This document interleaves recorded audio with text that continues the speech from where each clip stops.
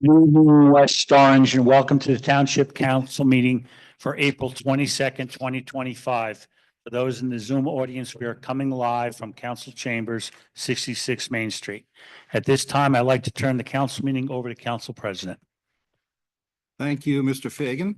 Welcome, everybody, to the council meeting. Can everybody hear me out there? Nope. I can see somebody shaking her head. How about now? How about now? Okay. We're ready to start the meeting. Madam Clerk. Thank you. This is to inform the general public that this meeting is being held in compliance with Section 5 of the Open Public Meetings Act, Chapter 231, Public Law 1975. The annual notice was emailed to the Star Ledger and filed in the Township Clerk's office on January 7th, 2025, and published in the West Orange Chronicle on January 16th, 2025. Councilwoman Castellino? Present. Councilwoman Geber Michael? Present. Councilwoman Rudin? Here. Councilwoman Scarpa? Present. Council President Kukoviac? Present. Mayor McCartney. Thank you.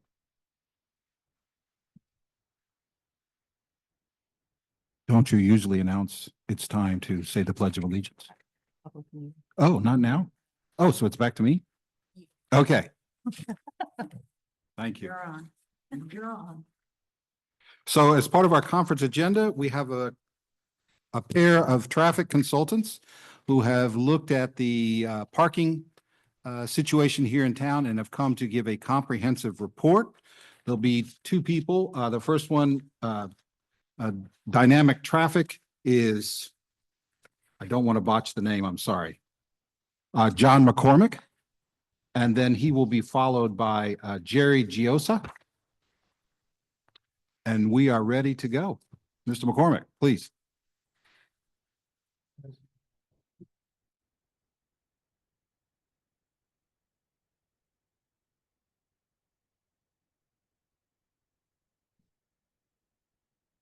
Good evening, everyone. Good evening. We are happy to be here. As you heard, my name is John McCormick. I'm with Dynamic Traffic. I have with me Jerry Giosa, who is with Level G Associates, and Nicole Dahl, who is our project manager for this project. And I will tell you, we've been looking forward to this day. This has been 9 months in the works. We've had numerous stakeholder meetings. We've been in town, I don't know how many times, driving up and down, videoing, looking at different things. A number of meetings with the police, the fire, with Meg, so Meg was here, obviously administration, et cetera, to try to talk about the parking challenges that you're seeing in West Orange. What we have here, this is a high-level summary presentation of a report that we put together, which is in its final 99.5%. It's almost ready to be finished. It's sitting next to Nicole. It's almost as big as she is. It's this thing. It's got all the backup, all the information that we've collected, all the detailed recommendations, the discussions, and everything that you want to know about it is in that physical document. This is going to be about a 15 to 20 minute slideshow, 15, 20 slides even. Just kind of goes through our process, goes through our recommendations at a very high level so that you know what's in that report. That way, when it comes for implementation, you'll have already got a flavor of it. So, like I said, with that, why don't we get going? Again, this is really a framework, this report, for the town to move forward. We noticed there was a lot of unhealthy parking practices, and a significant demand in a lot of the residential areas that we're trying to address with our recommendations. So with that, just a real brief outline of what we're going to do tonight, the methodology of our study, the key findings and recommendations. And you see we broke it up into a couple different sections. One is the residential streets. The next is the on-street meters and business districts. And the other is municipal parking lots. So all three of those high-level topics have been addressed separately. Jerry's going to get into the enforcement and the finance and the governance. And then we can take some questions and identify what the next steps are. So just really quickly, the methodology, the study areas and the critical zones that we looked at were significant. There were 3 study areas broken into 13 or so zones It included 16 municipal lots, 5 business districts, not 5 lots, 5 business districts. It was significant. We basically went through a information gathering process where we looked at all the information Ziabeth could dig up. Ordinance standards, roadway widths, municipal parking lot plans, inventories, the permitting and the regulations and restrictions within those lots. All that information was gathered and tabulated. We were here 2 full days. They were like 12 to 16-hour days, Thursday and Saturday in September. Very nice weather days when the town was busy. We saw the parking activity not only on the weekdays, morning, afternoon, evening, but also on the weekends. So that, not close enough. Mr. McCormick, yes, your mind reader as well. Okay, I could see that coming. And then, as I mentioned, numerous stakeholder meetings. So briefly, the findings on the residential streets, there's a parking demand. There's a very high parking demand on the residential roads. Those fully occupied streets, they result in limited maneuverability. A lot of those streets that have the high demand have limited driveways, so there's limited options for people to pull over, to bypass. If an emergency service vehicle comes through, the situation gets even a little bit more hairy. There are some inconsistencies in the restrictions. There's alternate side parking versus street sweeping streets. There's just a general inconsistency across the whole town as to how we handle the parking setup, which leads to confusion, enforcement challenges, etc. The road widths, most of which are fairly narrow, and those narrow streets with a heavy demand obviously pose an emergency service concern. Roads less than 30 feet in width often are too narrow to allow two-way travel with parking on both sides, which is why you have some of the alternate side and you only have parking on one side. So we try to address these geometric challenges plus the demand that we saw out there. The recommendations for the residential streets, like I said, at a very high level, are one, to convert certain roads to one-way. So certain roads that are currently two-way, and I have a list of them coming up in the slide, are proposed to be converted to one-way. What that does is it allows parking to be accommodated on both sides, and it allows efficient circulation and smooth traffic patterns. The second is to adjust the restrictions on some of the streets. Some of the streets that have alternate side parking are going to go to street sweeping instead, so that we can utilize both sides of the street for parking most of the time, with the exception of the small street sweeping windows.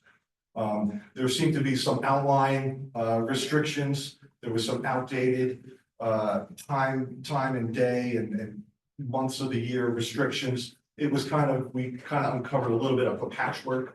After 50 years of putting a parking plan together, there's a little bit of patchwork that happens. So we try to find all those little things and make them consistent and remove the unnecessary restrictions. Permit parking, we know, is already being utilized. We are recommending it be introduced in additional areas, particularly in some of the residential areas where the streets are dead-end streets, where there's not a lot of through traffic or there's no through traffic, and there's a very, very high demand and just limited space to add parking. And then there's also a couple areas where some of the commercial uses impede on residential, and they're trying to share space. So we're having some recommendations to address that with regard to permits. And then ensure consistency. It's basically just to bring everything in alignment. It's to bring the signs, the ordinances into alignment with each other so that they can be enforced, they can be regulated, and just to make from one end of the town to the other, make it just a little bit more consistent across the board. So as I mentioned first, the first residential street recommendation is to convert from two-way to one-way. And you'll see this is, I have the number here. There's about 22 streets, some of which in the Heights, some of which in the Valley, where we are recommending this conversion. And this table just briefly shows the streets. As I said, the report gets into all the detail. You'll see which way we recommend. A lot of these streets are streets that find themselves in a grid type of a network, where the one street would be a northbound street, the other street would be a southbound street, and you maintain the efficiency and the circulation of traffic in that way. And you also gain then the positives of smoother circulation, smoother efficiency, emergency response, and you basically widen the road because you only need to accommodate the one direction of traffic. The other recommendation is to convert from alternate side, which, as you all know, is Monday, Tuesday, half a day, Wednesday, or Thursday, Friday, Saturday, to a street sweeping restriction, which is basically a 4-hour window, one of the weekdays during the week. So while we can't build more property in West Orange, we can't build, more parking on these residential streets. What we're doing is we're going to use the curb that's there. We're going to convert a lot of these roads into the situation that these people deal with on Wednesdays, when you have the flip day, where some people are still parking on the east side and some people started parking on the west side. So you have people parking on two sides. And then on Sundays where it's allowed on, both sides.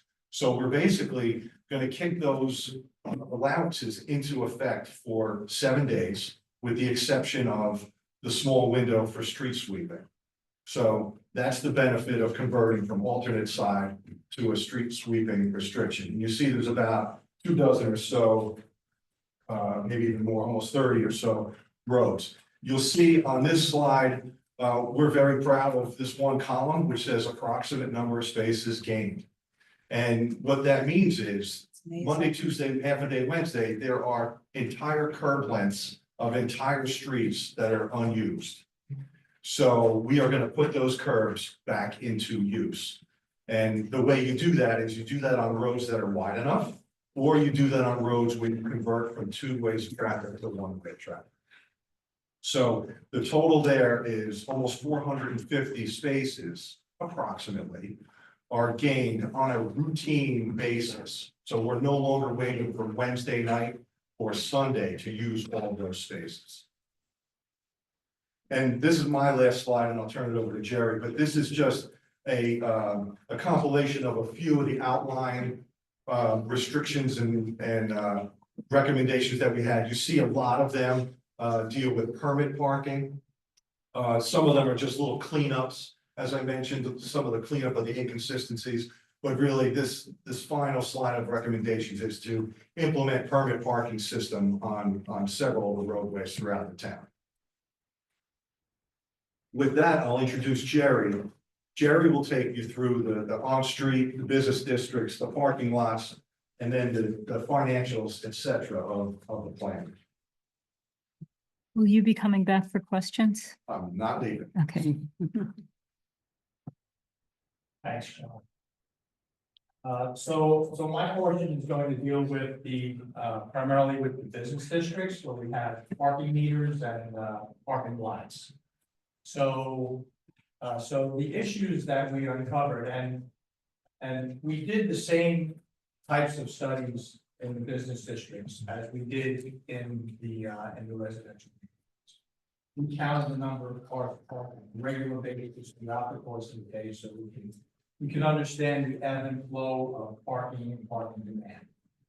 So what did we find? We found out that that many meters are either non-existent, partially existent, or malfunctioning. There's confusion as to whether I should be putting money in the meter or not.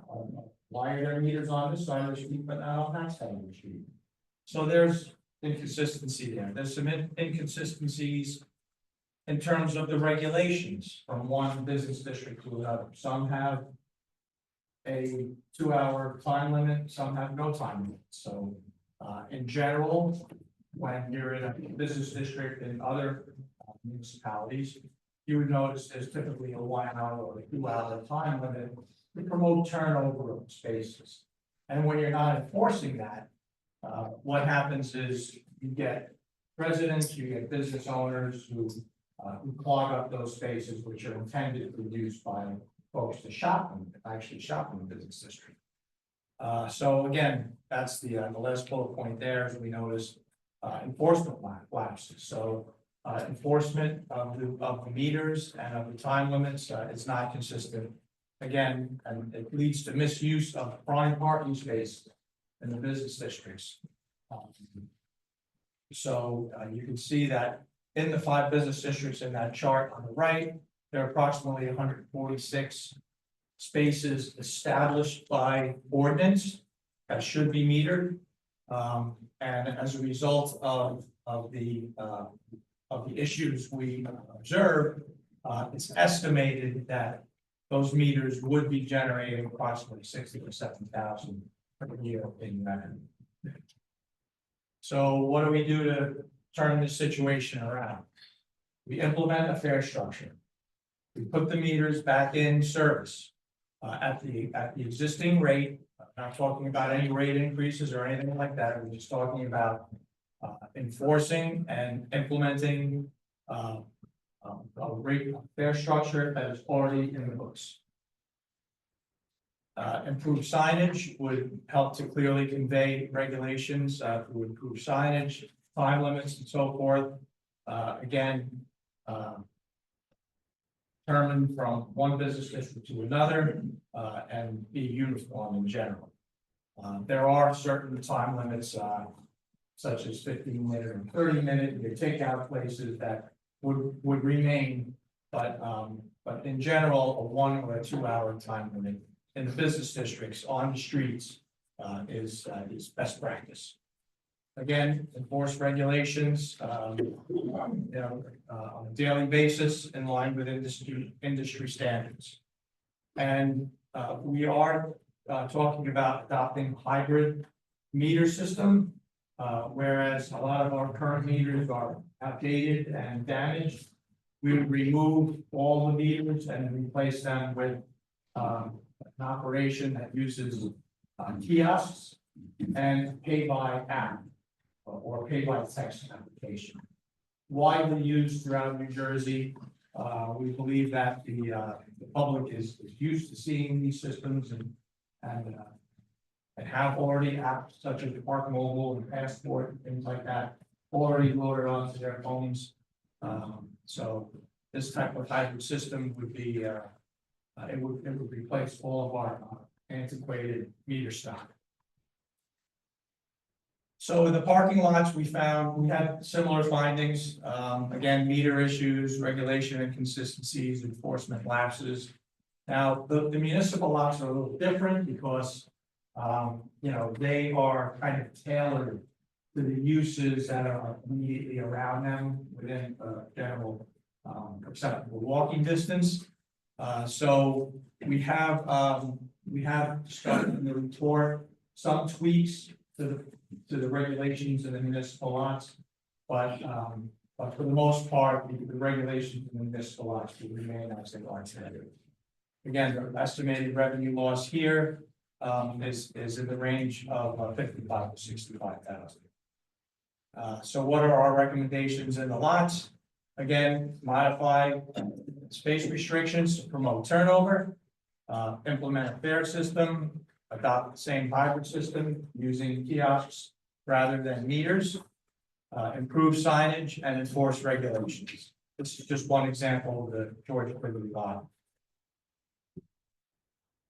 So what's all this going to cost? So here's getting into some of the economics now. The residential roadways that John was talking about is basically an exercise in signage and striping. And the estimated cost of that is $100,000. The on-street meters, the base program is about $200,000. And then we have, other supporting work that would need to be done in terms of enforcement. The meters would be enforced on a license plate basis. So this enforcement system includes a vehicle with license plate readers. And all these systems need to be integrated. So we're estimating the cost of the program about $610,000 one-time capital cost. But there will be some recurring annual costs. We baked all these economics into pro forma spreadsheet. Give you the results of in a little while. But we will have ongoing costs such as meter communications, data plans for tablets in the enforcement vehicles, hosting and software licenses, service contracts. These will amount to about $25,000 a year. So how are we who's gonna do all this? So, so we looked at various administrative structures, a parking utility, parking authority. After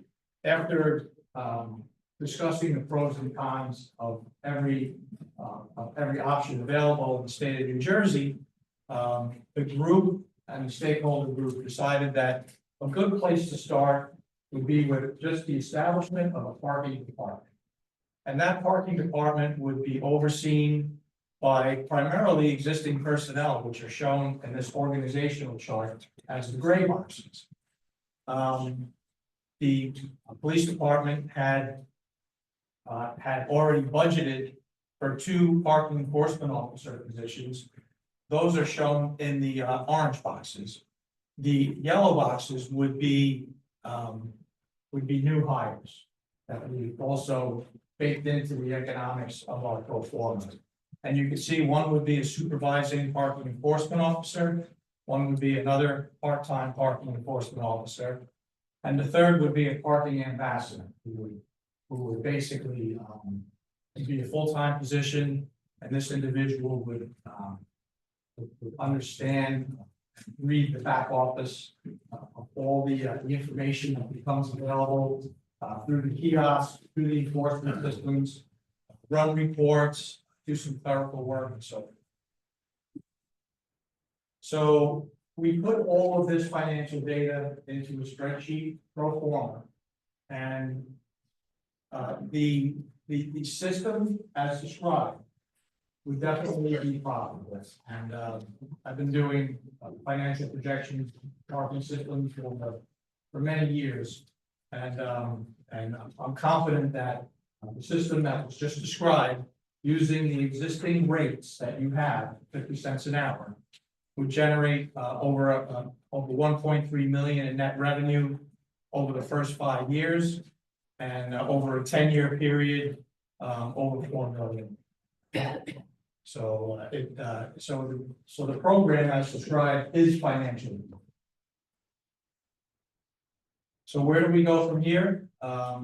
We prioritize the work, again, working with the municipal government and various committees, determine what should we do first, how should we get started, then design the program, put everything together for for how it's actually going to be installed, get the necessary approvals, and working with the township's financial folks, come up with a funding. So that is the conclusion of our presentation. And we are here to answer any questions you may have. Thank you to both of you. You can both come up here and field them together. You can figure out Do who you to. have something for the council with more detailed numbers? How you got to these numbers? Yes. So I have a copy of the form with me. I don't know if you want to hand that out. Yeah, like I said, this is a summary of the report. Right. So the report, I'd like to know how you arrived at all that. it's all in, it absolutely is all in there. Like I said, This is the performance. To give you the level. Okay, maybe you can just Every- distribute it to us. I don't have. And to give us them. we can supply. Yeah, Thank you. Well, every position is indicated in here, every new hire, all the monthly costs. that Oh, and the we're mic, talking the about. mic. Microphone, please. It's not just us here. It's like constituents Everybody else wants to hear all who are this. interested. Thank you. So this is a detailed pro forma that, the question was, how, what is behind that summary sheet of the variance fund? And this is a 10-year pro forma that I used and put together. It has all the personnel listed, It has all of the revenue and the categories of revenue from, which areas, what classification. It has all the operating costs, personnel, hosting, software licenses. It's all included in the economic projections. Great, thanks. I look forward to seeing it. So the first thing that you presented was that it would bring us in an annual revenue of 65,000? Is that right? From the parking meters? Yes, that would be restored if we enforce and collect regularly from the meters. Right. So how do you go from 65,000 to 1.3 million? That's why I wanted the numbers. Well, we have added a few meters here and there. We are also including the permit revenue in here. Mhm. The revenue that we collect from monthly permits. We're also including the enforcement revenue Mhm. that we're gonna get from writing tickets. And again, we're not talking about a ticket blitz. We're talking about enforcing these meters at an industry standard level so that we promote compliance for people to put money in the meter and turnover of spaces as well. So are you going to be requiring residents who live on streets that will need to be permitted to pay for permits on their own street? No, only the permits that are currently being charged for today are included in this projection. Okay. There's no new fees contemplated. Yes. So just to piggyback off on that, so there's two separate things happening. The first part of the presentation was the one-way streets and the mentioning of permits for the residential area. And so those, is a process through what we have now. There is no fee for that. What Jerry's talking about is the other parking lots and the street parking, strictly in the commercial areas. Primarily, a lot of it's downtown, but we also have the municipal lots up in the Pleasantdale corridor as well. And what I liked, I want to thank them and Nicole as well. They're great, and the administration and our downtown director, who is very knowledgeable with the street parking and whatnot. Because, I mean, this has been a long time coming. We have loss of revenue, and we also have major parking issues. Right now, we have business owners who park on Main Street because their lots are not conducive. And, they're hurting their own businesses because we don't have this turnover with the meter parking. Mhm. So a lot of our issues that we have will go away. What I hope will happen, I'm going to ask Council President when this is over, I don't know how the administration wants to proceed, but I was hoping that, this is a lot of information and a lot to absorb. If you could, take the time, and if there's other sessions that you need, because there's a lot there, but it's really great stuff. I mean, what they did and taking our needs in the different areas, especially downtown and the one-way streets, it's very professional. And I think it's the right fit for us. And I just hope you be able to come to that conclusion after you spend some more time on this. Obviously, tonight is just a summary, but I'm going to ask, I hope all of you could take the time to dig deep with them and the administration, because this solves a lot of our issues, especially in the downtown corridor. Thank you. I was just a little Yeah, concerned. Mike. Oh, sorry. The mic. I was just a little concerned about creating this bureaucracy of enforcement. Are all of those positions necessary? Because those are, obviously the cost of an employee is not just the cost of an employee, it's the long term and the benefits and the retirement benefit. That's one of the things that is very taxing on our budget. Well, currently, what you have is a decentralized parking system. There's Mhm. no, there's no real organized effort Mhm. to maintain your parking and to run it in a responsible fashion. Mhm.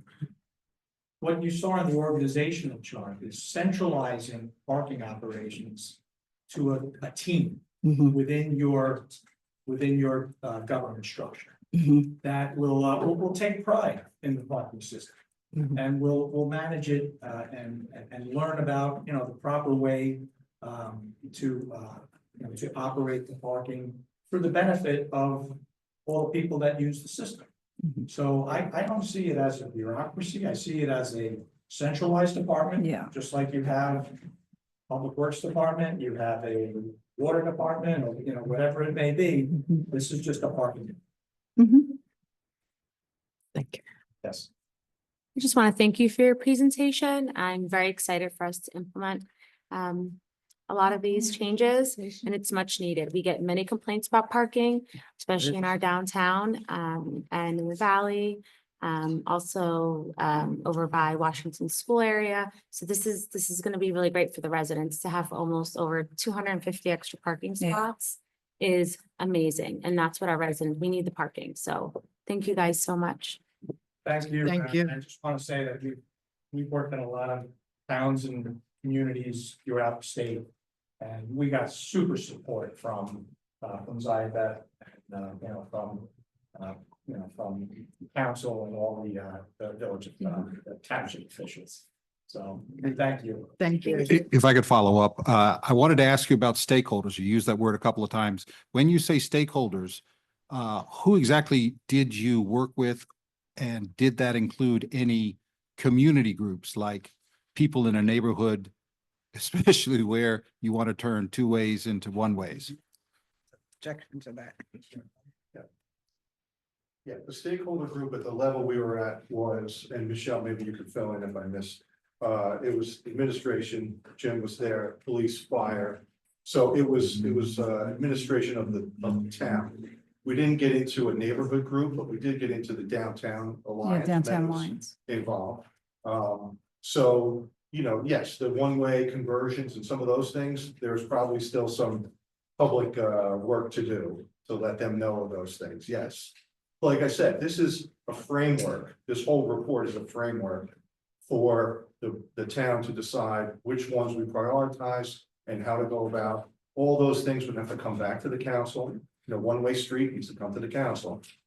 All that. So this is not by any means, you know, the last time you're gonna hear about it, or the last time the public would hear about it. So it sounds like you were working with at least Councilwoman Castellino from the previous term council. Is that correct? Yes. So there is some knowledge, Yes. some intimate knowledge about what was going on. Okay. The reason I ask about the neighborhood groups is because I don't know whether anybody told you about the history here in West Orange, but what we typically do is when somebody wants to have a one-way street, we have a neighborhood meeting and we actually let them vote on whether they want one-way or two-way streets. And historically, I would say about 2/3 of the votes fail, particularly down in the really crowded areas along the eastern part of the township. Because what happens is there are people there who have driveways. As I'm sure you know now, some of the homes there have driveways, some of them don't. And the people that have the driveways, for some reason, like to keep it the two-way. And so what would be your recommendation based upon your experience? How do you get people to agree to change their streets from two-way to one-way? Yeah, I think you have to pick the most appropriate streets. You have to pick streets that have somewhat of a grid system to them, Yeah. so that there are cross streets that are two-way. And it allows an efficient circulation that people will get used to, like everything else. The first week, it may be confusing and you may say, oh, I have to go around the block. But That's what we as hear. time goes by, you'll realize the benefit of having smoother traffic on your street, emergency service access. You won't have side swiping and losing mirrors at night. Those kind of benefits will come to fruition. So I think it's just a matter of educating people, and as the parking demand gets more and more serious, like I said, we can't create more land in West Orange. We're trying to most efficiently utilize the land we have. Okay, just again, if I wanted to ask about the projections, because there was some question about the projections. Do the projections that you have, do they include the employment of this team that you talked about? Yes. Okay. Now, who else wants to ask questions? Just had a little follow-up question. The problem of the one-way streets, because it is something that our residents do care about. Have you had that objection in other towns and how has it become overcome? Or is it unique to West Orange? No, it's definitely not unique to West Orange. It's a matter of trying to create space. Mhm. So in some towns, we're trying to create space for bike lanes. In some towns, we're trying to create space for parking or other things. I mean, the roadway width is what it is, right? Vehicle sizes are what they are. So we just try to go through the realistic situation and make people realize you're never gonna get 100% of people on a block to agree to anything. Mhm. So we know that. So then it comes down to what is the public benefit? What is the, overall will of the public?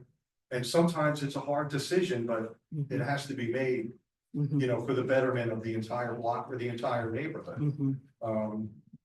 And it's just about getting information out there. Right. And, like Council President said, we didn't have those down in the weeds meetings. Mhm. But that's what's gonna have to That's the happen next if step. those ideas Mhm. become a priority for the county. Great. Well, it's nice to know it's been overcome in other places. Absolutely, everything's been overcome. It's a Right. matter of, Yeah, thank you. Did you do any street evaluation around Seton Hall, on Prospect Avenue? Because that is an area where a lot of residents are complaining. Yeah, we did a ride along with the police and he showed us every area and showed us, oh, those are the Seton Hall kids and this is how we try to address They were this with top of the permit list. parking and push them further and further out. He said, well, there they are. There's the Jeep, the Jeep brigade, the Jeep Wranglers. I'm like, okay. It's because they thought that was far enough. But the kids will walk to get to school. They want to have their cars. And so we have to work through that. But we did, identify those roads and we had some recommendations on a few of them. Some of those are two-way, one-way conversions and other things to try to create more space. But yeah. And also around where their ball fields are on Prospect Avenue? You evaluated that area as well? Yes. Okay. Yeah, he was throughout everywhere. Okay, we have a big agenda. Thank you very much. Thank you so much. And I'm sure we'll be talking. Thank I- you. Thank you. I just want to request too, and to all your points. I think we have a community meeting at Edison Middle School. You have something at Hazel that will help educate the communities, the neighborhoods. But the past couple years, and our director Corbala could attest to it, is, with the past 50 years of the ordinance changes, and there's been people now that enforcement has kicked in after COVID, screaming about the tickets, not having a place to park. I myself, Another calling. live down the hill, and, time to time, or many times, people are parking right up to the stop signs because they can't find a parking spot. So like I said, there's a lot of problems that will be solved, and it's a way we communicate to the public Right. to get the buy-in. So, thank you. Thank you, Councilwoman. We're going to move on. We're past the 7 o'clock start time for our public meeting. Madam Clerk. This is to inform the general public that this meeting is being held in compliance with Section 5 of the Open Public Meetings Act, Chapter 231, Public Law 1975. The annual notice was emailed to the Star Ledger and filed in the Township Clerk's office on January 7, 2025, and published in the West Orange Chronicle on January 16, 2025. Councilwoman Castellino. Present. Councilwoman Geber Michael. Present. Councilwoman Rudin. Here. Councilwoman Scarpa. Present. Council President Krokoviac. Present. Mayor McCartney. Will everyone please rise for the Pledge of Allegiance? Allegiance to the flag of the United States of America and to the republic for which it stands, one nation, under God, indivisible, with liberty and justice for all. The council is now in their public meeting. Good evening, everybody. The first item on the agenda is public comment. I'm going to give you a little background on what we expect in public comment, and then we'll get right to it. Our ordinance requires that speaker to first state their name and address, period. The time limits requires conduct by public comment speakers who, quote, shall at no time engage in any personally offensive or abusive remarks. The chair shall call any speaker to order who violates any provision of this rule, end quote. Another part of the ordinance is about the conduct of the public. Any person who shall disturb the peace of the township council, make offensive or abusive remarks, or conduct himself or herself in a boisterous manner while addressing the council shall be forthwith barred by the presiding officer, that's me, from further audience before the council, except that if the speaker shall submit to proper order under these rules, permission for him or her to continue may be granted by a majority vote of the council. Now, under our ordinance, you have up to 5 minutes to speak your piece. I'm a big supporter of First Amendment. If you need the whole 5 minutes, that's great. If you can say what you want in 2 minutes or 3 minutes, it will be gratefully accepted. And also, I just want to say, I have found that if you treat other people the way you would like to be treated, it works out much better than if you give insults or curse. So please, go ahead, name and address, please. Thank you very much. Yes. Oh, sorry. I'm sorry. Excuse me. We have 2 people who have yes, yes, before we get to the public. So I apologize for misleading you. If you'll just hold on, we'll get to them. Mr. Fagan, take it away. Council Please. President, I want to advise you again, I think you need to get new glasses. If you can't see it. But thank you for the recognition and good evening, Council President and your colleagues, Mayor and the administration. This evening, I'm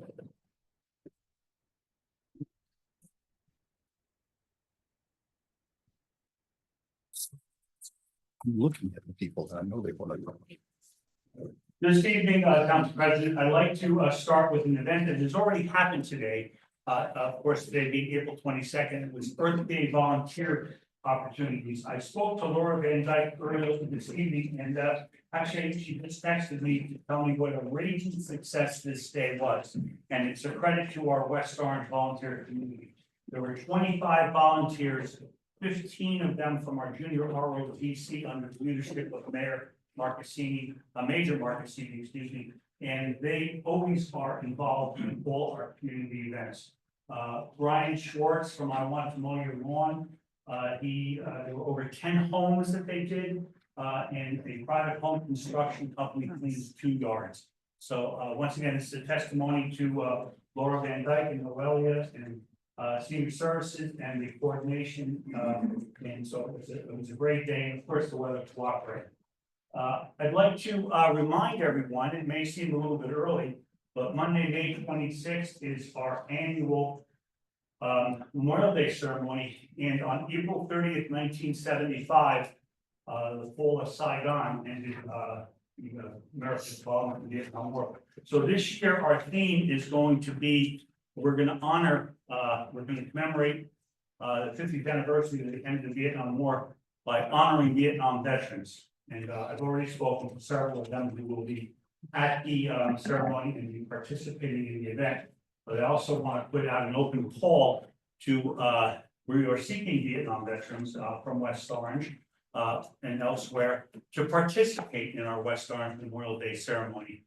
And my email is up there. You can contact me, jfagan@westorange.org, or you can certainly call the mayor's office. And we had, in 2017, we had the Vietnam Traveling Wall, and we honored during that time 6 West Orange veterans that were killed in Vietnam, and we are going to resurrect those signs and also honor them at our event this year. April 26th is National Drug Take Back Day. The county is sponsoring it. There are, I believe, 23 towns in Essex County. 21 of them are participating in this. It's clean out your medicine cabinets, outdated prescription drugs, or any kind of drugs. You can bring them into the lobby of police headquarters and no questions asked. Just bring them in between the hours of 10 and 2. And there are other police departments that mentioned Essex County that are participating.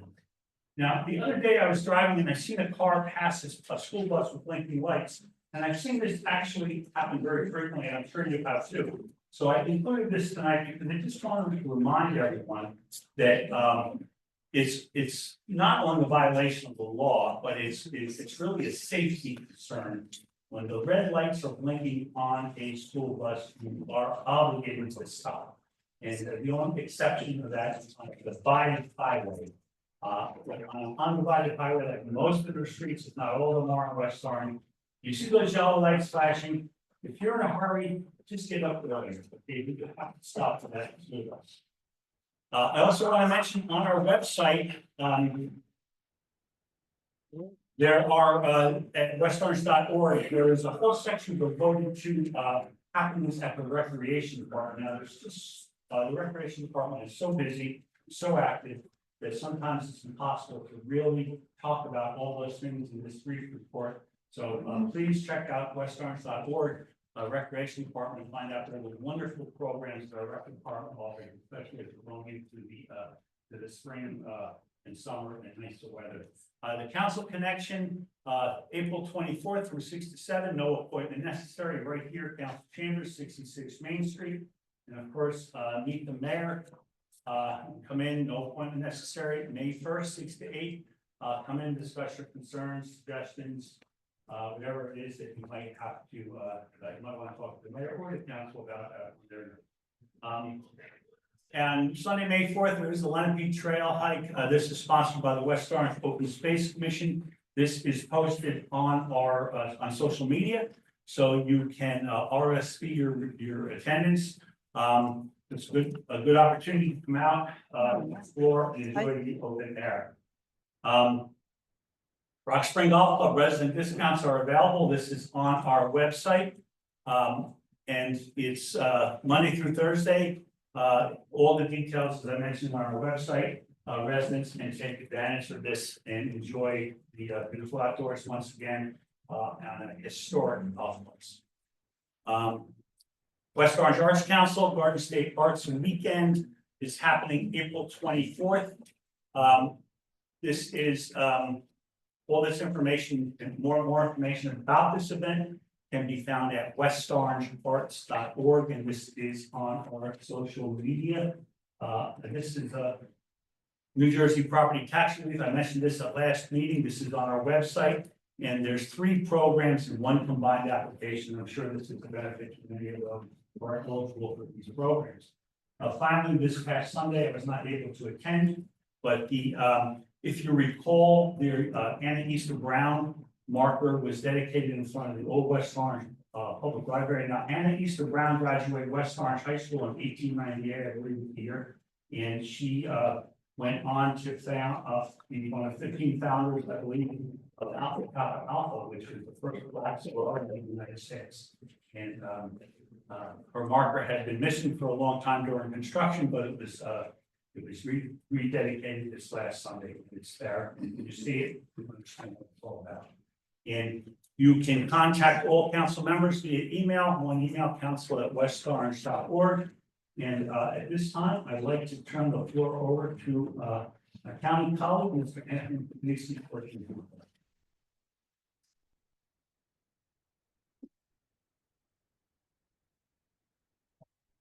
Hi, Anthony Puglisi, representing County Executive Joe DiVincenzo.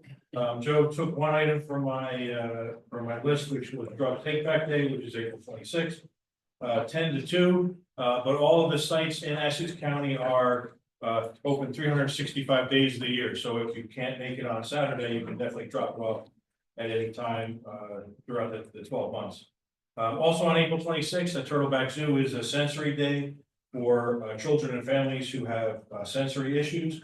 The zoo will open early at 9 a.m. and there will be no sound, so no train whistle. The carousel will ride without any music, and that's to accommodate children and other family members who, like I said, may have sensory issues. April 27th is our Earth Day celebration at the Environmental Center in Roseland. That's from 11 a.m. to 3 p.m. A host of eco vendors and organizations from throughout Essex County that can share tips on how residents can become more in tune with the environment. And then on May 3rd is our Household Hazardous Waste Collection Day from 8:30 to 4:30. That's for anything like fluorescent light bulbs, fertilizer, things around your household that do contain hazardous material in them that we want to keep out of the waste stream. That's a free event. And then May 17th from 9 a.m. to 3 p.m. is the Computer and Electronics Recycling Day. Obviously, everyone gets new computers more frequently than they have in the past, so people are always looking to get rid of them, especially during spring with spring cleaning. Both of those last two events are at our Public Works facility in Cedar Grove at 99 Bradford Avenue in Cedar Grove. All this information is on our website, which is EssexCountyEJ.org. Thanks. Thank you. Thank you. Any questions? Thank you, Mr. Gleason. Now we can move to your public comment.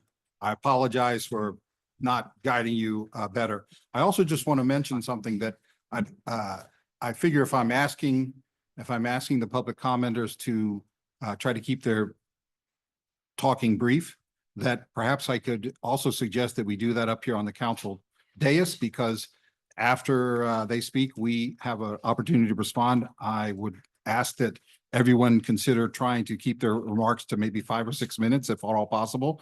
For example, you don't have to thank everybody by name who comes up and speak. You can just say, thank you, everybody, and you've saved a lot of time. I'm sure you can find other ways to keep it short. Anyway, please go ahead. So, can you hear me? 1, 2, 3, 4, 5. I assume that nobody here. Name and address, please. Samuel Ridgway Kennedy. I go by Ridge. Address is 28 Yale Terrace. It is known as Hedgehog House. I don't think anybody here needs me to say anything about how noisy and annoying lawn care equipment can be. You don't need to be sold on that, do you? And I do think that you'd like to do something about it. I wrote a funny story. I'll send you a link to it. When one law was passed and it banned gasoline-powered leaf blowers. And in my funny story, I said, that's not the problem. Gasoline is not the problem. Noise is the problem. Noise is measurable. There are now multiple manufacturers. It used to be Steel was the only manufacturer who made a 65 dB leaf blower. There are now multiple manufacturers who make them. 65 dB sound is measurable. Anybody with a smartphone can download a dB meter and you can have a ballpark idea. I ran my little dB meter while we were in here. The sound level actually did hit 65 from time to time, but it's not a continuous, so that's different. The bottom line is the nation seems to be gravitating towards 65 dB as a magic number. Don't try to solve the problem for the lawn care companies. Don't tell them what to do. Tell them to do whatever they do quietly. 65 dB. And that was, so point 1 was the noise, point 2 is 65 dB, and my third point is, if you tackle this again, get in touch with all the other towns in Essex County, and let's talk about getting a county-wide limitation on sound. Have you ever heard somebody say, if you knew how much I pay in taxes, right? You know, it's a laugh line. My wife was a library director. She knows what it's like. Please, please help us reduce the sound. Equipment is available that works at 65 dB. Let's do this. Come on. Thank you. Thank you, Mr. Kennedy. Half my time. It's Samuel Ridgway Kennedy. Thank you.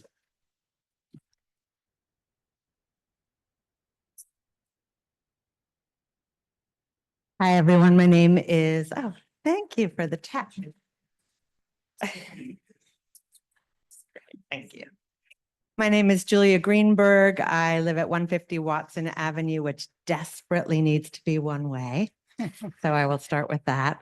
I'm here to talk with the council today about immigration issues and real concerns about our immigrant community in the context of the current political environment, and to urge all of you to pass a resolution in support of the Immigrant Trust Act. We currently have a directive, but there is a push across the state to turn this act, the directive, into a law, which would protect all of us here in West Orange. If it became a law, it would ensure that there's clear separation between our law enforcement here in West Orange and federal immigration enforcement by ICE, who are carrying out the deportation policies of the Trump administration. It would also protect all of our personal information by limiting the circumstances under which public agencies can collect information related to immigration status. And I know that our law enforcement officers know this already because they are following, we've been assured that they are following the directive. This means that our local immigrant community could go to the DMV without fear of being deported. They could enroll their kids in schools without fear of being detained and deported. They could get access to healthcare without this fear. And I know this is a priority for the council. It would ensure that our local resources for law enforcement would be directed to our local needs in this town, not to federal enforcement of immigration policies. I just want to quickly say this is not just an immigrant bill. It is a bill that would protect all of us. Places of worship, schools, hospitals are no longer exempt from ICE activity. The situation is traumatic and chaotic for all of us, and particularly for our immigrant community. And we don't want to see legal residents, as we have seen across the nation, get swept up in ICE raids, detained and unable to actually bring their cases to court.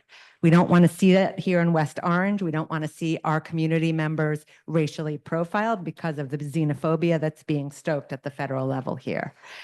This can happen in West Orange if we don't ramp up our protections. New Jersey is ground zero for the current government's effort to come after state policies that protect immigrants. Some of you will have seen that there is a prosecutor here in New Jersey that was appointed by the federal administration that is investigating Governor Murphy's immigration protection policies, including the Immigrant Trust Directive. So even though I know here in West Orange, we care about our immigrants and that we have called ourselves a sanctuary town, all of that is at risk right now, and we can't take it for granted. It's great that we have the directive, but the only way that we can make sure that the provisions of the directive can stick are as if they are laws and are passed by legislators. As legislators, you should understand that it can't just be the signature of an executive. And also just to mention, our delegation to the state government supports the Immigrant Trust Act. Our former mayor, McKeon, has put it on the table for the state Senate to pass. And we wouldn't be alone. We would be riding a wave of communities of conscience in across the state who've called on the legislator to pass the ITA. Atlantic City, Bloomfield, Chatham Borough, Flemington, Kearney, Leonia, Madison, Morristown, Plainfield, Patterson, and Trenton, and West Orange should be next. I really hope that you will consider this resolution very seriously. And since I had a role of working with some of the immigrant organizations in the state on drafting the resolution, I'm happy to answer any questions if you want to move forward. Thank you. Thank you. Good evening. My name is Frank Bars. I live at 4 Ridgeview Avenue. First, I would like to thank the entire town council for voting in favor of bond ordinance 291525 on first reading at the April meeting. That was a great thing and a great accomplishment, so thank you. I'd also like to thank Councilmember Rudin for her response to my questions regarding safety measures as part of the road improvement project along South Valley Road, and to thank Councilmember Geber-Michael for her explanation of the administrative process and the council's role in authorizing funding, as well as the town engineer. Thank you very much for your information.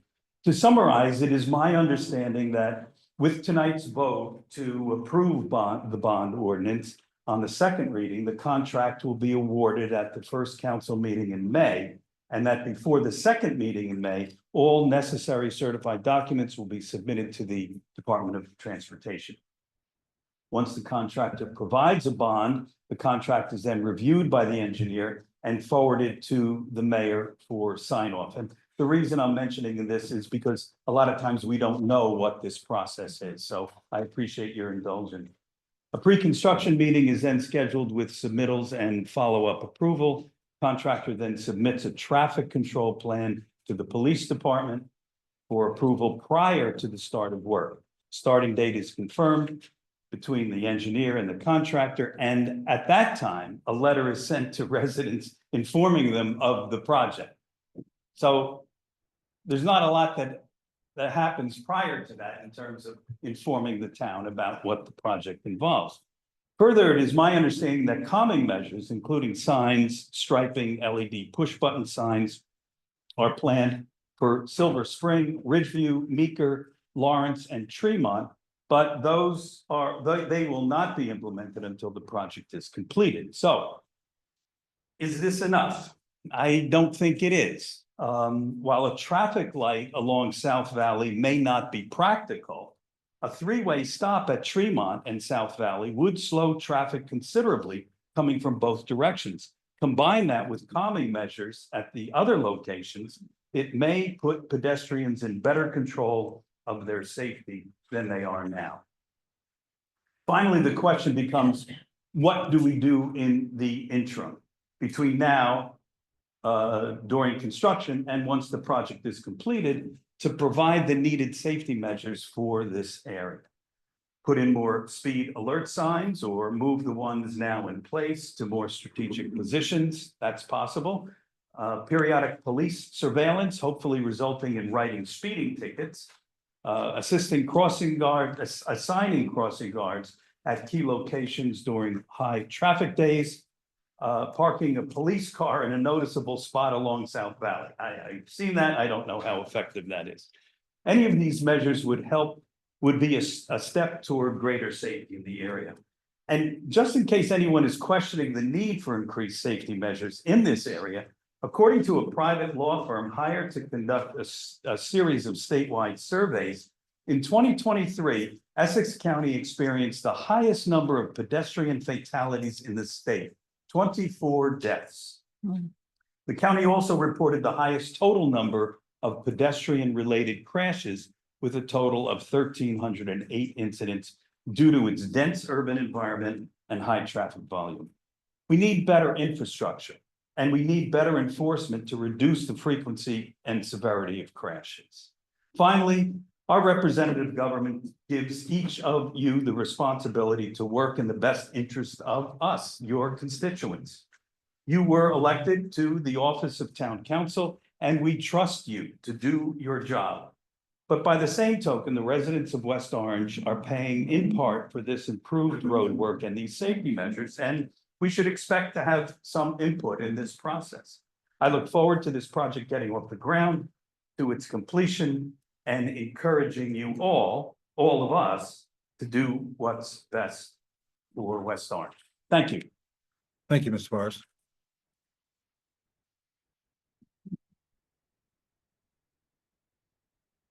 Hi, my name is Eric Kemmons and I live at 13 Carter Road.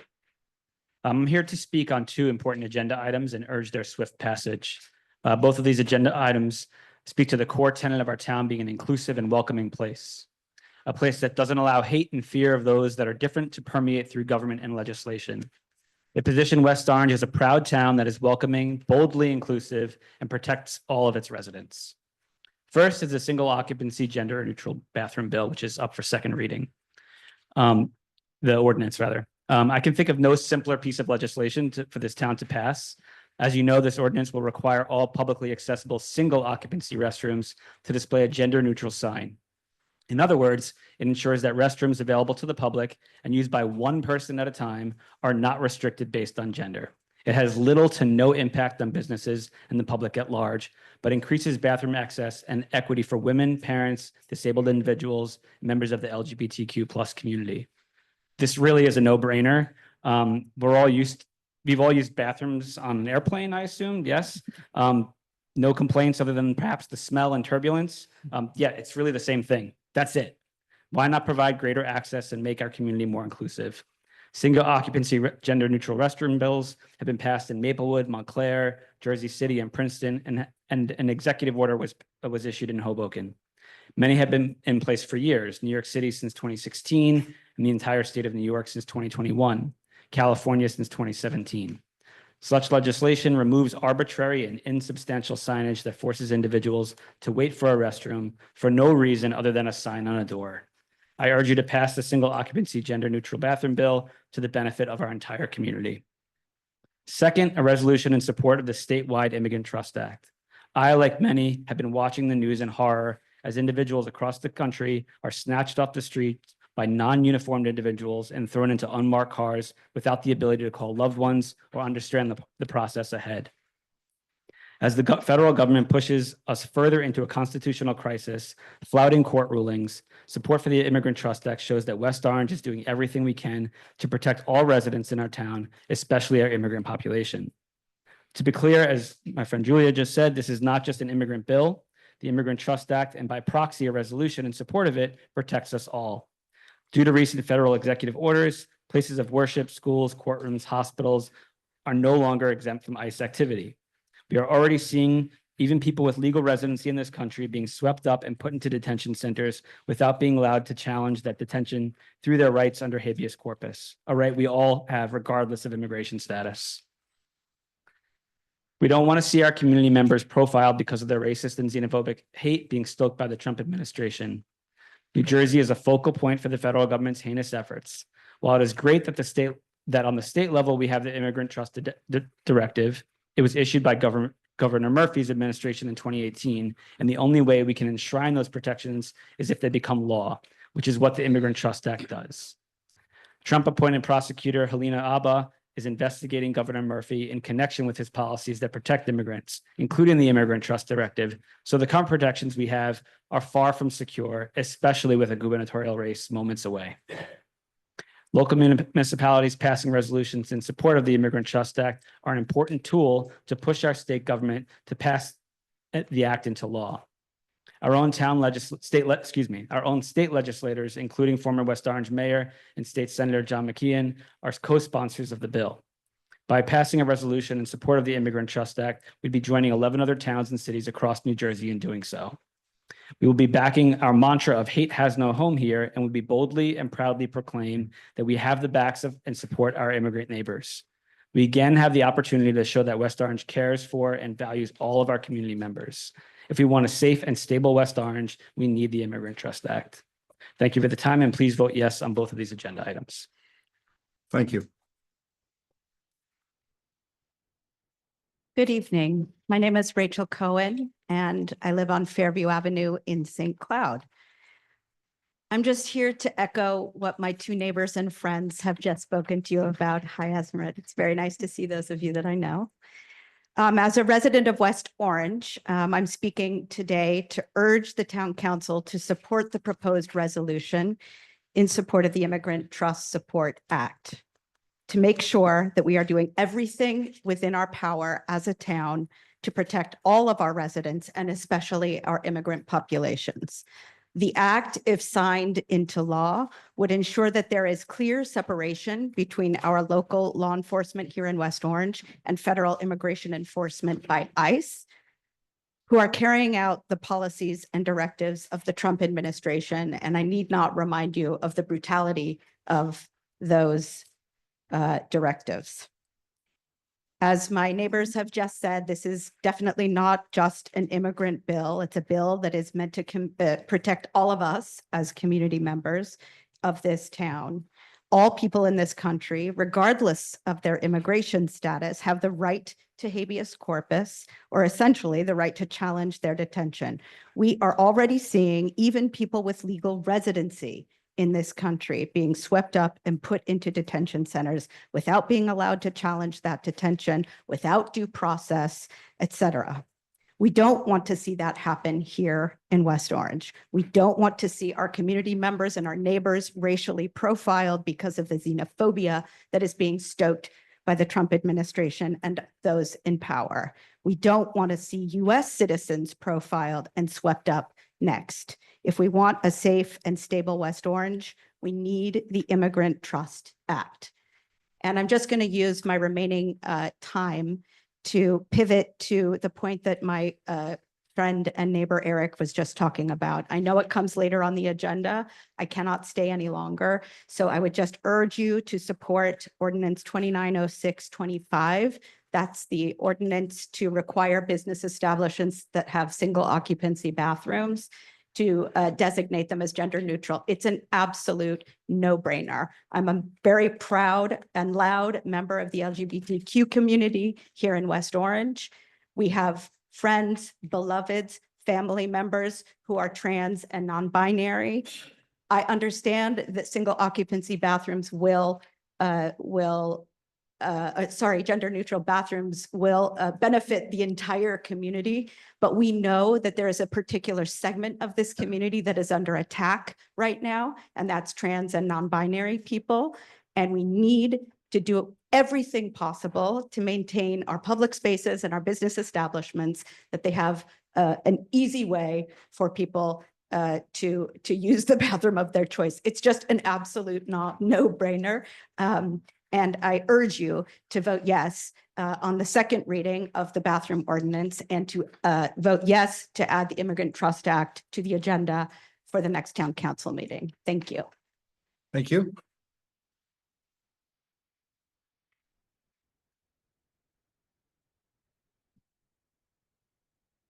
My name is Rebecca. Excuse me, just before we start, need to move that microphone. There we go. That way you can actually stand up straight. Thank you.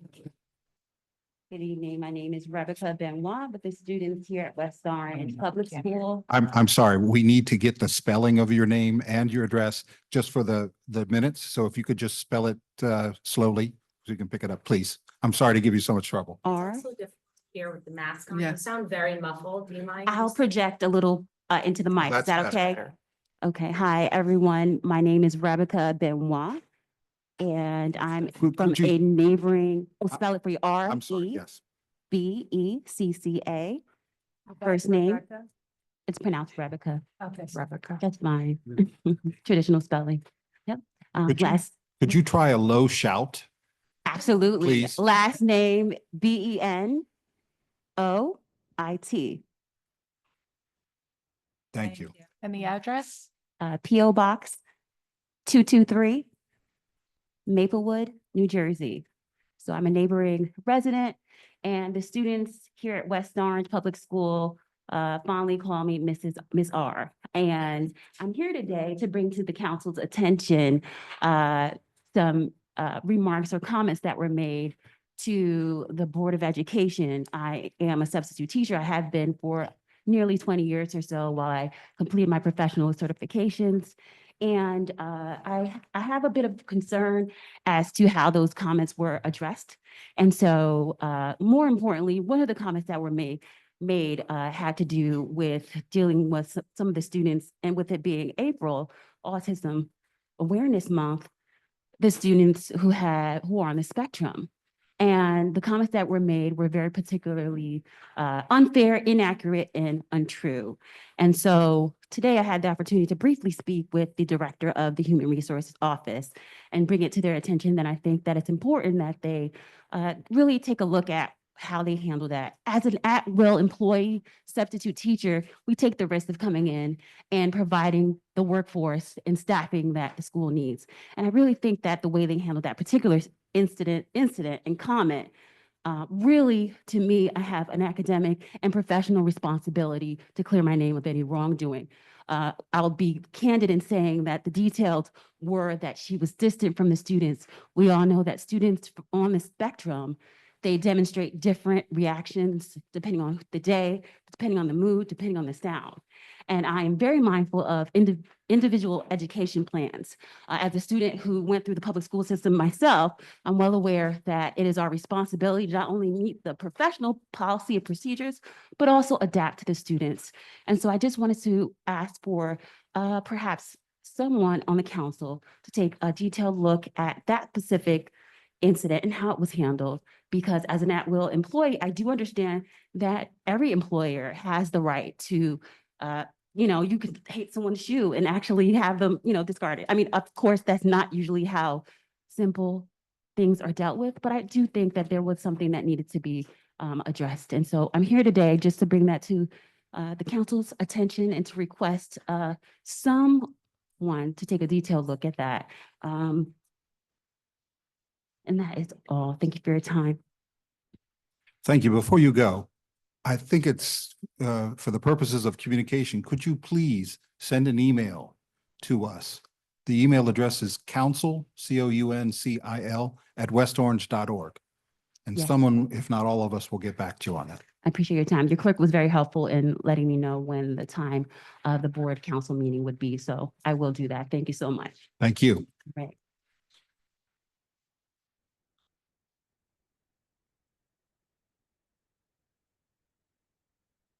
Greetings, Maureen Robinson. Honor and respect to all of God's children. We're moving forward. I received my Excuse install- me, can you state your name and address for the record? Your name and address? I gave my name, didn't I? Oh, So you okay. need my address? 200 Mount Pleasant Avenue, apartment J as in John. Thank you. Okay, 07052.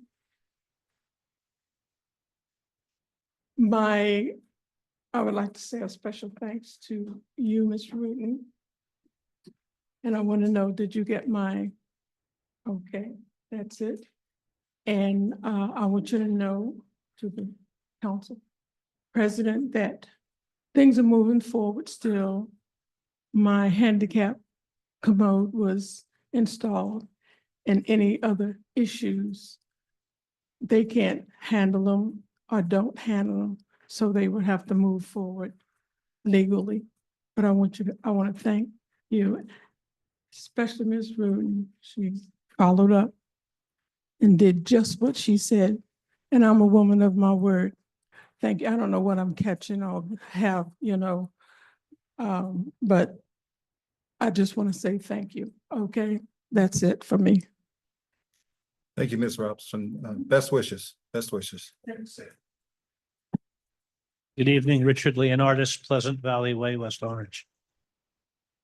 I'm here tonight to oppose any upcoming comments for the backpack blower for the Montclair lawsuit. I want no comments stricken from any prior meetings, especially anything that has to do with the Montclair lawsuit. There's been condescending and nasty comments made. I don't want any of that stricken from the record. For the record, in September 2023, a complaint was filed in federal court in Montclair. The hearing date was October. The law counsel for that, for the landscapers, was Roosevelt Nesmith. He's recently passed away. After his passing, Van Ness Feldman attorneys were retained and are currently in communication with Riker Danzig, the Montclair legal counsel. The federal lawsuit is still ongoing and communication is ongoing in Montclair. I've been informed tonight that Joyce Rudin wants this stricken from the record as she believes it's not ongoing. The communication is attorney-client privilege. It is ongoing. I don't need to bring proof here. I do really believe from October till now, you don't really believe that the lawsuit would have happened. You can't get a parking ticket done in 2 to 3 weeks, right? So this is going to take years. This isn't something that's going to happen quickly. I vehemently oppose any communications being stricken from the record. As Daria Paxton was called a liar and she lied, that was untrue. I was personally slandered and maligned, myself, my business, my products, and my manufacturers. My attorney has advised me to be here and put on the record, nothing should be stricken from the record for future correspondence if needed. If you're going to strike anything from the record, it should be a third of the gas that's spilled in the ground, a third of the gas that's used is spilled in the ground, that a backpack blower runs a half hour on 1 gallon of gas, and that electric batteries run 10 to 12, the last 10 to 12 years. This all lacks factual accuracy and is untrue. The town's in such a mess. How many times are we going to keep talking about this ordinance, which has been shot down 3 times? It's obviously all we care about is winning this backpack blower ban. There's 550 municipalities in New Jersey. Very few have this ordinance. With all the problems in the town, we don't need to be worrying about backpack blowers and fireworks. You've been elected here to improve the town. I really believe that everybody here wants to improve the town. We keep kicking this can down the road about a backpack blower. Why don't we focus on the real problems in the town and do what's right for the town? Thank you very much. Thank you, Mr. Leonardis.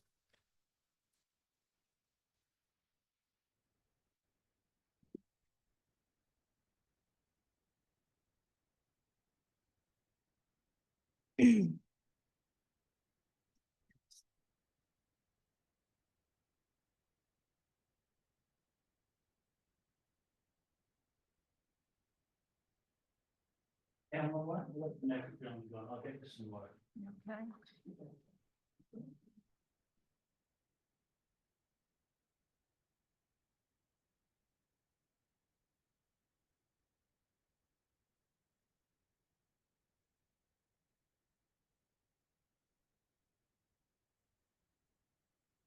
Beardsley, Edsonia Terrace.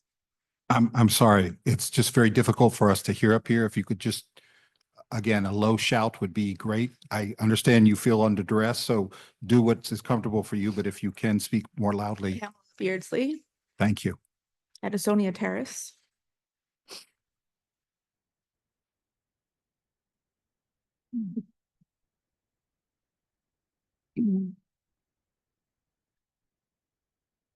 My family knows firsthand the trauma that immigration policy can cause. Several years ago, we were forced to live through the nightmare of family separation when my husband was ordered to leave the country in order to obtain his green card. Despite having built a life here in West Orange with 2 children at the time, a home, and paying taxes, he was given only 3 weeks' notice to leave. We didn't know if or when he'd be allowed to return. It shook the very foundation of our lives and left lasting emotional scars, clearly. As a resident of West Orange, I'm speaking today to urge the town council to support the resolution in favor of the Immigrant Trust Act. We need to ensure that our town stands on the side of compassion, justice, and safety for all of our residents, especially our immigrant neighbors who live every day under the shadow of fear. The Immigrant Trust Act would create a clear boundary between our local police and federal immigration enforcement. No one in West Orange should have to fear being ripped away from their families for going to the DMV, enrolling their children in school, or even calling the police when they're in danger. Yet that fear is very real, and I've lived it. This legislation would protect our personal information, allowing immigrants to engage with public agencies without the constant threat of deportation. It would ensure that our town's resources are being used to support West Orange, not to carry out harmful ICE directives that do not reflect our values. This is not just an immigrant issue, it's a human issue. ICE activity is no longer confined to border towns. Schools, hospitals, courtrooms, and even places of worship have now been targeted. And now, with threats to reopen a 1,100 bed detention center in nearby Newark, and the recent federal investigation targeting our own governor for immigrant protective policies, New Jersey is at the front line of this national crisis. We are proud of the work our West Orange Police Department is doing under Governor Murphy's Immigrant Trust Directive, but training isn't enough. These protections need to be written into law.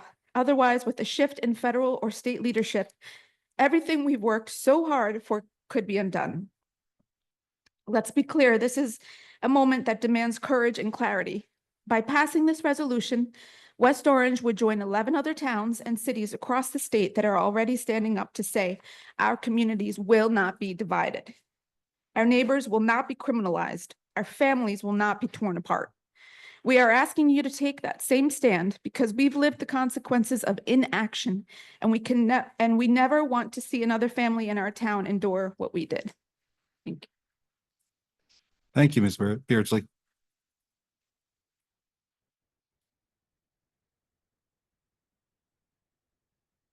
Good evening, council. My name is Nick Barucci.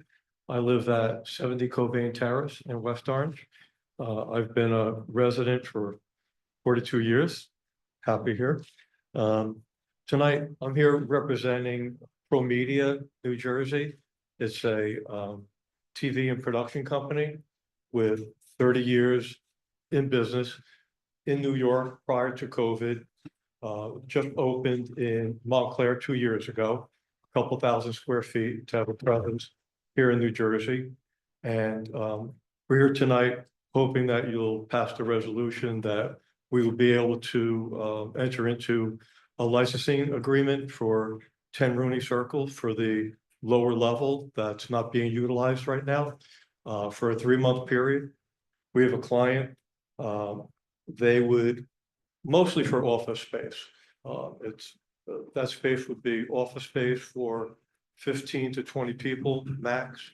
They would bring wardrobe in to get ready to go out on location for the shoots, and furniture, small problem. No building, no shooting, mostly computers and getting things ready to go out on the job. So it would be a nice revenue for the town that you could utilize for whatever you're looking to do additionally in the town.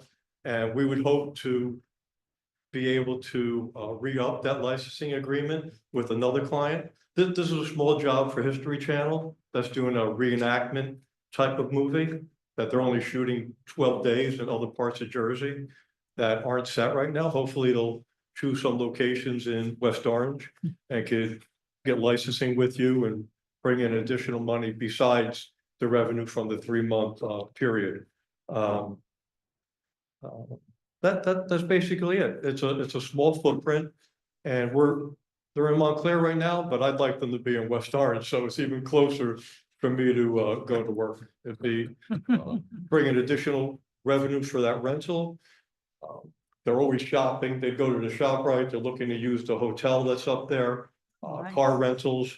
So there's a lot of other things that would economically help the town. So I hope that you consider it and approve that tonight. Thank you. Thank you, Mr. Ferrucci.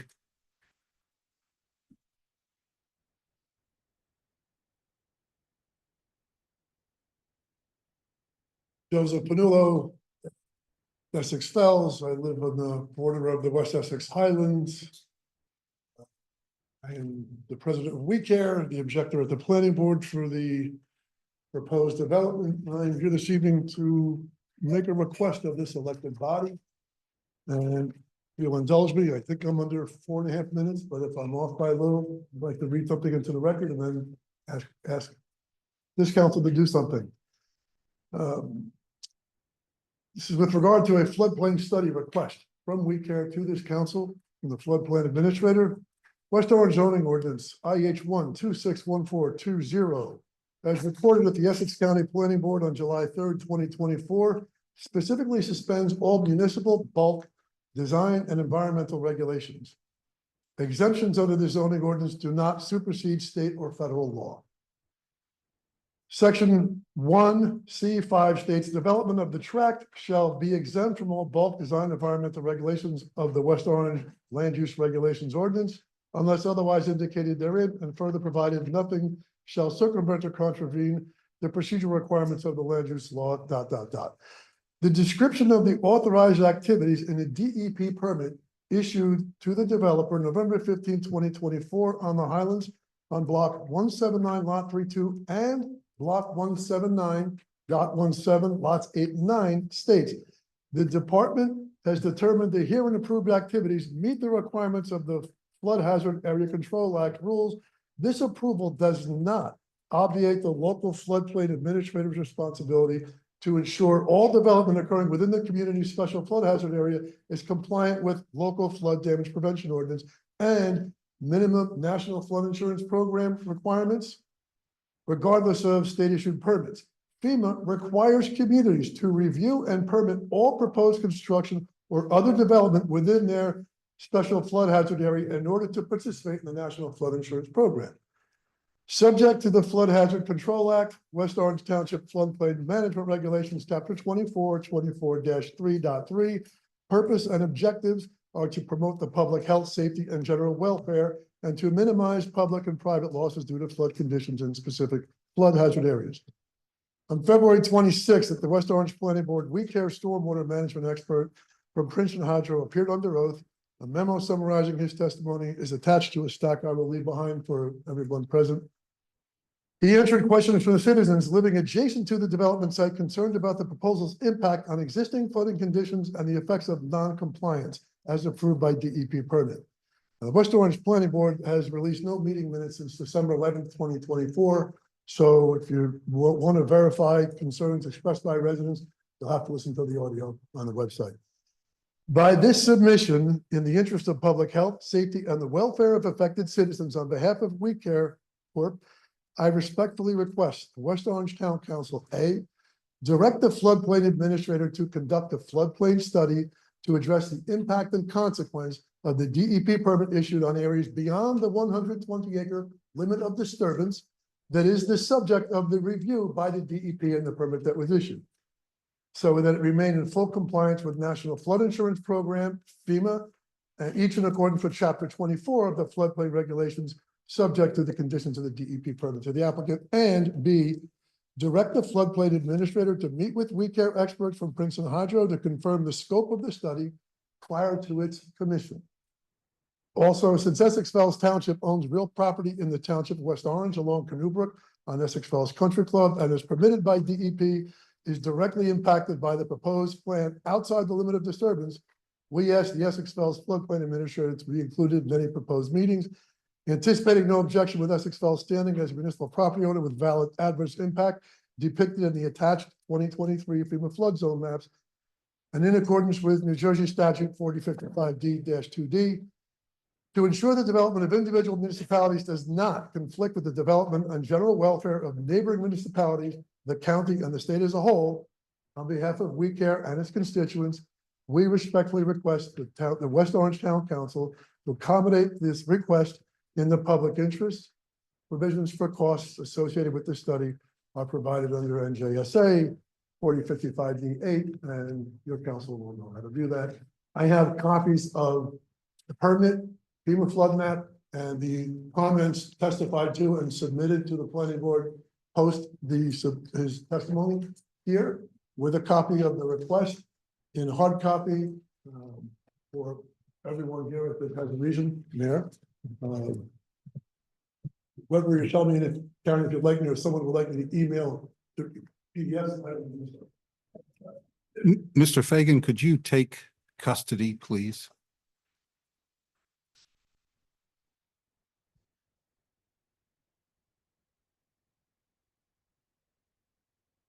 Mr. Fagan, if you just want to leave it up there, we'll pick it up at the end of the meeting if we ever get there. I thought it was a box. Maybe next time. Thank you.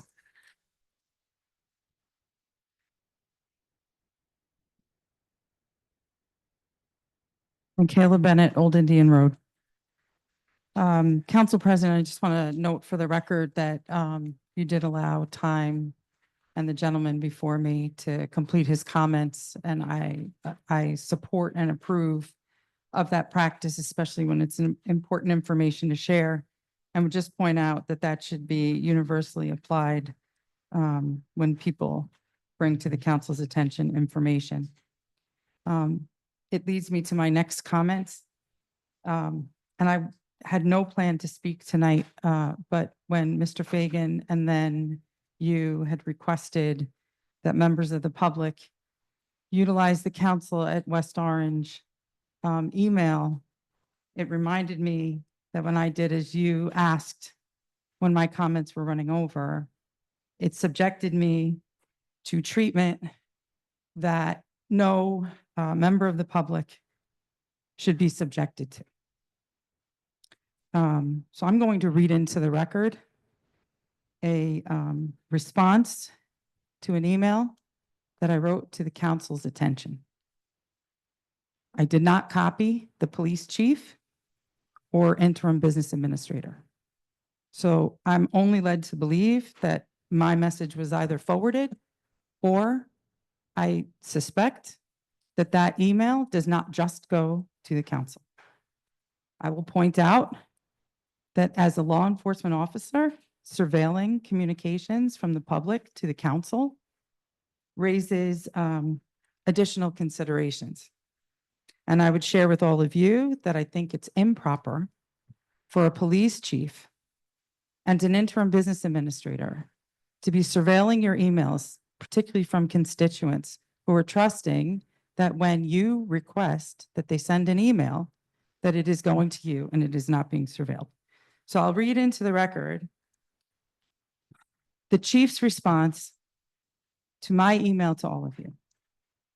Dear all, oh, this is addressed from the chief to Theodore Stevens, who is the Essex County prosecutor, Alex Albu, who is in the professional standards office, as is Walter Durkin, also a prosecutor in the professional standards office, Matthew Platkin, who is the highest law enforcement officer in this state. He is the Attorney General. Subject: violations of NJSA 52:17B-4.10. Dear all, the chief writes, one need not be a board certified psychologist to determine Ms. Bennett has deep-rooted psychological disorders, including but not limited to being a pathological liar. As always, I welcome any investigation you might wish to undertake, and I pledge my full cooperation in that regard. JPA. It's on letterhead, and it describes James P. Abbott as the interim business administrator and chief of police of the Township of West Orange.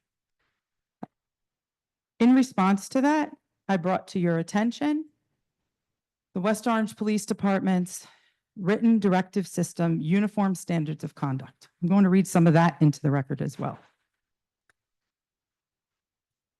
1:6-3 general provisions. As highly visible representatives of society with this public trust, we must hold ourselves to a higher standard. The West Orange Police Department and the public expect all personnel to maintain high standards of conduct at all times. Police officers wield considerable power over citizens, power that is carefully circumscribed by the Constitution of the United States. Our awesome power to arrest, seize property, and otherwise interfere with the lives of citizens constitutes a public trust.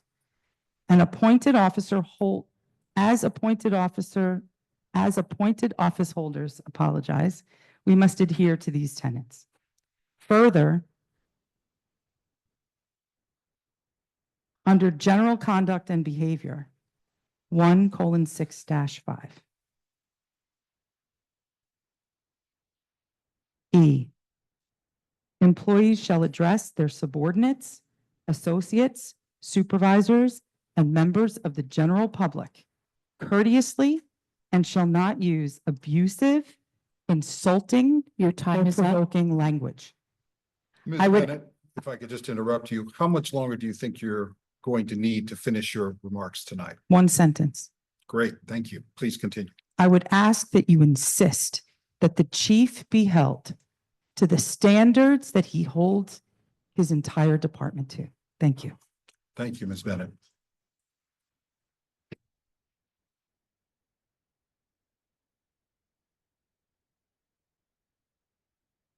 Good evening. Todd DeBovie, Burnett Terrace. I'm here to discuss a few things that appear on the agenda today.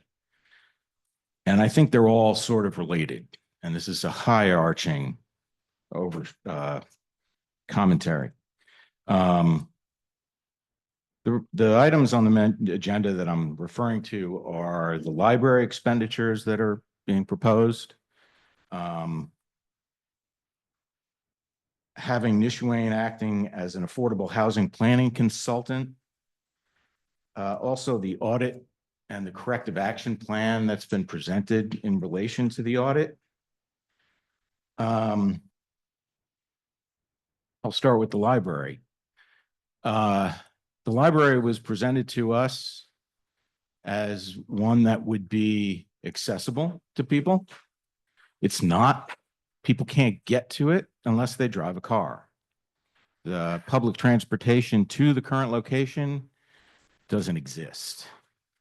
And now we're being asked to fund further expenditures, even though the land where the previous library was located was given away for $1 million.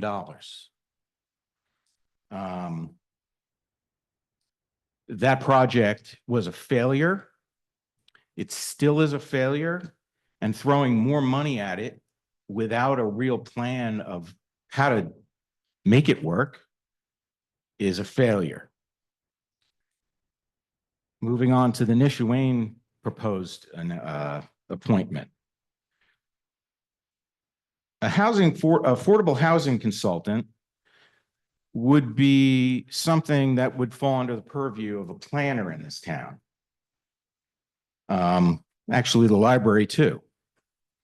It seems that this administration likes to piecemeal things, and instead of agreeing to employ a full-time planner that would resolve a lot of the issues and address a lot of the issues we have, this administration wants to hire multiple different consultants to do these roles that could be handled by one central person. We are lacking a full-time planner. And what I haven't mentioned yet, which is highly relevant, is the fact that our downtown sits fallow, even though this administration or its predecessor has proposed 3 different redevelopers for the site. And nothing has happened since this so-called transformative action was going to be presented to us back last year and the times before. The audit plan. Reading through the audit itself and the corrective action plan, there were numerous items that were pointed out that refer to 6-figure discrepancies in that audit. 6 figures on multiple of them. Many of the responses in that action plan seem to dismiss the audit findings and suggest that they don't need to answer those particular questions. I believe that the audit correction plan or corrective action plan it doesn't do what it should do and should be rejected for that reason.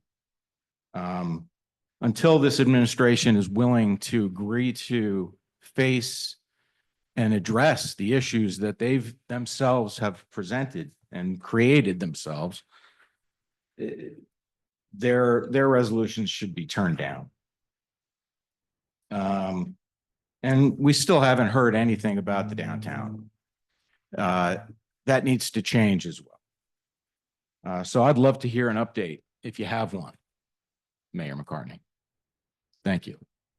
And last thing, I'll just quickly respond. The tone of these meetings. I think the tone of the meeting starts with the administration.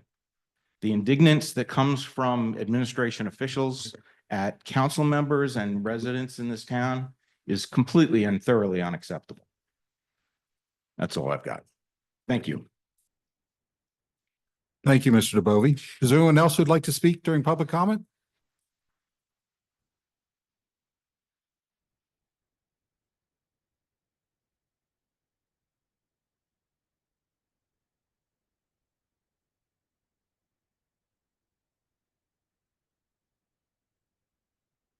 Good evening, council members. Lataya from Exclusive Nail Studio, 100 Harrison Avenue, West Orange. So I'm the owner of Exclusive Nail Studio here in West Orange. I'm here today not only as a business owner who has been endured ongoing harassment, police involvement, and what I believe to be a pattern of racial profiling and targeted treatment. Since opening my studio, I have experienced repeated and excessive police visits due to noise complaints, despite my business operating within appropriate hours and noise levels. On multiple occasions, I've been treated unnecessary suspicion and escalation, even in peaceful professional settings. Meanwhile, similar noise complaint levels or activity from others in the area seem to be received little or no response. I'm here seeking accountability, transparency, and support, not just for myself, but for any small business owner who may be quietly enduring similar treatment. I just have a few questions. Unequal enforcement. Can the council explain what steps will be taken to ensure that noise ordinance enforcement is applied equitably across all businesses and residents, regardless of race or type of establishment? Question 2, accountability and repeat calls. Given that the West Orange Police has been called repeatedly, often without valid cause, what oversight mechanisms exist to review and, if necessary, discipline officers who escalate non-emergency noise complaints? Safe business environment. What resources or support programs does the township offer to help small businesses like mine address ongoing harassment, whether from neighbor or through excessive police involvement, so we can operate without fear or disruption? Neighbor harassment. What recourse is available through the township or its code enforcement division for a tenant experience persistent disturbances from a neighbor? And how can we streamline that process? Policy, review, and training. Will the council consider a review and retraining if warranted of police department's noise complaint protocol to emphasize de-escalation and bias awareness, especially in commercial districts? So I also just have some of my complaint is I'm being harassed. There's a neighbor, she's constantly calling the police about noise. The hours that she is providing are false. The information that I've been approached by different officers is false. What happens when people constantly call with these false complaints? What action is taken towards that person? And why is the person that is the victim being harassed? So I just want some information, some client reviews, or not reviews, client support documents. Just saying that I've been a business here since 2015. I should not be having to deal with harassment. I shouldn't have neighbors complaining within the hours of business about noise. You live over a business. Stop calling and with false accusations. Here, sir, you can take this. So that's it for this evening. Thank you for listening. Thank you. Before you go, did you provide your contact information in these materials? Yes. Okay, so if someone needed to get in touch with you, we have the information there. Yes. Okay, Yes. Thank you. thank you.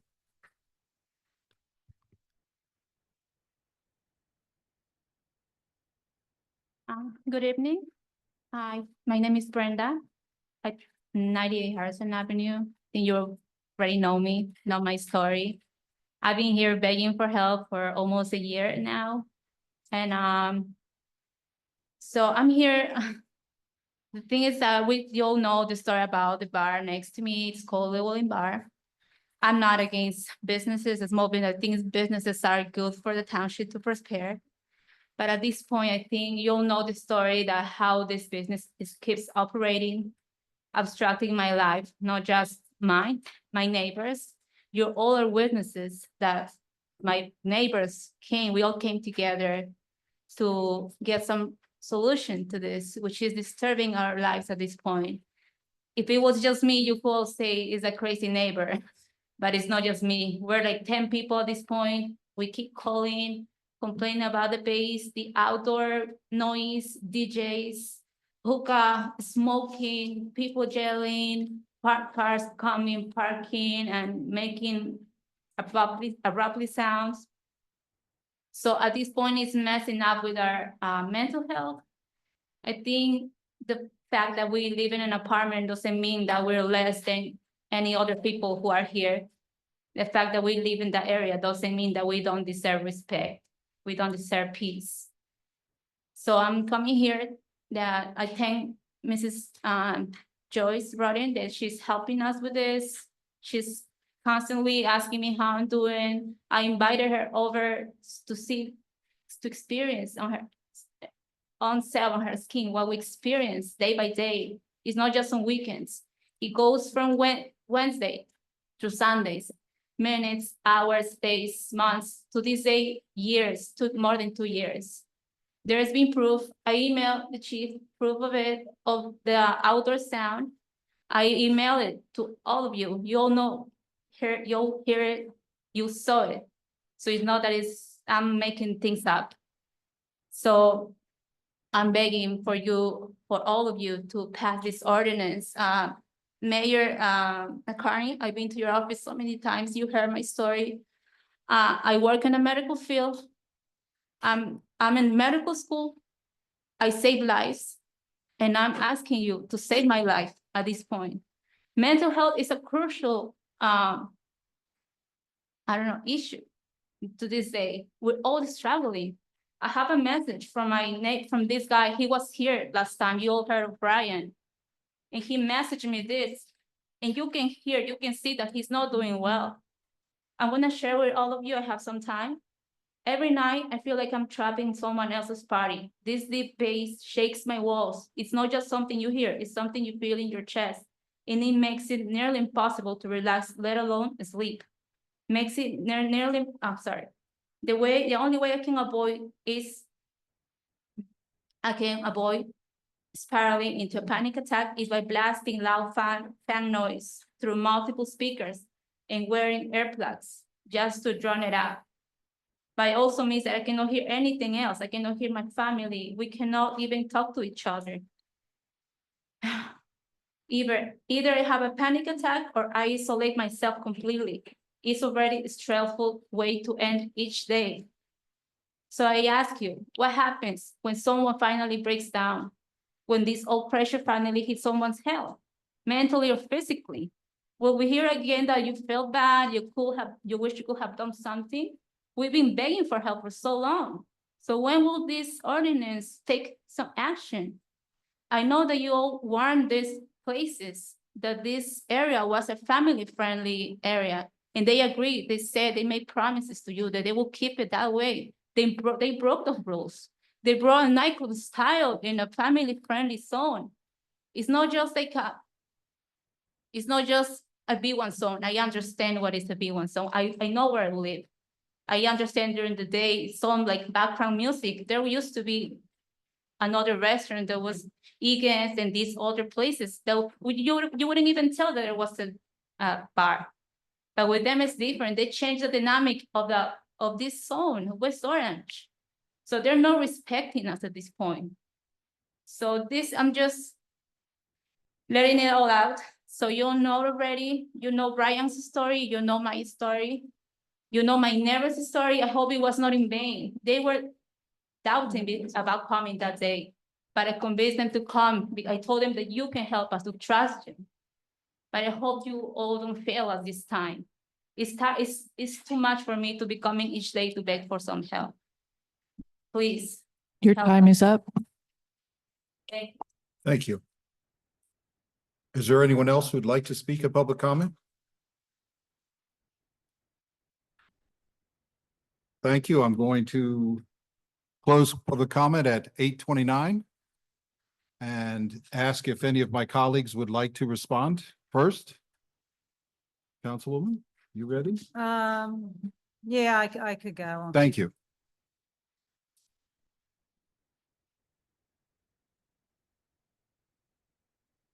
Just folks are leaving. I'm just gonna wait to folks who are leaving.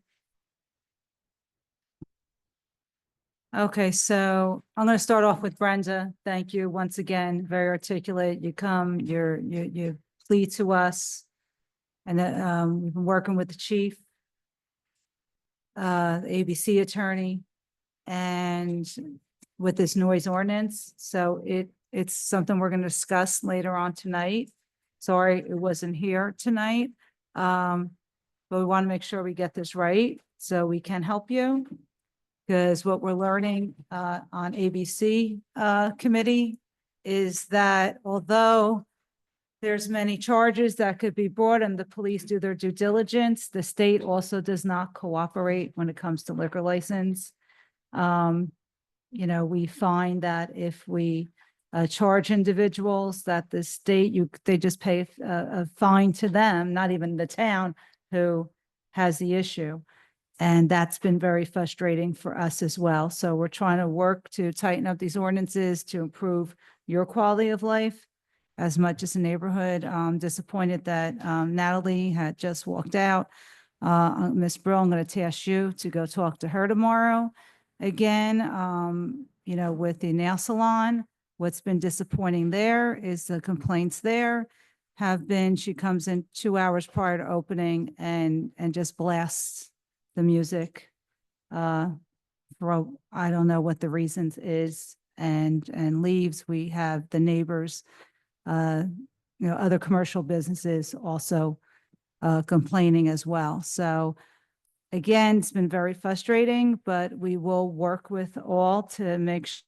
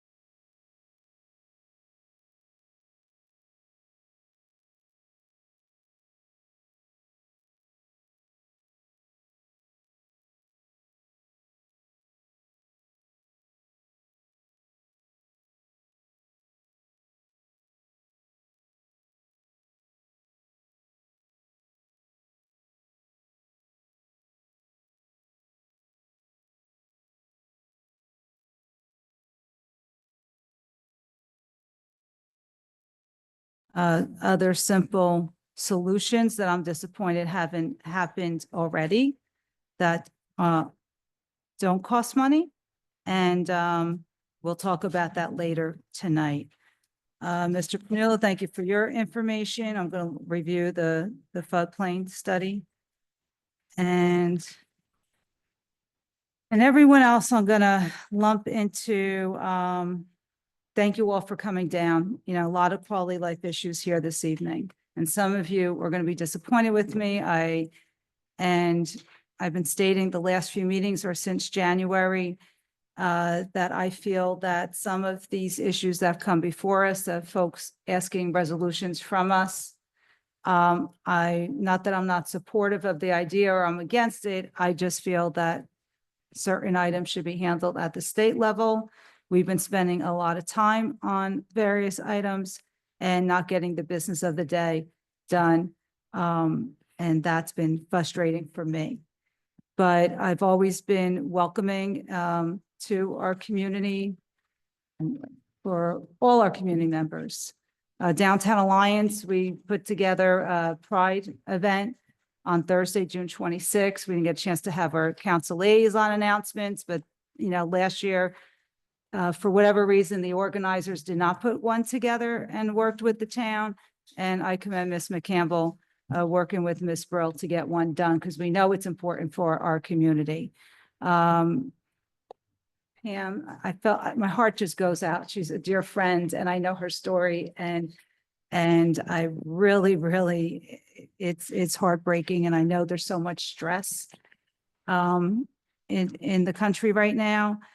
But again, I'm sticking with, you know, all of these resolutions that are coming before us. I feel that should be at the state level. I'm sure, you know, our Senator McKeon, he always serves us well, that he will continue that fight. But I also want when it's appropriate, Council President, for the chief to make a statement, because I think there is a misconception on ICE when ICE does, if they do come into the community, because I think some things need to be cleared up so folks won't be so fearful. And when the time is appropriate, I hope that, you know, Council President can have the chief make that statement because, you know, I work with the Hispanic Foundation and our Deputy Mayor Rodolfo Rodriguez.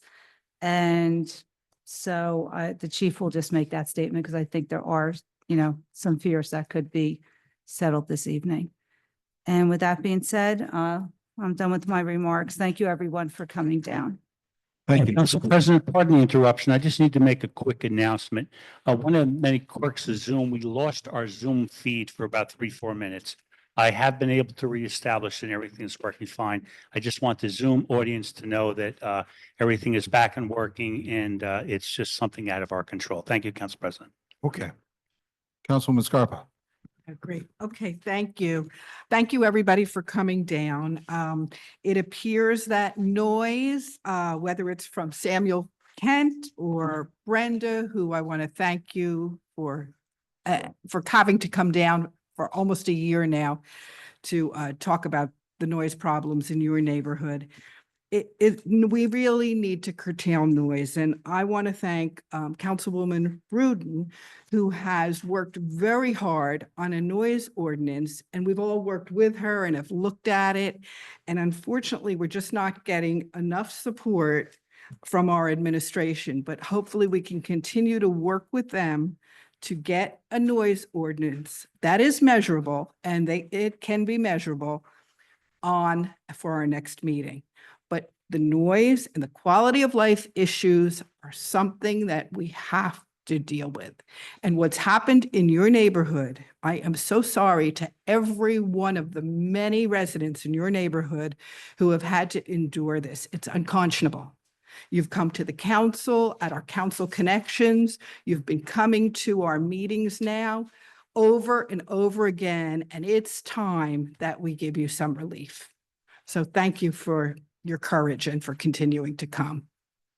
Frank Bars, I was actually planning on reading Mrs. Carballo's email about the process for the Gregory neighbors, but thank you for doing it for us. And I know that Mrs. Carballo will work very hard to implement as many of your recommendations and suggestions as she can. The single occupancy bathrooms for everyone, you know, I voted on that the first time. We won't West Orange to be safe and welcoming for all. And of course, I will be voting for that again. In terms of the immigrant resolution, it is a federal issue and a legal issue. And I am grateful for our New Jersey governor and Senator McKean's advocacy, but it is really a federal and a legal issue. Joseph Panulo, thank you once again for your very thorough advocacy. Unfortunately, I'm going to refrain from commenting because I am on the planning board, but we do review everything that you give us and take it very seriously. Michaela Bennett, I agree with you that our public discourse needs to be respectful. And it's one of the main reasons I ran to try to help elevate the public discourse. And what I'm realizing is that I can only model the behavior that I think is appropriate up here. And unfortunately, we all need to all do better in being respectful to one another and treating each other the way we would like to be treated. Todd DeBovie, once again, I agree with all of your points. The library expenditures have been exorbitant. I was not an advocate of moving that library. I have been disgusted every time I've had to okay these change orders. The amount of money that we've spent there is unconscionable, and we have failed the taxpayers. And I was planning on voting no on that.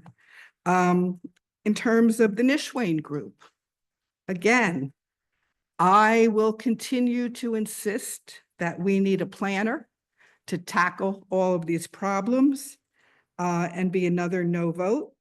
It's another poor use of taxpayer dollars to be hiring consultants over and over again. We need a planner ASAP. In terms of the redevelopment plan, I also voted no for that redevelopment project, and I believe it was a prudent decision. And the corrective action plan too, thank you for bringing some of it to our attention. I'm sure most of our residents have not read it, don't understand it, but it is something that needs to be taken very seriously.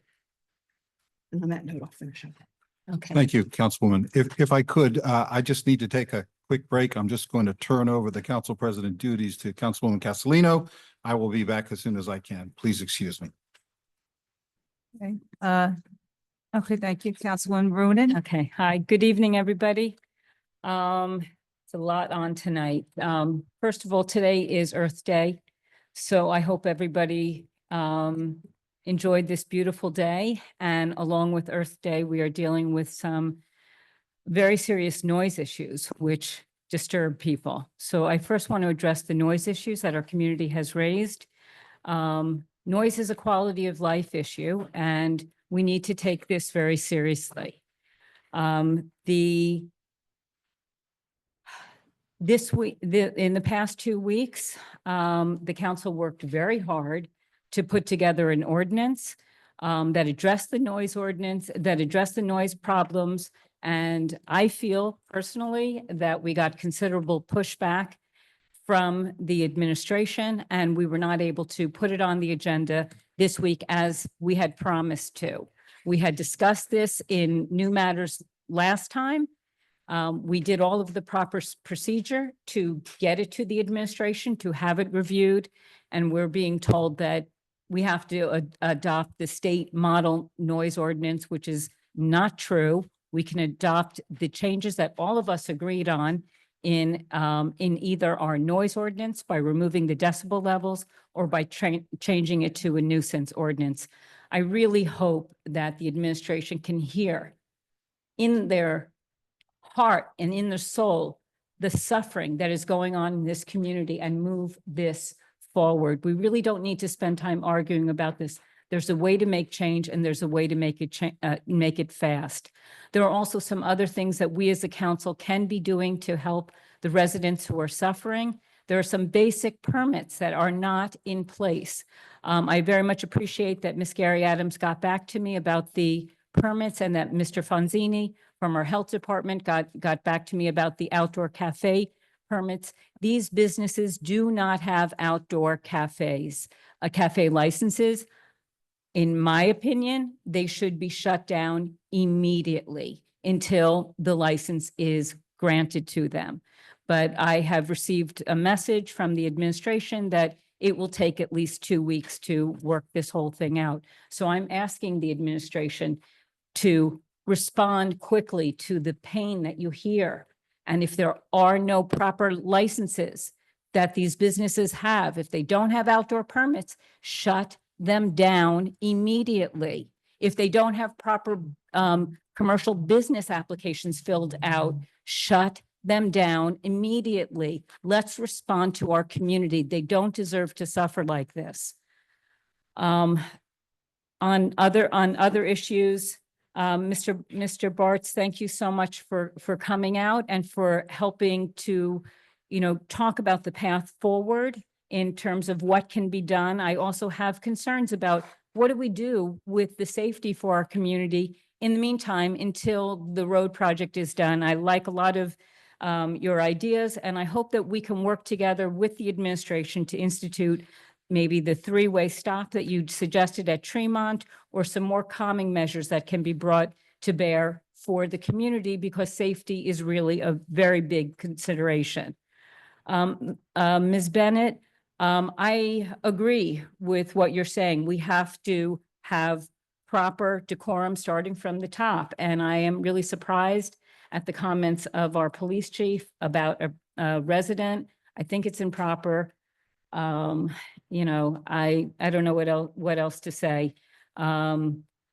We all should adhere to a code of conduct when it comes to residents, whether we agree with them or whether we don't.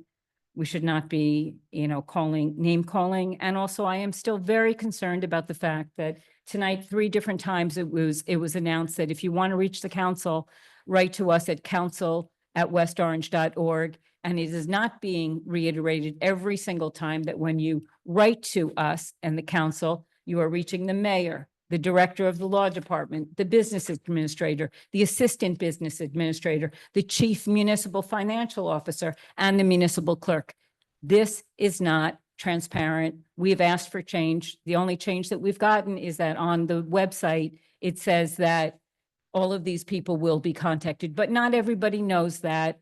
And I do think that there is some sort of conflict with having everybody, especially the different roles, respond, seeing all of our emails. So the public should know that when you write to council@westorange.org, that you are getting a panoply of administrators that you may not intend to be writing to. As for the Immigration Trust Act, I think it was well said. This is an all of us bill. This is a small thing for us to do as a community. What people might not realize is, yes, this is coming from the top. This is a terrible thing happening from the top down, from the federal government, where these ICE raids are terrifying. They're terrifying to all of us. We're all a community of immigrants. But what people don't realize is that New Jersey will hand over the information to the federal government. So if you are an immigrant family and you have a child who needs family care, that information could be handed right over to the federal government and be used by ICE. And that's just plain wrong. I'm a little frustrated with the fact that this bill might not move anywhere because we are in such a political climate, and we're in, we have a gubernatorial election coming up, and it might not be moved, but we do have our local leaders who have pushed for this. And I think that West Orange should take this stand because it is an enormous overreach of the federal government. And we should take a stand, even if it doesn't amount to much, just to tell our community that we stand with the immigrant community. Mrs. Robinson, thank you so much for coming out. It's always nice to see you, and I'm glad that things are moving along. And I hope that the next time we see you, that everything is resolved. As far as the floodplain, I would like to request from my council colleagues that we do a floodplain study, because this area that could potentially be developed, it risks our community and at risk surrounding communities. So I'd like to maybe talk to the administration about how do we get a flood plan study, and also more conversations about if we can do it, how it would be funded. Let me just see if, thank you to Mr. Marucci for bringing your business to town. I do have some questions also about what's going to happen with that, and we can address that later in the evening. But I like the idea, and I hope that it can work. I just want to say one thing that was not mentioned in public comment, but it's my only opportunity to say it, which is that I just want to remind everybody that we have an animal shelter in town. It's located on Watchung Avenue. We have animals that are in desperate need of homes. Right now, we have 6 dogs and 2 cats. And if you are looking for a pet, please remember to shop local. Well, thank you so much. I'm going to take back the reins Go right ahead. that Councilwoman Castellino, Council President Castellino handled so well. Very Forgive my easy absence. Councilwoman. Thank you, Council President. Good evening, West Orange, and to those of you in council chambers and on Zoom, thank you for joining us this evening, and thank you all to those of you in person for your input and for your advocacy and speaking up tonight. So first, I'm going to start with my council liaison announcement. The West Orange Arts Council is proud to announce its collaboration with Pathways to Trust Reimagining Pain through Art exhibition featuring the artistic achievement of artists across the country, including many from West Orange and neighboring towns who live with rare diseases or use art as a means of coping with chronic pain. And starting this Thursday, on view at the West Orange Arts Center located at 551 Valley Road in West Orange, from April 24th to May 18th, the Reimagining Pain Through Art exhibit is curated by Cheryl Lloyd, Executive Director of Pathways to Trust, and Zakia Williams of Zeal Creative Network, a healing arts and cultural specialist. Gallery hours are Saturdays from 2 to 4, and the exhibit is sponsored in part by the Alpha Fit Club of Livingston. So this Thursday is the opening wine and cheese reception from 5 p.m. to 8 p.m. This Friday, Symphony of Voices performed poetry of artists living with rare diseases, 6 p.m. to 8 p.m. This Saturday, creative collage workshop with Carol Jenkins, which I hope to join with my son, 1 p.m. to 3 p.m. Healing Arts, Mindfulness, and Meditation this Sunday, April 27th, 11 a.m. to 1 p.m. So for more, to learn more, please visit woarts.org. Again, woarts.org. So now I have a statement on the Immigrant Trust Act. So first off, I want to thank the members of West Orange for Humanity and residents of this town for bringing this important issue forward. As a first generation daughter of immigrants from Ethiopia and Eritrea, this matter is deeply personal to me. I carry with me not just the stories of my parents and aunts and uncles and cousins and relatives, but the lived experience of what it means to navigate life in this country as a visible minority. The Immigration Trust Act is a necessary and compassionate measure. It strengthens the separation between local law enforcement and federal immigration authorities, and it creates important data privacy protection so that no one has to choose between safety and survival when engaging with local agencies. This is about restoring and preserving trust between immigrant communities and our local government. So let me be very clear, right? So to those of us here on the dais, if we were all in a grocery store and ICE conducted a raid, I would likely be stopped and asked for documentation, not because of anything I've done, but because of how I look, especially when I wear my hair naturally curly.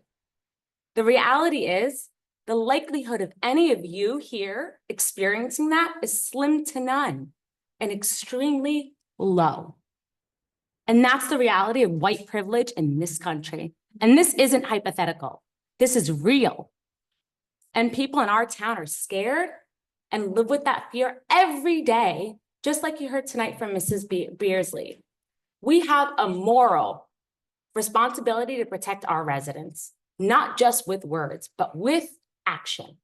And by supporting this resolution, we can stand with other towns like Madison, Plainfield, Trenton, Patterson, Flemington, and Atlantic City and saying, our immigrant neighbors matter.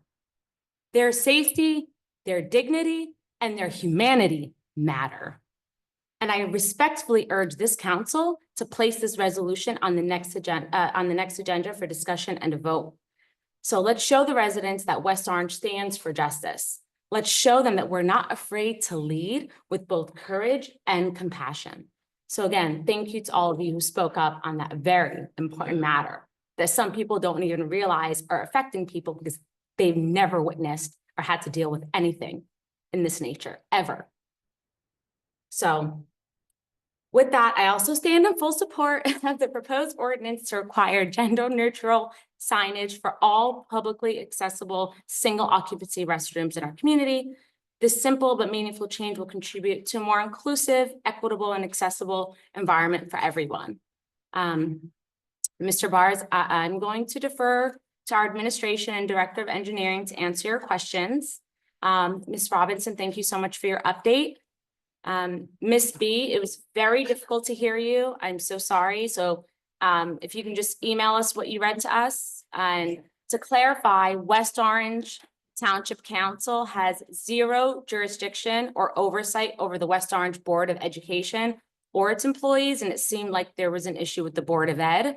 The Board of Ed is a complete separate governing body with its own elected officials and independently managed budget.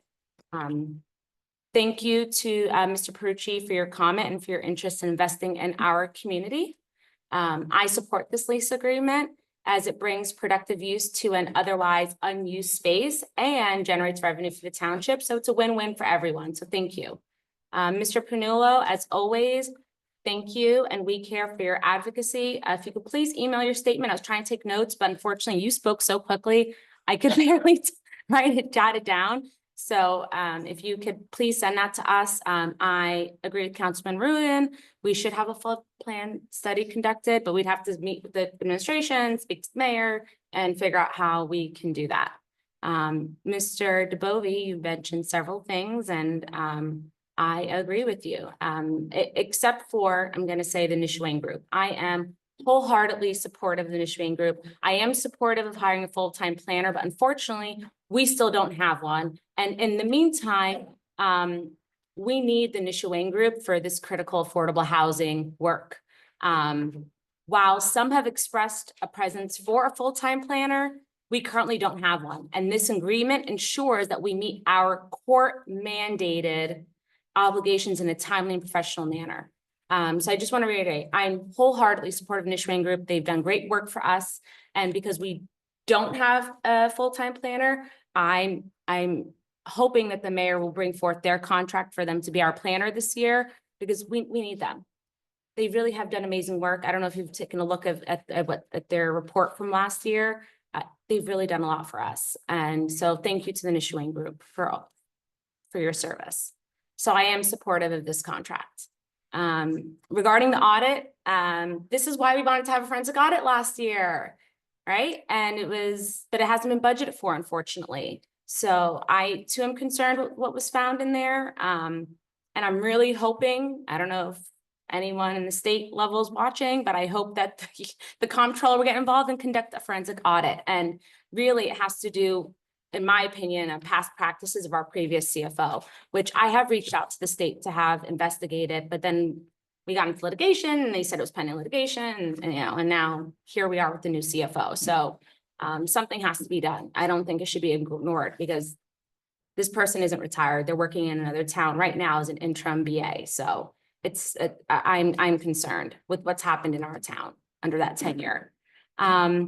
Regarding the library, I agree with Councilman Scarpa. If I was on the council then, I would have voted no to move it, to sell it for $1 million. So we just spent so much money, but unfortunately, if we are not ADA compliant, which we have to be, then we set ourselves up for litigation. it is extremely unfortunate that we have to spend this money, and I'm hoping when we go in executive session, we'll hear more from administration, but I believe this is something we have to do. Or else we set ourselves up for litigation, and no one wants that, because that's even more money down the road. So unfortunately, we're here because of past council, past administration or mayor, but we're here now and we have to fix their mess, unfortunately, or we get held liable. Regarding the redevelopment project, Councilwoman Scarpa and I were the only ones to vote no. And everything I've predicted has come true. And I've said from day one, I bet you they don't have a studio partner, and guess what? They don't. So, and here we are. And this is why I said, since I started in 2023 as a council person, I said, we should have a fair and open bid process. Let's put it out to bid. We have the ability to state what the specs are. So we can say it has to be for a movie studio. We can even set what the minimum bid requirement is, right? So we can make back the money in purchasing land that we purchased, right? So, but that didn't happen. The council majority then has advocated for this, and we had been ignored. And then this contract was shoved down our throats last minute, a few days before our council meeting, over 100 pages to read, right? In which I called out many things.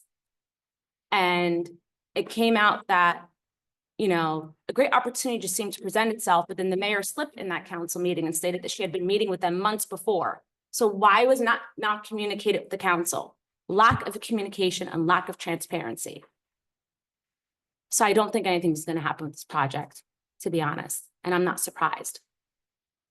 So anyway, Miss Bennett, thank you. I agree with you. I spoke with the chief. I also sent him an email. So again, I'm sorry.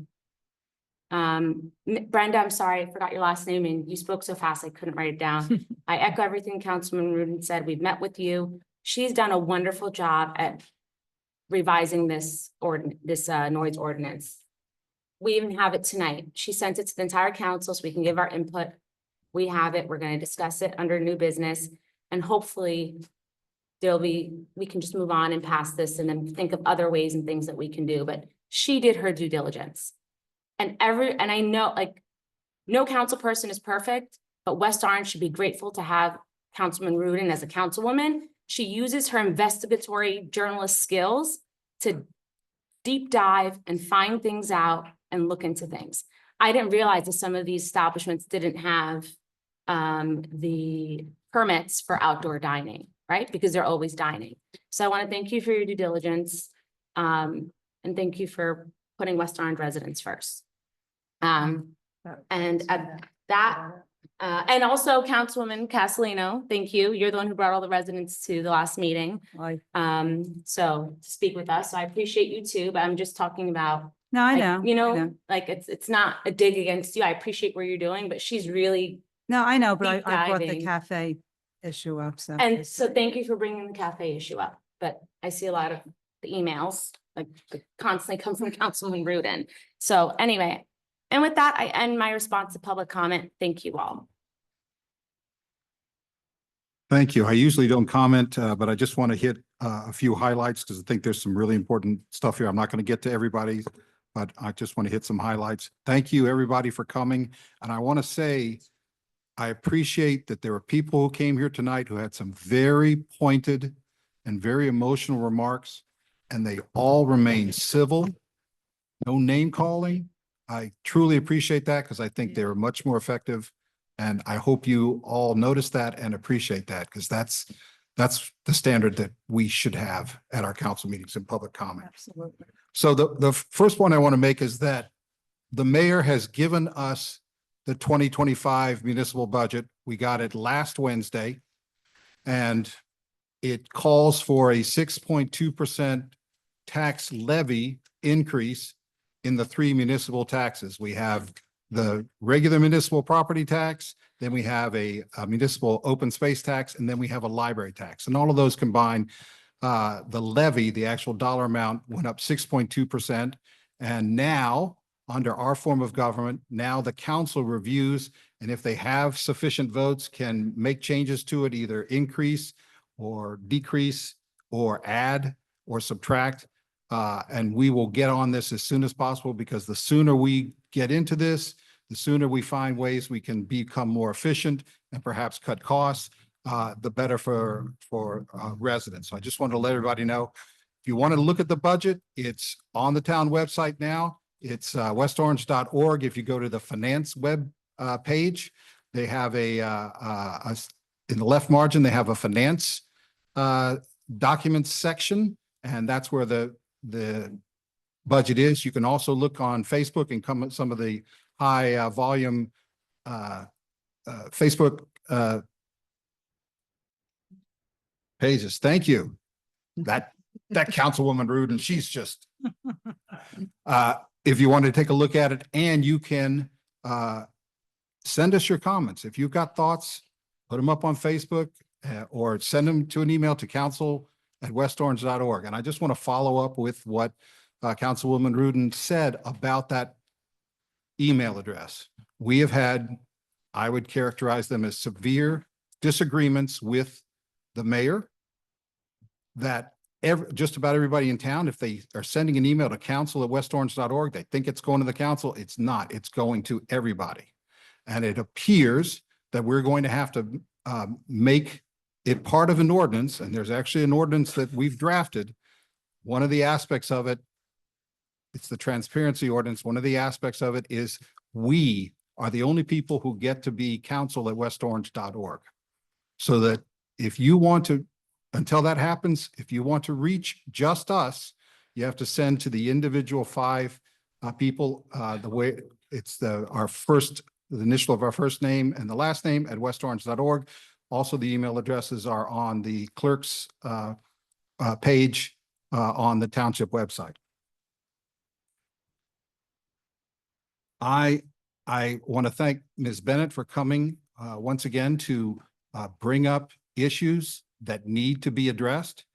And the first thing I'll say is that this job at council, this job and the interim business administrator, probably the mayor, and probably everybody else in the administration is at times frustrating, severely frustrating. I go through it, I understand it, but I totally condemn the words that were spoken tonight by anybody from our municipal government to any constituent. There's just no excuse. And I hope that this doesn't happen again. That's pretty much all I can say about that. I also want to reiterate that we are trying to improve and strengthen the noise ordinance, and we've got some people up here who are really taking the lead and doing a really good job, but it is very challenging in order to get this over the finish line. And so we are continuing to push, and I'm sorry that means that you have to continue to suffer here, but we are trying to move this forward, and hopefully we'll have some good news in the next few weeks. The last thing I want to point out, because we're probably not going to talk about this later, but there's been some comment about the 2023 audit. I certainly encourage everybody to look at it. It's only 170 pages. But I specifically suggest that you read the corrective action report, because I used to be a financial journalist. I used to look at audits and quarterly statements on a regular basis. I was a councilman for 10 years, and now I'm back again for the 11th year. I have never seen anything like this. This is truly, truly disturbing, the lack of financial controls and compliance in 2023. The person who was our CFO and our business administrator, he's gone, but this should never have happened. And when Mr. DeBovie was pointing it out, we kept $123,000 of county taxes and never sent them over to the county. I can't believe Mr. Puglisi didn't come down here with a duffel bag and pick them up. We had no record of nearly $600,000 in grants, including nearly $350,000 in state and federal grants. that according to the audit need to be investigated for sources and purpose. Now, I want to point out to you, first of all, the audit, 2023 audit was unqualified. All the numbers can be relied on. I also want to point out that Mr. Detiniak was not here in 2023. He came in 2024, and I think he did a very good job at putting together a corrective action plan. But I want to tell you, I dread the 2024 audit, which is going to be done by the same firm, which showed their chops in 2023. So I hope that it's not as bad as 2023, but you know, buckle your seatbelts because this is really bad. So if you want to take a look at it, it's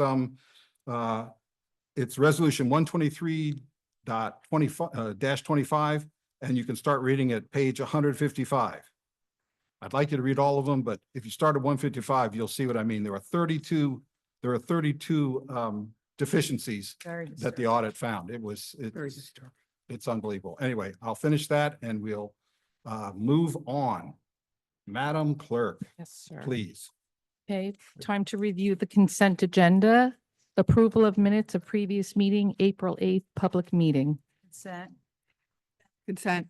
Report of township officers, none. Reading of petitions and communications and bids. There is a bid out, 2019 model year or newer used 25 passenger Ford E450 cab with global jitney type bus or equivalent.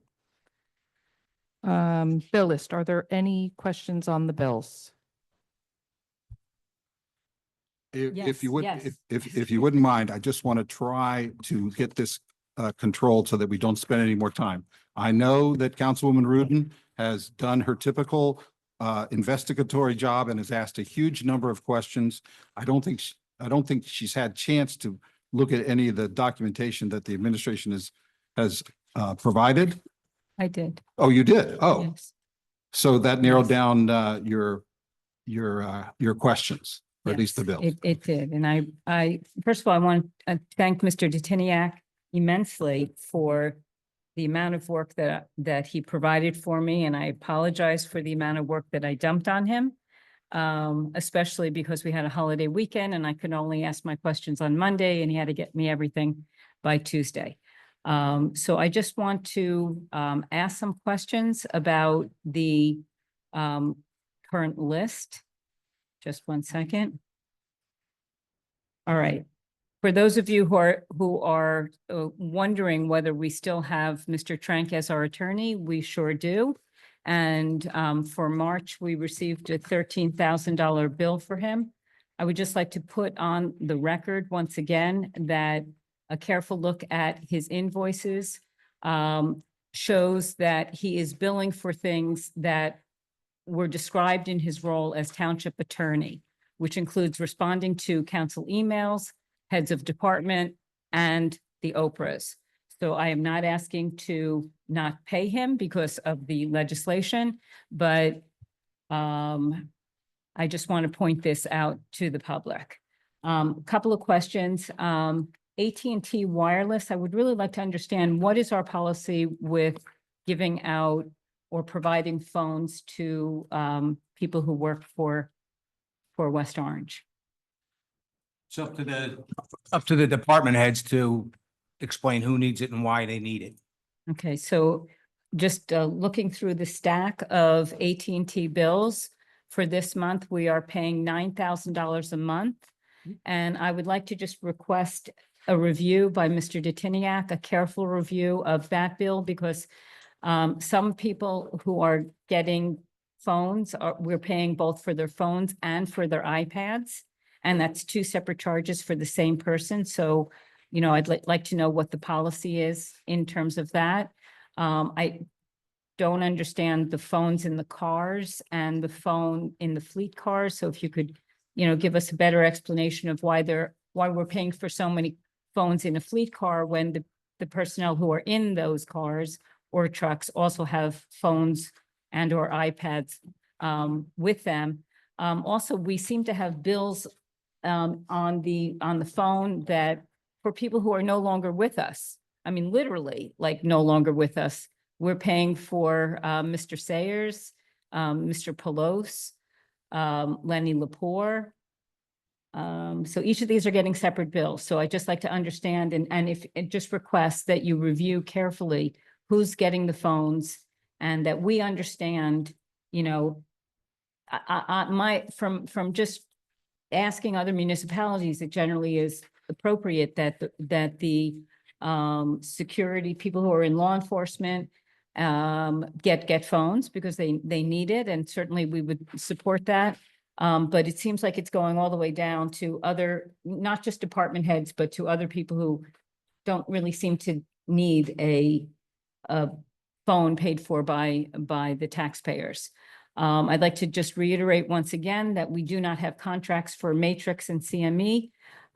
Matrix to date has rung up bills over $200,000, and they don't have an official contract. I would like to request again from the administration that a contract be presented to the council for Matrix and CME.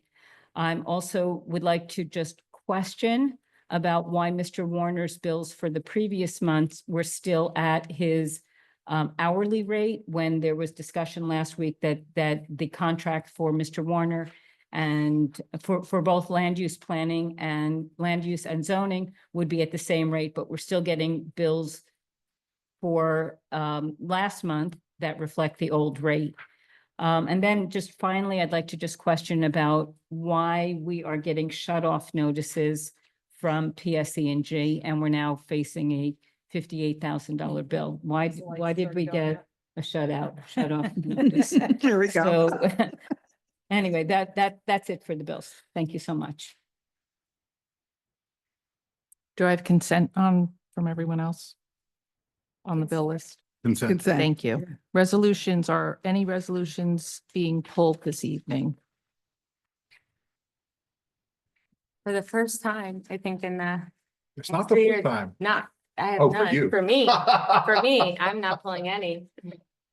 Okay. So.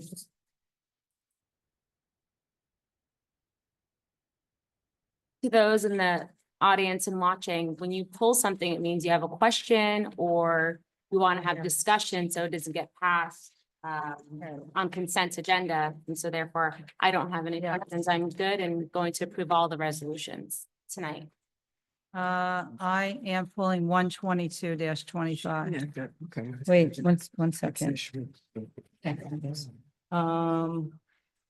have questions on 121.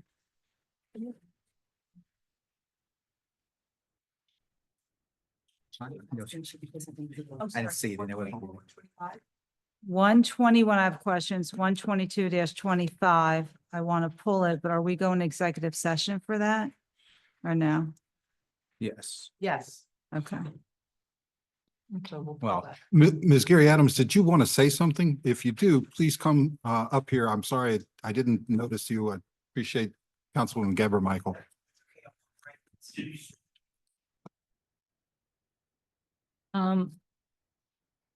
Let's just hold on. Let's just. Council President, can you hear me? Yes. We can hear you. Hear you fine. Okay, I didn't know if we're going into executive session or you want me to speak on 122-25. No, your we're pleasure. not there. We're not there yet. Okay, We're not there yet. We're still. But you could. Just we'll pulling. Call you up, yes. Okay. When you want to talk on 122. I'm sorry, I interrupted you, Madam Clerk. So Councilwoman Castellino pulled 122-25 and has a question on 120. 121 and 119. You have questions or you're pulling? Questions on 119. And 121? I may pull after my question. Okay, so Did you also pull 122? she did. 122 and I have questions on 121. Okay. And just a statement on 120. Okay. Statement. Yeah.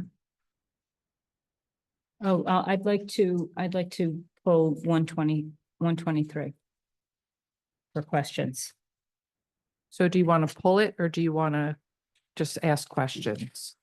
Well. So just as a guide, Yeah. if there's any chance in the world, no matter what the question is answered, that you might vote against it, then you need to pull it, ask your question, and we'll just have to take the vote real quick. I'd like to pull it. Pull it? Okay.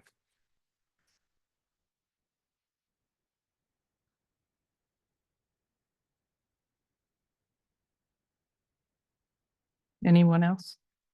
No, because we got to go That's to it. executive session for 124 and 125. Okay. So what we have here, I just want to make sure on 124, we have a resolution for the executive session discussing the potential litigation, the Daughters of Israel proposal. We are going to need an authority on affordable housing, which is proposed by the mayor at 122. So 124 may have to wait if we do not approve 122, because that's the affordable housing administrator proposed by the mayor. So I just wanted to flag that. There's also on at 125, there's another executive session to discuss the U.S. Department of Education investigation of the library property. But I think we've put that off until May, considering the ordinance. So is that still on for tonight? We're still doing the executive session. It depends on the council. Do you want to discuss it tonight? Oh, I And- just didn't know if there was somebody here. I noticed Mr. Smeraldo wasn't here, and I understand he's sort of the point guy. He's out of town. Okay, so, Table it. We could table it. okay, Table. so we'll The- put that the on executive for a vote so we can take Okay. What are we tabling? 125. Okay, Okay. yeah, okay. So we could take. Okay.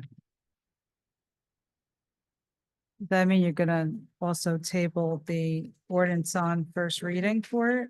It was actually taken off the agenda earlier Okay. today. Yeah, do you have the new agenda? Yeah, they revised, they sent, they revised agenda. Yeah. I keep switching on and off. One's here, one's a lot. Transferred all the notes, on public facilities, so I wouldn't know, confused. Okay, so are we ready to move forward with questions? Sure. Council President? Are we ready to move forward with questions? Yes, we are. Okay, Madam thank Clerk, you. please. Thank you, sir. Okay, so 11925, resolution authorizing award for historical architectural services, historic preservation certified local government grant. Councilwoman Castellino. Okay, so I just wanted to go over this. So the 19,000 for the proposal is all coming from a grant for this study. And I thought we did this survey just a couple of years ago. If I could, Sure. Uh, Right, are you the committee member? Okay. yes. You laid, Leah? Yeah, I was also, when I was here on the council before, we have had a long-term problem going back, not a problem, program. We've had a long-term program to survey potential historical buildings and properties across the township. This is probably the 5th grant that we've gotten in order to hire the appropriate historical architect to do a survey. And I think this is the one that will pretty much finish doing the whole town. And the purpose of this survey is to identify properties that we may want to preserve as historically significant. But we can't do that until we first do a survey. So we've done, I think, maybe 4, and the results of the survey are fascinating. They are online. I just can't tell you where they are right now, but at the next council meeting, I'll provide that information. But I don't know, did that answer your question? Well, and then just to, reiterate mainly to the public too, like the property owner has to consent to be on the register. We just don't put them on there. That's correct. And some of them don't Yeah. consent to it. Okay. I just want to make sure it was all covered by the grant, that's all. Okay. Councilman Rudin? I would just like to know whether on the website or on the site for the historical preservation, Commission. whether you list these 59 sites. I'm interested to see where they are. Yeah, they're online somewhere. are, okay. I just started back, and I don't know all of the details yet, but I will provide that for the next meeting. Anything else on 119? No. Madam Clerk, we One- finished with 119. Okay, thank you. 120-25, resolution authorizing execution of professional services agreement with Samuel Klein for the auditor services 2025. So I just want to go on the record and thank this group. Last year, their reputation was, some things nicely weren't said about them, and some of the minority of the council wanted them not to be the auditor services. And so I was very happy to see that they really performed well with this, and good for them. I mean, we've never had anything this thorough in all my years on the council, and even my years on the Board of Education. It's a thick packet, which is unfortunate. I don't know what happened. Well, I have some ideas of what happened in 2023, but again, this was with Mr. Detiniak coming in, and with a new pair of eyes on the auditing. That's why I was not supportive of the forensic audit, because they're so expensive, and having, various eyes appear on things, that the, whatever was going on is rising to the top that we could see. And I look forward to when we sit down with the budget and go into more detail with Mr. Detiniak. And thank you, Mr. Detiniak, also for your due diligence. But I just wanted to say that I'm glad, they were proven Okay, good. worthy. Madam Clerk? I have a Yes. quick question. Oh. Yes, Councilwoman. Thank you. Mr. Detinack, I just want to say thank you. Since you've been with us, you've been such a breath of fresh air. Your transparency, your constantly answering our question, getting anything and everything we need to us.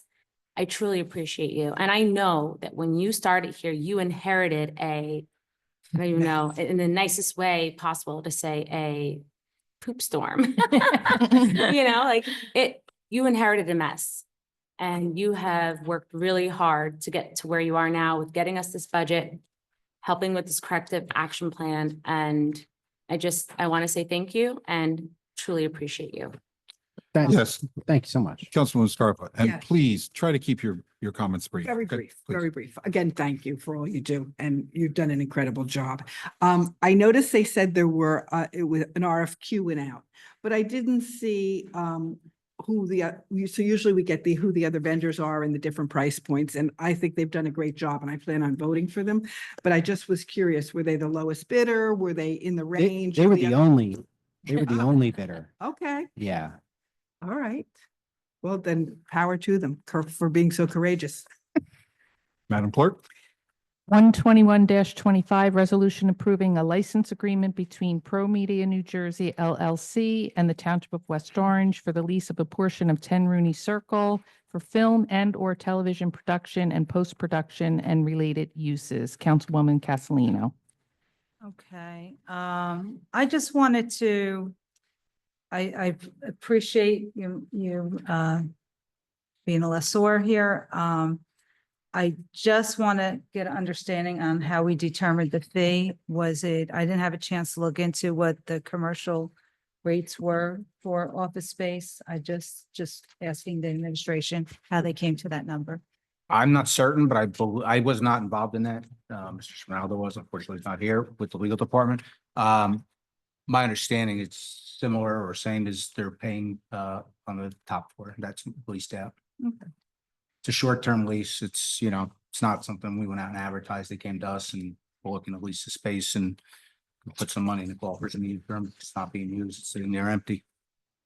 And there's Yeah. not the typical build out that commercial, Yeah. properties like the office buildings on Eagle Rock Avenue would have to do for their clients. They're really going to bring in their own stuff and we're just providing the space. And there's an acknowledgement of, for the size of the facility, we contemplated like utility costs and added that into the lease. So And is there any prep work we need to do to accommodate them to obtain the space? Clean Any it out. fees on our part? I think just cleaning out the space. That's it. We'll do that ourselves. We'll do that ourselves with our DPW. And then they're really, the gentleman who came in, we had conversations with him, it's laptops and Yeah. some desks and, a steamer and maybe a sewing machine. It's really not, it's not like a big complicated operation. No, no, no. But, and Mr. Cuby, what is he doing with the 22,000 books that I saw that were in there? Is he removing them as soon as possible? If he doesn't, we will. Okay, Mr. Smeraldo sent me the email that he sent to the director okay, about clearing out, because he's got some personal stuff in there too. yeah, Uh, yeah. As far as the changes, it's basically turning on the air conditioning, I think, and turning on the lights. It's Yeah. nothing substantive. I didn't mean to interrupt you, so please go ahead. No, no, that's okay. And I appreciate them wanting to use a space. So I just wanted to ask those questions. So, I mean, if you're looking for comparisons, there's an office building on Eagle Rock and Roseland. It's about $2 a square foot, but that's, again, there's a significant build Build out out, by the office space. We're at about $1.50 a square foot. So well in line with commercial real estate. Again, it's a turnkey, short-term operation. Okay, just want to ask. Thank you. If I could follow up, I didn't see anybody else raising their, oh, you do, you did. Okay, Go ahead. please. Oh, you'll let me?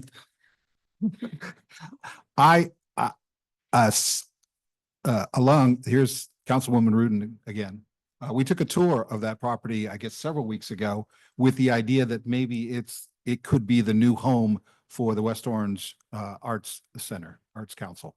I don't know if anybody from the Arts Council has seen it, but we are spending significantly more money on the lease and the support on Valley Road for the Arts Council now, well in excess of what we're getting. So I would like to put a premium on finding out if that works for the Arts Council and moving them over there as soon as possible, because we're talking about a lot of money we could save. Does anybody know what the situation is with the Arts Council?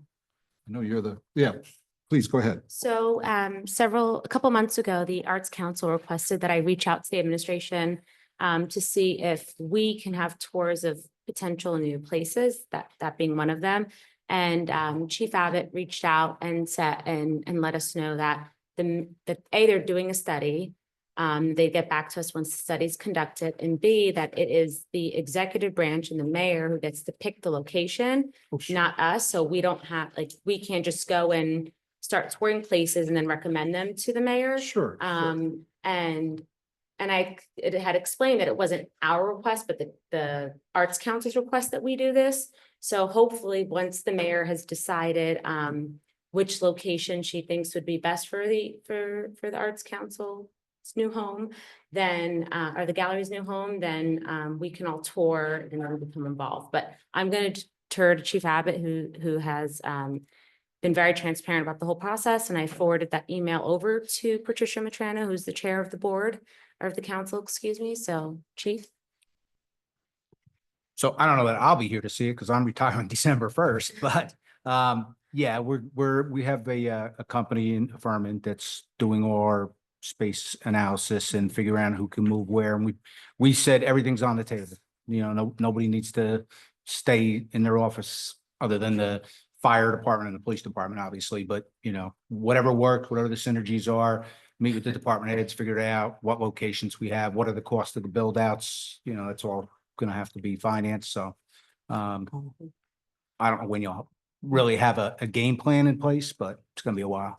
Okay, I have a comment. Although it's not our immediate decision, we do have a financial responsibility to appropriate money for the Arts Center. And right now, it's probably costing us like $40,000. No, 24. Well, it's 24 is just for the rent. yeah. And then there's a security system and other costs. So I imagine that it's at least, 35.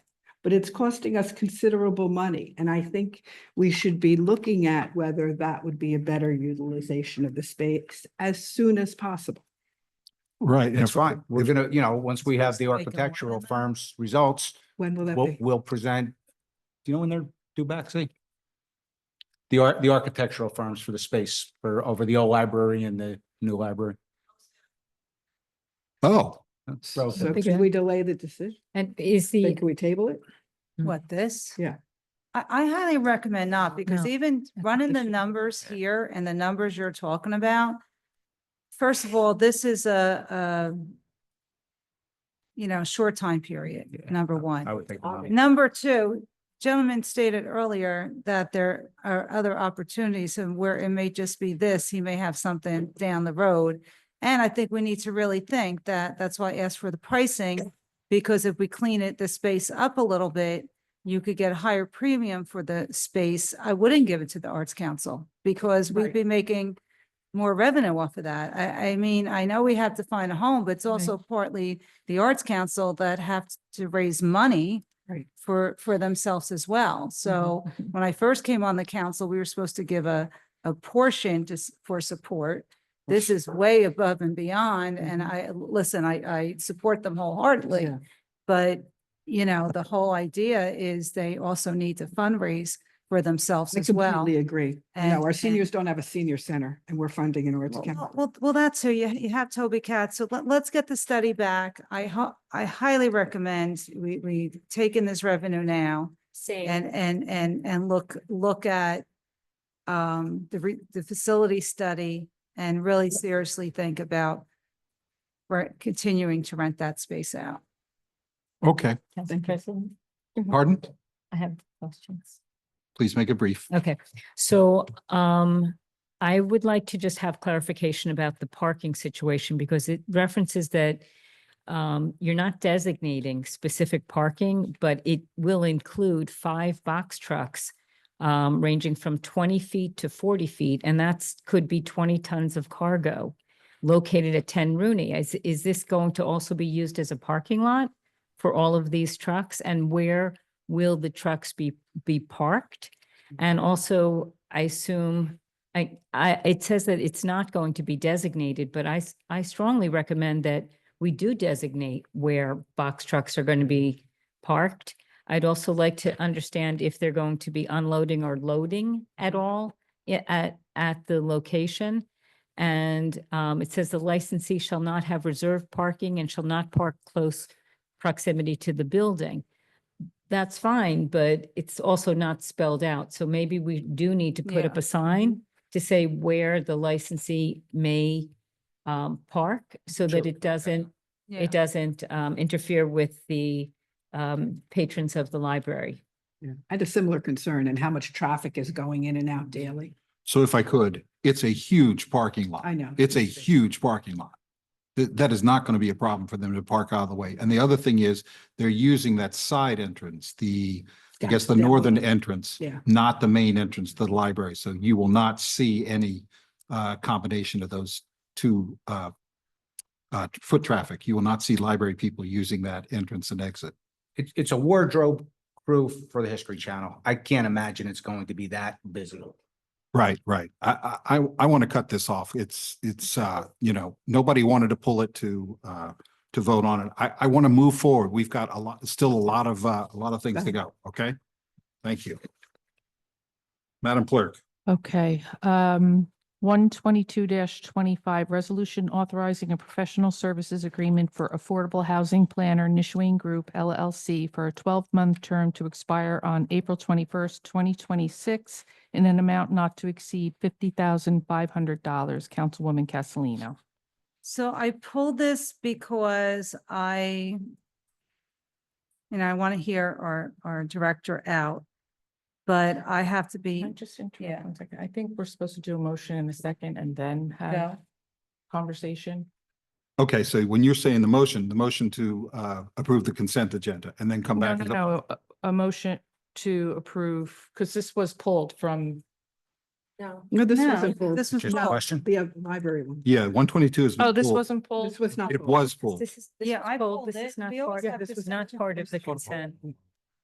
This was. Oh, yeah, she's right. I officially Pulled. pulled this. Yeah. Yes. Yeah. Yeah, so she's saying, well, no. we need a So motion? we do a motion and a second, and then you have your discussion, Okay, and okay. then you vote. Okay, but don't we first, before we do this, we have the consent agenda and it's approved. Right, then and I left over. jumped right into the Okay, others so that were then- pulled, so I apologize for that. All right, so we skip over this and then we go to the rest of the questions. Well, that's it. Yes, because The rest of them are Councilman Okay. Rudin pulled 123 Correct. Okay. and So do the and then we rest. were going to pull 125 to have a Table, vote to right. table. Right, exactly. All right, so is there a motion to approve the consent agenda? Make a motion to approve the consent agenda. Second. Thank you. All in favor? Aye. Any opposed? The consent agenda is implemented. Now we can go into the pulled. Okay. 24. Correct. No, 22, 20, 25. Right. Okay, so I'm not going to reread the title, but Thank you. can I get a motion to approve? Then we'll do a second, no vote, discussion, and then vote. I make a motion to approve resolution 122, authorizing a professional service agreement for affordable housing planner and issuing group. Okay, is there a second? I'll second. Okay, now you can have your discussion. Okay, who wants to discuss? First, Michelle. Okay, Yes, so you might- so that's why I'm confused. Are we supposed to go in executive session for this? Not for this, no. Not for this. Okay, that's where, yeah, that's why I was confused when you got before. Okay, So I- let me just stop you there Yeah. because it's important that we understand this. We are hiring this firm tonight. I And understand we, that. and we're hiring them now so that we can go into executive session and have somebody who's an expert in affordable housing to advise us. Okay, So that's what I was saying. If we Okay. don't approve this, then there's no sense in having, Right. yes. but here's my dilemma and I don't want to make life miserable for our director, but I've been at the point for a while now, since November, December with administration, that we need a full-time planner. And again, I'm gonna have, and for that reason, I'm gonna vote no and let the cards fall and we'll figure it out. And I don't like to do that, and you all know me, but I am, there's a lot of dissatisfaction I had with some items, and I think it's time that we have to get a full-time planner. So I have to vote no, and I apologize to the director. We only have till June, so it's not like we're gonna Yes, have. yes. I know, I sat in three hearings down in Atlantic City. I've talked to multiple other towns. My issue with affordable housing, I stated this publicly, I'm for affordable housing because we need it here in New Jersey. The problem that I have is that our residents aren't getting a fair shot at these units in our township. That is my biggest dissatisfaction with all of this. Okay, So Okay, I'm just that's gonna fine. leave it there. that's fine. I think now might be a good time to hear from the director. Sure. And maybe you want to, I don't know what you're planning to make a statement or answer questions or. No, I'm not going to answer questions, but I think it's incumbent upon me as the director of the department to give you some information before you Please. vote no, so we don't get sued. Please. Resolution, yeah, I mean, I like to help the township considering I'm a taxpayer here. The council originally adopted a resolution, right, on the prospective need and the present need. Then we did our declaratory judgment, right? Those are two steps. The third step is you need a planner to do the plan for affordable housing by state statute. That's due June 30th, 2025. That is 60 days away from next week. We have a lawyer here, he could speak to it also. If we do not do that, have you heard of a builder's remedy? Yes. A builder's remedy is a court-imposed judgment in favor of a litigant in which the court requires the municipality to rezone depending on the developer's property, allow high-density development, this whole thing, on and on and on and on. The only way, I'm going to skip to the bottom, any community can be protected from the builder's remedy lawsuit is to submit the housing element and fair share plan. It has to be done by June 30th. You can hire a full-time planner July 1st, but we have somebody here today that we're already behind the eight ball. I've spoken to several towns. They have full-time planners. Guess what? They hired a consultant to do the affordable housing plan. I'm not here to convince. I'm here to give you, it's my responsibility as director of the department, as No, the zoning appreciate that. official, and as the person who has been swimming the affordable housing waters for the township. I spoke to 2 consultants today. We're behind the 8 ball. We have 60 days or we're going to get sued. That's all I want to say. Thank you, And we, Director. until we hire him, we cannot go into executive session because the people that are asking us to be a part of the plan, he has to do the plan. The plan has to go to the planning board in 60 days. We already have 5 meetings between now and June. I know. Thank you. Thank you, Director. If I could, I just want to throw another factoid out. In the RFQ, there was another firm that responded. It was Higher Gruel. I haven't heard any talk about them, but I just wanted to let you know. Please go ahead, Councilwoman Scarpa. Yeah, this is another thing at the final hour. This is ridiculous, this kind of management of this kind of project. And I think we need a fresh pair of eyes on this, and I'm going to vote no as well. Councilwoman. So I'd like to echo the sentiments of Ms. Director Denise Gary Adams. It is crucial that we vote on this tonight. Colleagues, I urge you to consider the seriousness of our affordable housing obligations. This is not optional. You know, the court has ordered us to address both present and prospective need, totaling over 1,000 units. And the Nishwayne Group is uniquely qualified to help us meet this deadline by June 30th. We don't currently have a full-time planner, correct? That is not our job to do the hiring. It's the executive branch, it's the mayor. We don't have it now. I doubt we're going to get it between now and June 30th. So it is crucial that we vote for the Nishwayne Group. And delaying this action will expose the township to legal and financial risks. None of us want that. That's even more money. We always complain about money, right? Look at the budget. And now we're going to get sued and we have to spend money on hiring attorneys. I mean, that doesn't make sense. This contract gives us experienced professionals on a temporary basis under strict cost controls with no long-term commitment. Please don't let because I'm voting for this, your inaction jeopardize the town's compliance and credibility. It has to happen now. And Councilman Castellino, I hear you. I know that you're upset that it's not that the affordable housing units aren't only for our residents, but there's nothing that we can do about that. And by retaliating or just saying, I'm not going to vote for this and I'm going to say no, who does it hurt? It hurts the town, it hurts the residents, it hurts our pockets, and it's not fair.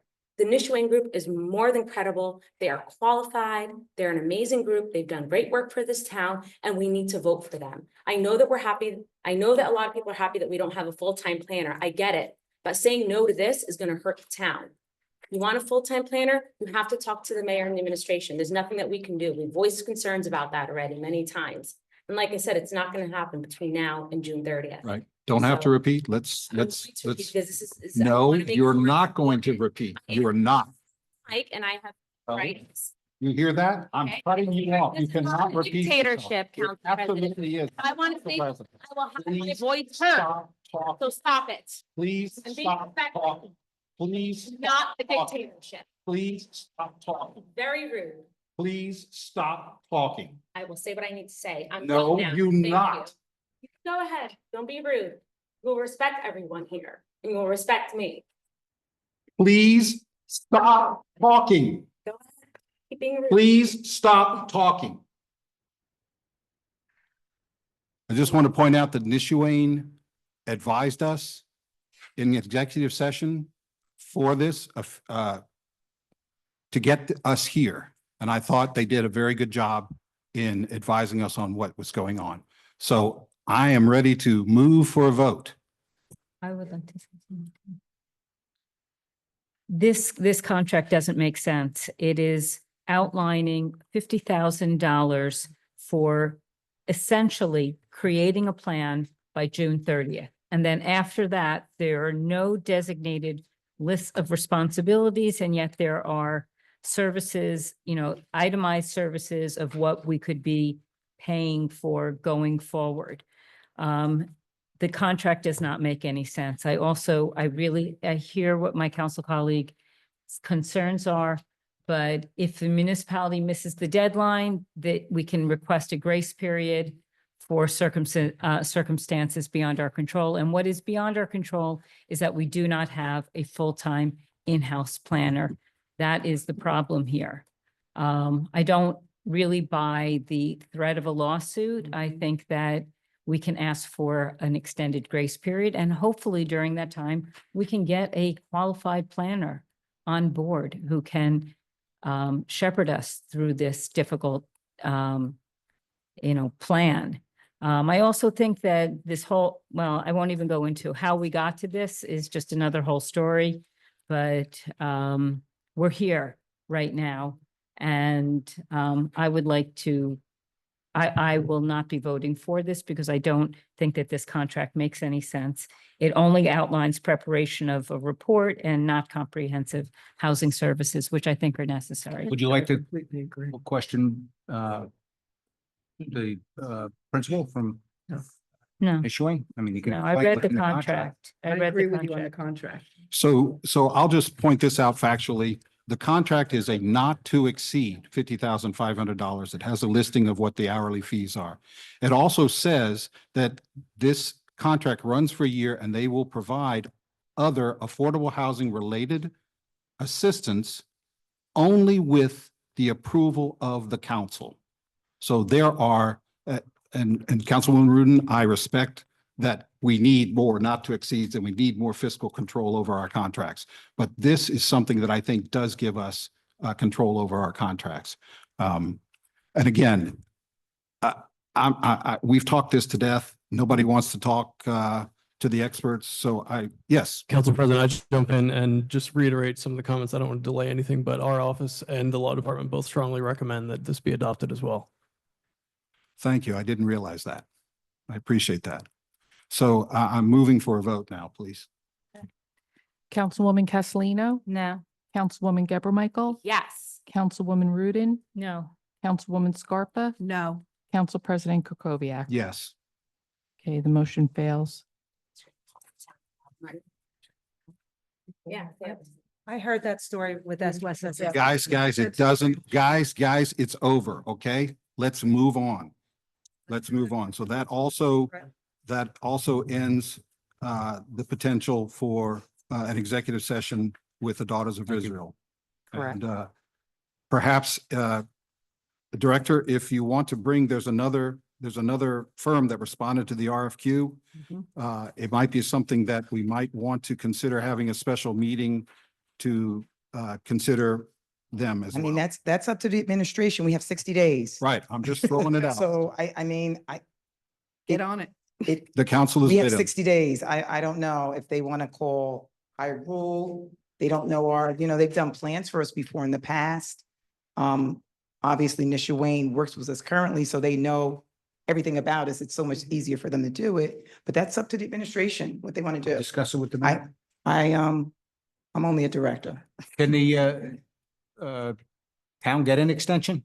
No, Okay, the lawyer's right here. He's right here. He just said it. I just He wanted it just on said it. record. I just want to make sure I put it on the record as a resident and a director in this town. You did. You Thank you. did. Thank you. So Thank you. that's all I can say. If they want to call higher group, that would be up to the administration.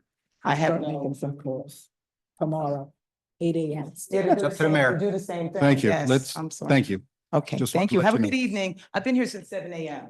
working on this, by the way. So this I know. is I very feel bad, disappointing at Director. the I township. feel very sad. I have a question for the administration. Please get done now. Council President. Yes, go ahead. Please be brief. Thank you. So if the mayor decides to go with a different planner, we would have to have a special meeting. I don't think we could wait 2 weeks. I mean, there's a deadline and we will be sued. And it's gonna I won't cost us disagree with you. money. So will you send us an email and let us know? Because we'd have to I'll- look at dates. Discuss it with the mayor and the legal department in the morning. Thank you. Thank you. Madam Clerk. Yes. Resolution 125, please. Well, it's 123-25 that was pulled. You pulled that. Resolution for the Township of West Orange. Yeah, Oh, I'm sorry. I missed 123. Councilwoman Rudin. yes. I'm sorry, Councilwoman, you pulled it. That's okay. That's okay. Sorry. People mistake us all the time. Yeah.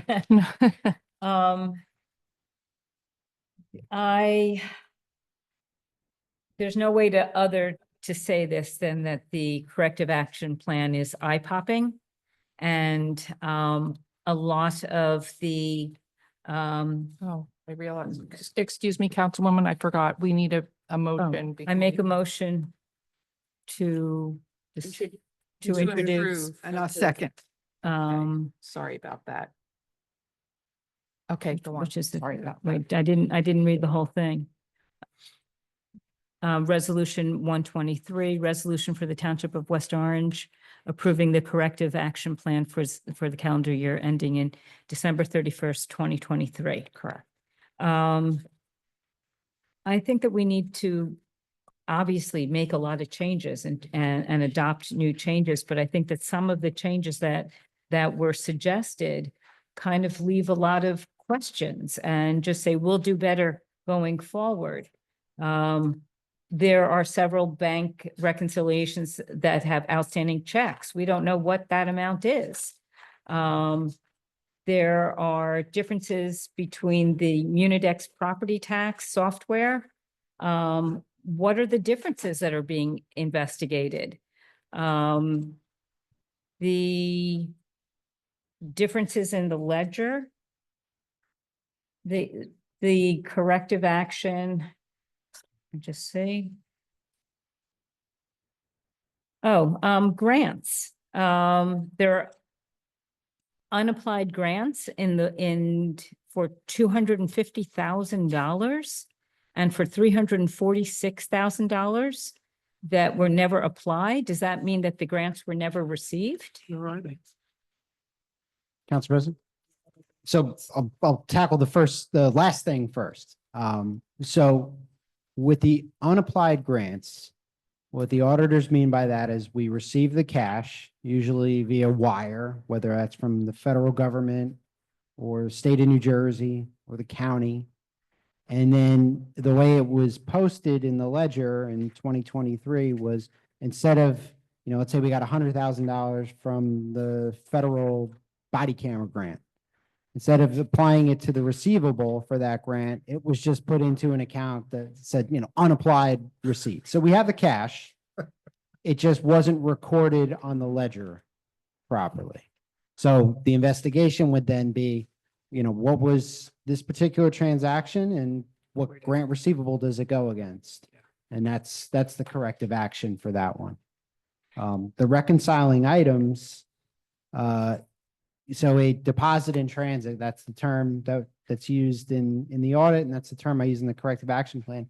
If you bring me a check at the end of the month and I deposit it, I record it the day you bring it in, but it doesn't clear the bank till the next month. So on my reconciliation for that month, I have it marked as a deposit in transit.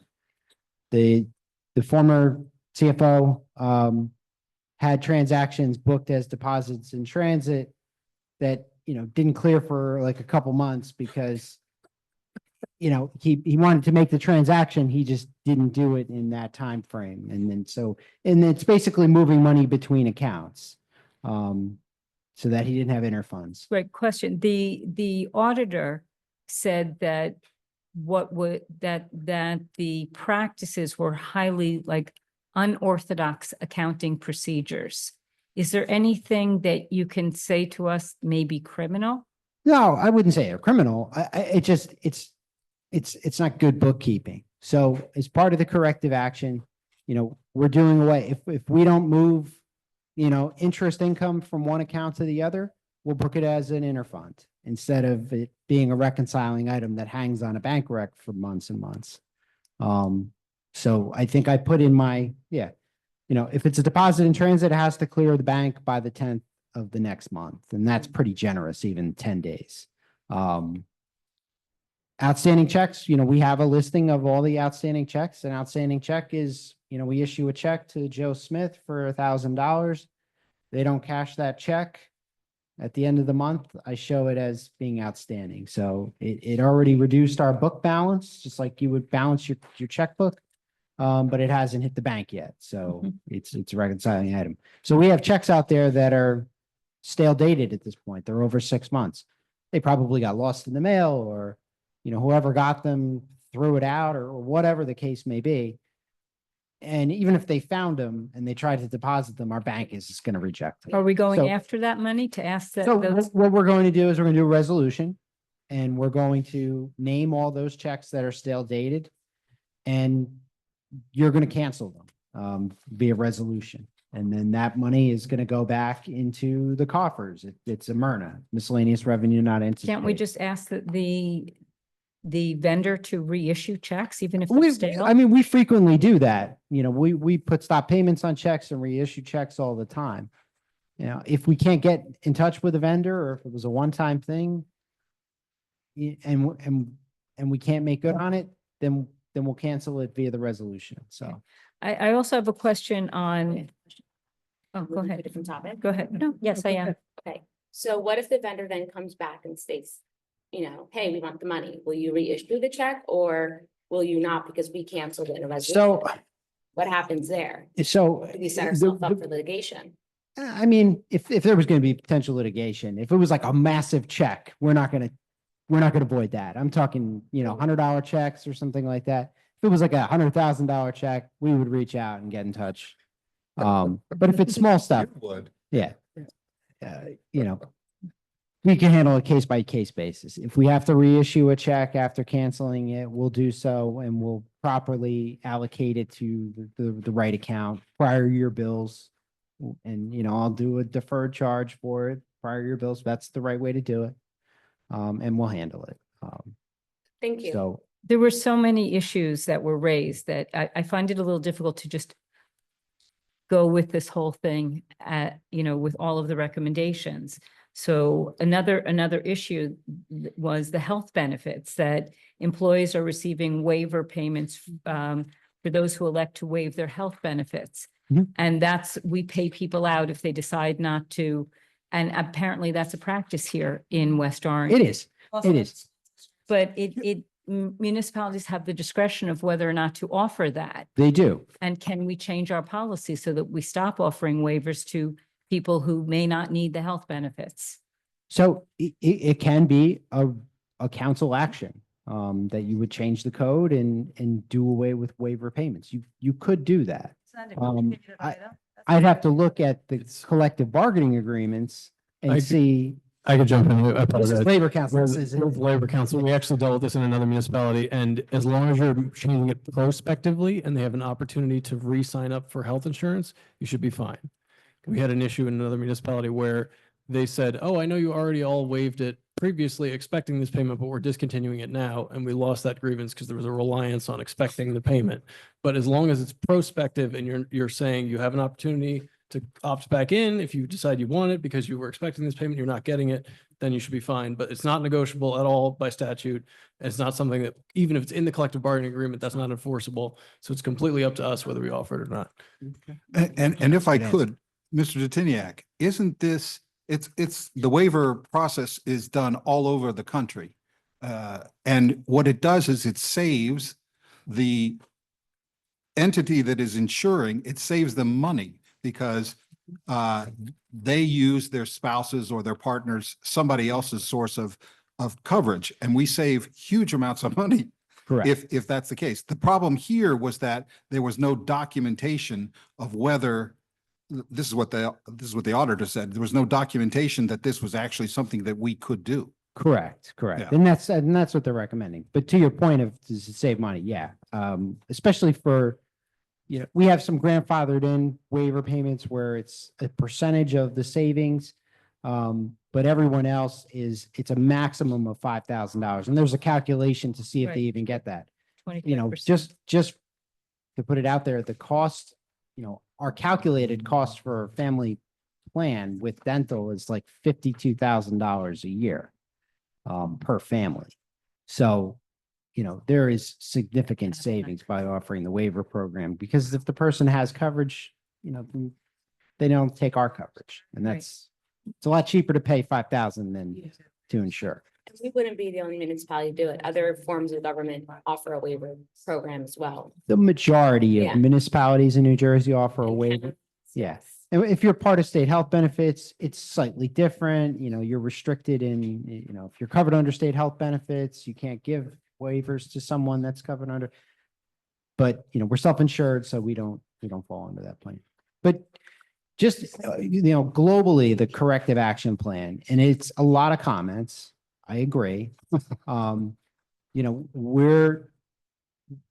know, I'm taking a very mechanical approach to this. Like, we have a problem, we're assembling a team to handle that problem, and we have a goal, and like, it's very regimented. And we submit this to the state of New Jersey, like, provided this gets passed tomorrow morning, I'll submit this through FAST when Madam Clerk can give you the resolution. So Division of Local Government Services will review the corrective action plan, and then they are going to look at the 2024 audit and say, well, how much did you correct? Now, the timing of all that is usually get your 23 audit, you get your audit a lot sooner. So they may look to the 2025 audit, but they do monitor it. And Samuel Klein is going to note all of the prior year comments that repeat themselves. And the state again will look at that. So, it's not the comptroller's office, but it is Division of Local Government Services. They will monitor it, they will email, and they will ask about the progress. And we can always, come to this council and speak about the progress in the future. Because the goal is to, not just correct the problem, but correct the system that allow for the problem. So that whether it's me or some other CFO, the right procedures are in place, and we don't have these issues. You have a lot on your plate to correct. Yeah. The overpayment to an employee, that's just, how much was that employee overpaid? And shouldn't that employee have to repay West Orange? So I'll talk to the engagement team about that, and if we need to go to legal, we'll go to legal about that. But I don't want to say too much specifically in an open meeting. So. Absences were not accounted for, so we are now going to be on the hook for paying out people who may be claiming they had absences because there's no. So record. the absences are accounting for, it's the value of the absences. In the current system that we use, if you didn't run the report as of 12/31/2023,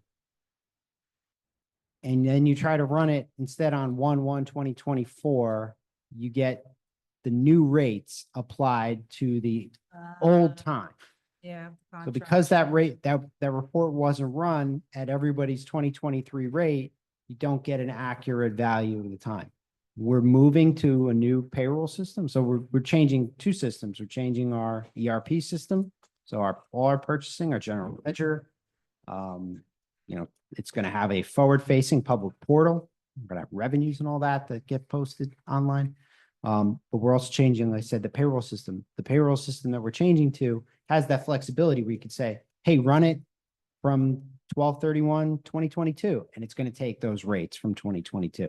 So it's just the system. And I don't know if somebody forgot to run the report at the end of the year. I don't know what happened back in 12/31/2023, but that's the comment, is that it's applying rates from a different year to time from the year before. So tonight we discussed an issue, which is that certain businesses are operating without proper permits.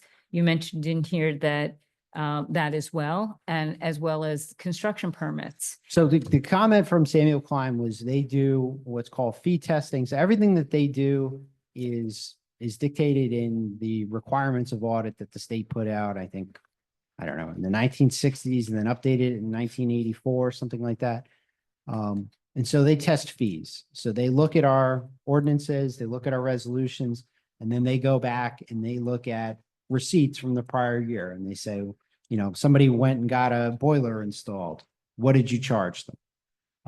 And so that's what they're noting there, that some of the permits, according to the resolutions and the fee ordinances that we have, were charged incorrectly. So we're going to look at all of the pre-programmed UCC fees that, we utilize a system that prices everything out. Is everything up to date with our ordinances, so that we don't have those issues?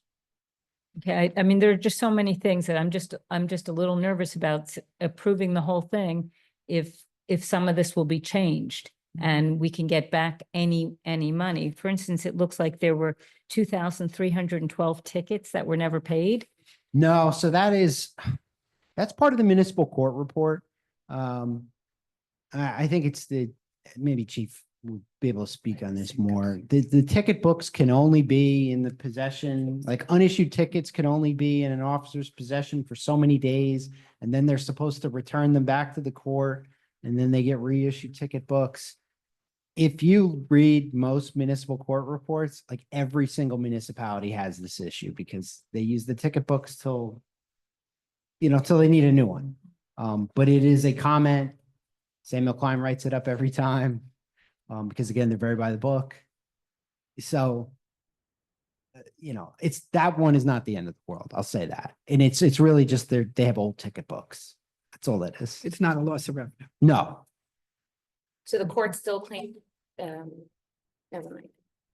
I believe that's because you mostly use e-ticketing. Yeah. And There's still- really only use the hard copy handwritten tickets when the e-ticketing's down. So those summons books sit in an officer's briefcase or duffel bag for Yeah. long periods of time. If I could just make three suggestions. Number one, local government services is going to read this. Mhm. And if they don't like something in it, and they'll know after they read the audit, they'll know the full picture. They'll come back and they'll say, no, you got to do this. So we'll hear back We'll have from to check them it back. if they don't. The second thing is,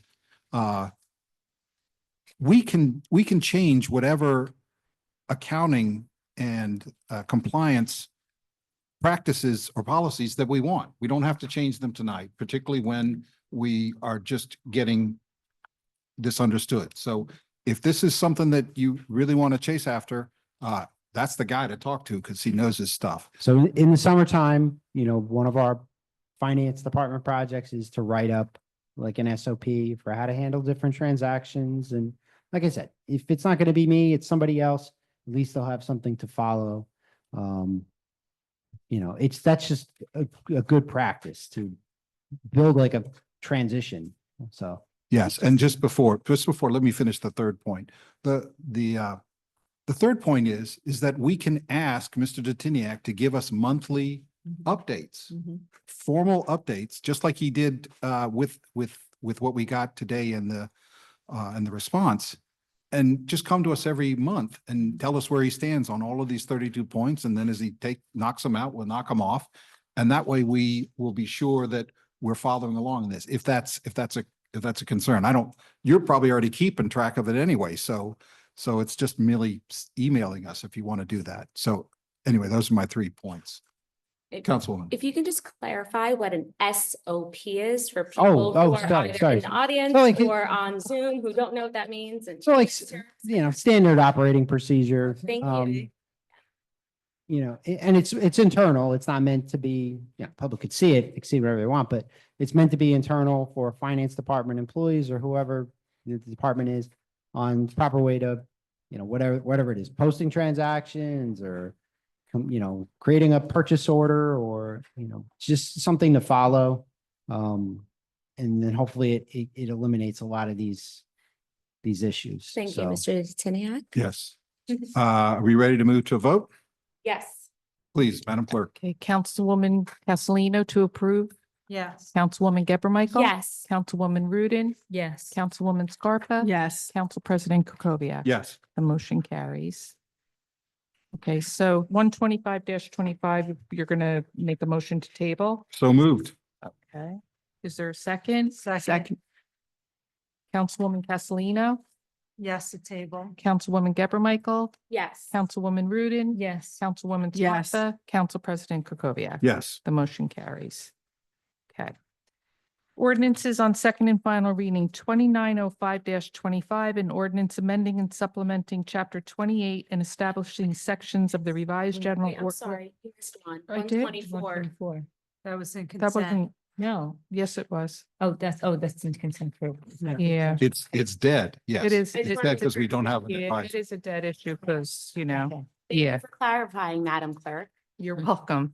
2905-25, an ordinance amending and supplementing chapter 28 and establishing sections of the revised general ordinances of the Township of West Orange regarding a lawn care registry. Is there a motion to introduce on second and final I reading? make a motion to introduce on second and I'll final second reading. Thank you. Councilwoman Castellino, No. Councilwoman Geber Michael. Yes. Councilwoman Rudin. Yes. Councilwoman Scarpa. Yes. Council President Kukoviac. Yes. Thank you. public hearing. Now is the time for the public hearing on proposed ordinance 2905-25, an ordinance amending and supplementing chapter 28 and establishing sections of the revised general ordinance of the Township of West Orange regarding a lawn care registry. If you would like to speak, please come up to the speaking. Microphone. Yeah, to the microphone, yeah. You have, give us your name and your address, and you'll have 5 minutes to speak on only this topic. Is there anyone who wishes to speak on this topic? And only this topic, please. Michaela Bennett, Old Indian Road, lawn care registry for what? Why are we asking lawn care providers to create, why are you creating a registry for lawn care providers? It makes sense if you're also going to be policing whether or not the type of equipment they're using, et cetera. But what's the purpose of this? I think, you know, it flies in the face of what you're just talking about with immigration, et cetera. And you think about lawn care providers, largely immigrant population providing lawn care services. And you're going to ask them to come into a government and fill out forms to be a part of a registry or go online and fill out it for what? Why? Like, why are we requiring that? Thank you. Is there anyone else who wishes to speak? Anyone who wishes to speak at this public hearing? Seeing none, I close the public hearing and open the discussion with my colleagues. Councilwoman. Yeah, I just want to make a statement. Obviously, I've been supportive of all this but what I did find out through the process is that up at the recycling center, if you come in to utilize the facility as a landscaper, a lawn care business, you have to register there. So there is so if some of my colleagues were concerned about getting information to the landscapers, which I do support that. You could do it through this method and I guess, you know, check in with Mr. Reynolds, because I believe, right, is that his domain, chief? I'm sorry. I The didn't hear. recycling center, is that Mr. Reynolds' domain? Privatized. I usually deal with the contractor myself. So they have to register. So if we wanted to get information to their registry there, educational pieces, or if we ordinance change, et cetera, can we utilize the registry that they have created through the users? I'd have to check their contract. I don't know. Okay. And maybe, you know, confidential information that they have. All right, well, we're just looking to push good information Yeah, out. I'm sure they Yeah. would volunteer to give out anything they want to, you know, we want it to be given out. But to actually access their database, we'd have to go through legal and check their contract. Okay, if you could find out, please, that'd be great. Councilwoman. Ms. Bennett, thank you. For the reasons that you outlined, I am not supportive of this. I would be supportive of this if it came back and it was optional. I know that there's no cost to the businesses. I know that you worked hard on this and it was a two-part between the other ordinance and this. It'd be nice for residents who don't know where to go to have an option to look at a list of registered businesses as an option though, right? It shouldn't be mandatory. I don't think there should be any violations or penalties. And because the other ordinance unfortunately failed, I don't think it's fair to, I don't think we should be going forward with this. So for that reason, I'm gonna have to vote no. Thank you, Councilwoman Rudin. Anyone else? No, I really understand your concerns. Hadn't really thought about it in terms of that. Our intention was to be able to communicate with landscapers if we were making a change. And I hope that we will be making the change. And this seemed like a two-part deal.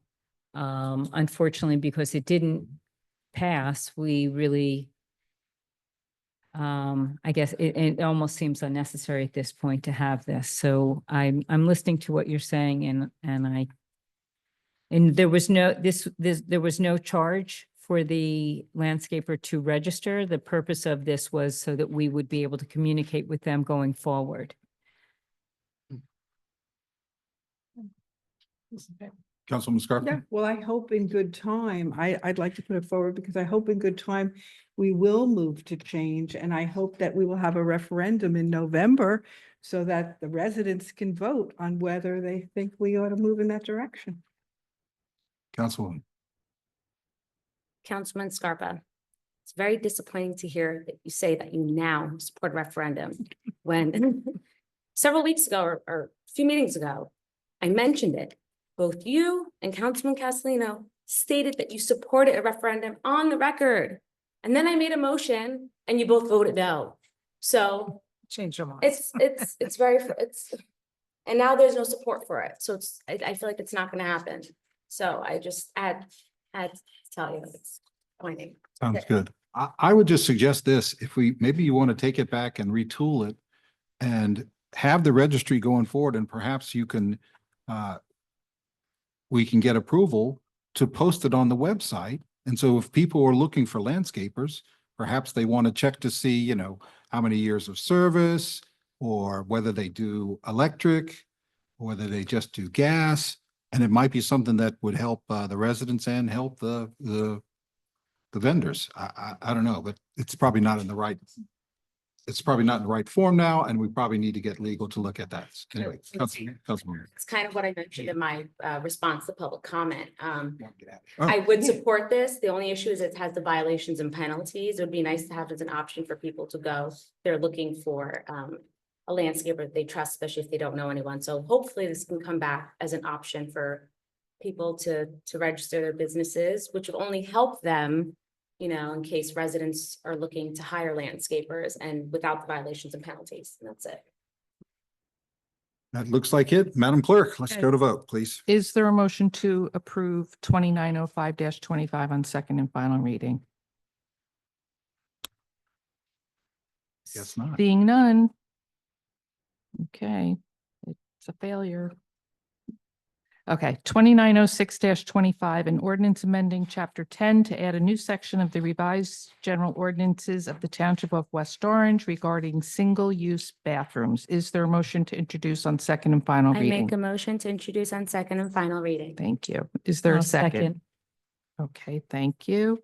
Councilwoman Castellino, No. Councilwoman Geber Michael, Yes. Councilwoman Rudin, Yes. Councilwoman Scarpa, Yes. Council President Krokoviac. No. Now is the time for the public hearing on ordinance 2906-25 regarding single-use bathrooms. Please come up to, if you'd like to speak, you have 5 minutes. Please come up to the microphone and give us your name and address, and you'll have 5 minutes to speak on this subject and only this subject. Ms. Bennett. Okay, well, Bennett, Old Indian Road. I think it's funny that I came down here not intending to speak and I've stood up 2 times. I'll be as brief as I can. I just sent you an email with an image. Accepted Students Day was happening, has been happening all month for high school students, accepted at schools and Rutgers at the dorm. I just happened to be walking through and there was the image that I sent to all of you. It's really simple. It's straightforward. You've heard from a lot of people. It really costs, it's a minimal cost with great reward for those who deserve the equity that it brings. And I would urge and encourage all of you to pass this as evidence of your leaning into being a more just, equitable, and inclusive town. Thank you. Thank you, Ms. Bennett. Is there anyone else who would like to speak? Anyone? I know there was a lot of comments and public comments, so Can I make a comment? we've still got the public hearing. We need to close the public hearing and start the discussion. So seeing none, I'm closing the public hearing and opening this up to my colleagues. And it looks like Councilwoman Rudin wants to speak. Yes. I'm very supportive of this. I would just like to know what the administration is going to do and what anybody who deals with restaurants, especially downtown, is going to do to make sure that our businesses in town know that this is now the law. Health We- department. Well, it's not just, the way the ordinance is written, it's not just restaurants. This is all Wherever business. single occupancy bathrooms, including non-public facing restrooms. So if you work in a bank and the bank has a bathroom in the back room that's only available to employees, this applies to that as well. So we're going to ask every department that is involved, like fire does life hazard at all commercial establishments, police are in and out of offices and so on frequently. Health will deal with the restaurants, and we're just gonna have to kind of do it on a piecemeal basis.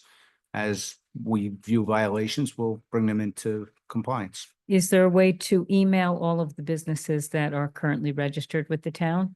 We can ask the Chamber of Commerce to help us out, but they, obviously, every business in town does not register them. I don't believe there's a database with an email for every Yeah, business. Sure, there There is, is. but yeah, the license that everybody, they get, the mercantile. We have the license, but I don't think we have a database with all those emails.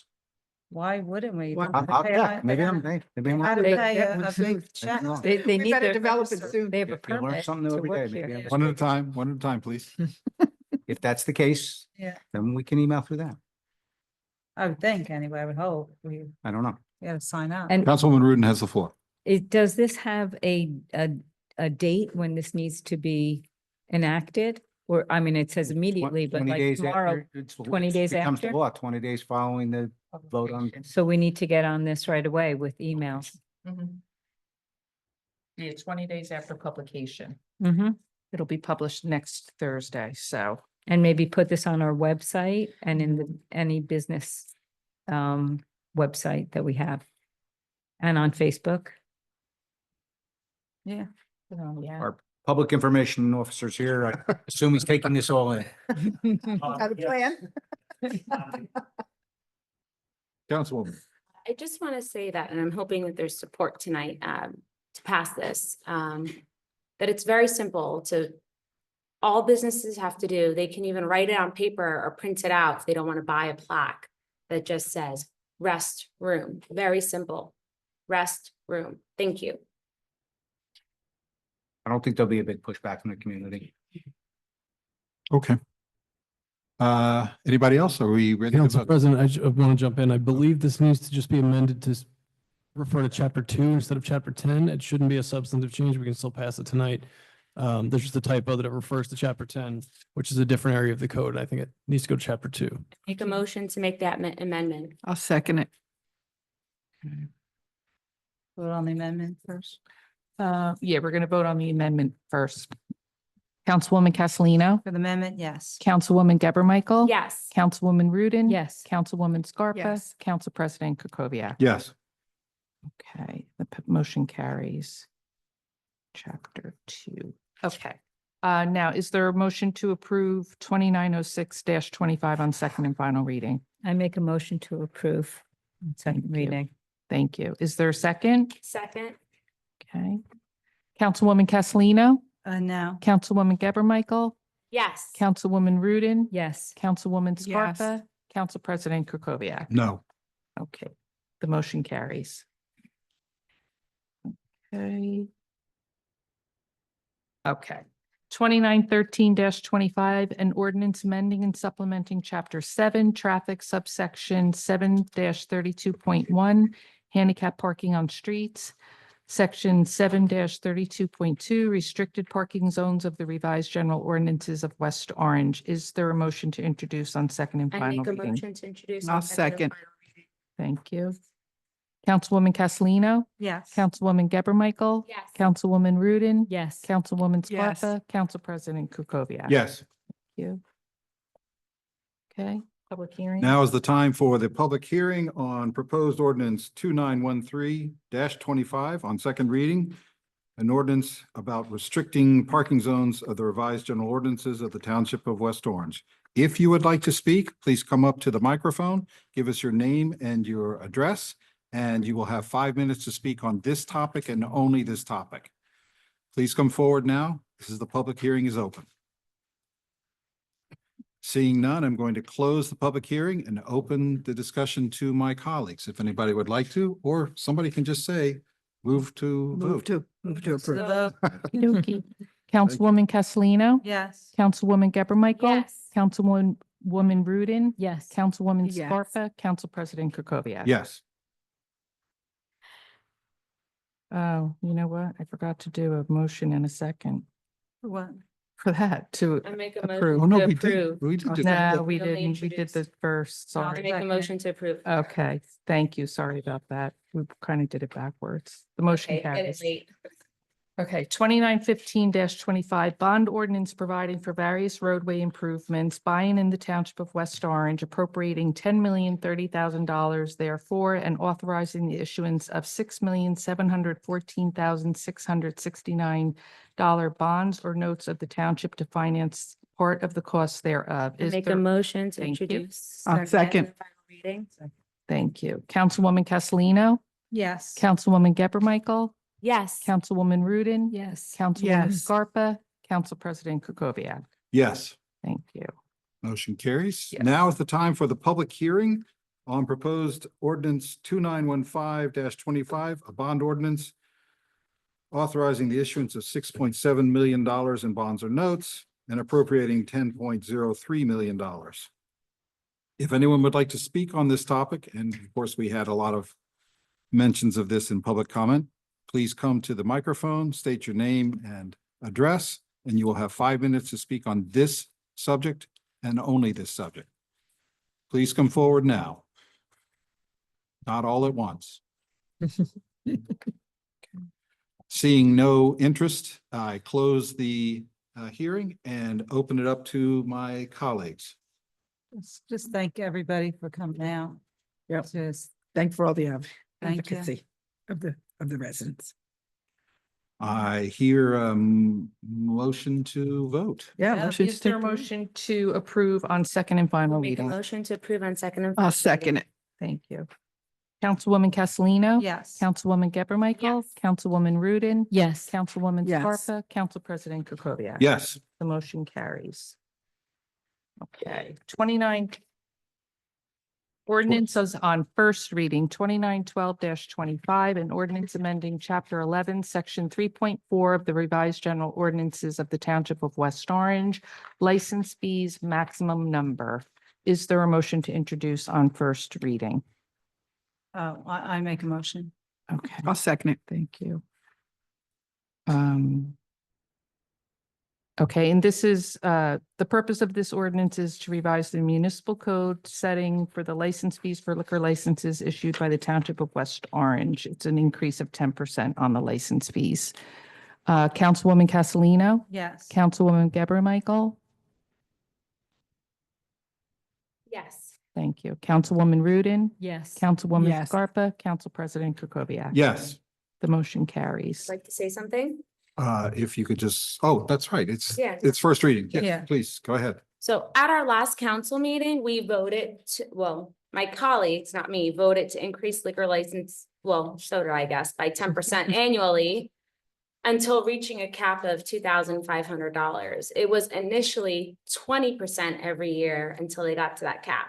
So I just wanted to say thank you to my colleagues for reducing the original proposed amount from 20% to 10%, which would have placed an even greater burden on our small businesses. And while clearly I remain conflicted and still believe a $2,000 cap would have been more appropriate, I will support this measure as a more reasonable compromise. So thank you. Thank you. Madam Clerk? 2919-25, an ordinance amending chapter 5, section 32.3 and 32.8 of the revised general ordinances of the Township of West Orange, police requesting towing and storage services. Is there a motion to introduce on first reading? So I want to say no. I mean, No. Under We've got to have a motion. to talk about it. Right. Yeah. I'm still gonna vote I'll no. Make a motion to introduce. Thank you. Is there, Second. thank you. Discussion. So here's the thing with this. The nightmare that we have on Main Street right now with all the towing and the storage, we still haven't fixed because we don't enforce it, force the number of cars. We occasionally do. Perfect example, Pleasant Valley Way and the gas station, Pleasant Valley Way and Eagle Rock Avenue. It's getting worse there. There's more and more storage there. Why is the police making this recommendation? And again, I don't understand why would we want this in the middle of So- town? I don't know if you're reading this right. This is apples and oranges, what you're saying. That's a zoning issue if there's too many cars on a lot. This is to increase the availability of towing companies, because right now they have to be located in West Orange. And excuse me, Twin Towing is the tow company from East Hanover that was leasing at Select lost the lease on the property. As a stopgap measure, we allowed them to tow to East Orange because Twin can't do it all. So the law says you can have either one towing company exclusively, or if you open it up, you have to have as many as are willing to tow for you, as long as they comply with what your restrictions are. I'm hoping 3 miles from the center of town is enough. We may have to go a little further. I mean, it's great if somebody gets an accident and they live in town and they only have to go to West Orange to a tow yard to pick their car up, but that's just not doable Yeah, anymore. but here's the problem. So if you put like right now, they're on the outskirts of town, which is mainly down off of Main Street. And it's a nightmare. They put dozens of cars. This is only for just to be clear, this is only for police towing. This is nothing to do with a garage that has their own tow truck and tows cars. This licensing has nothing at all to do with that. Okay, This is so, strictly, it was Twin and CNL, what they're gonna name it, CNL Towing. They were the two. CNL doesn't have the ability to staff where Select is or lost the lease or whatever. They're using their East Orange yard. I kind of just allowed that because Twin can't do all the towing for us.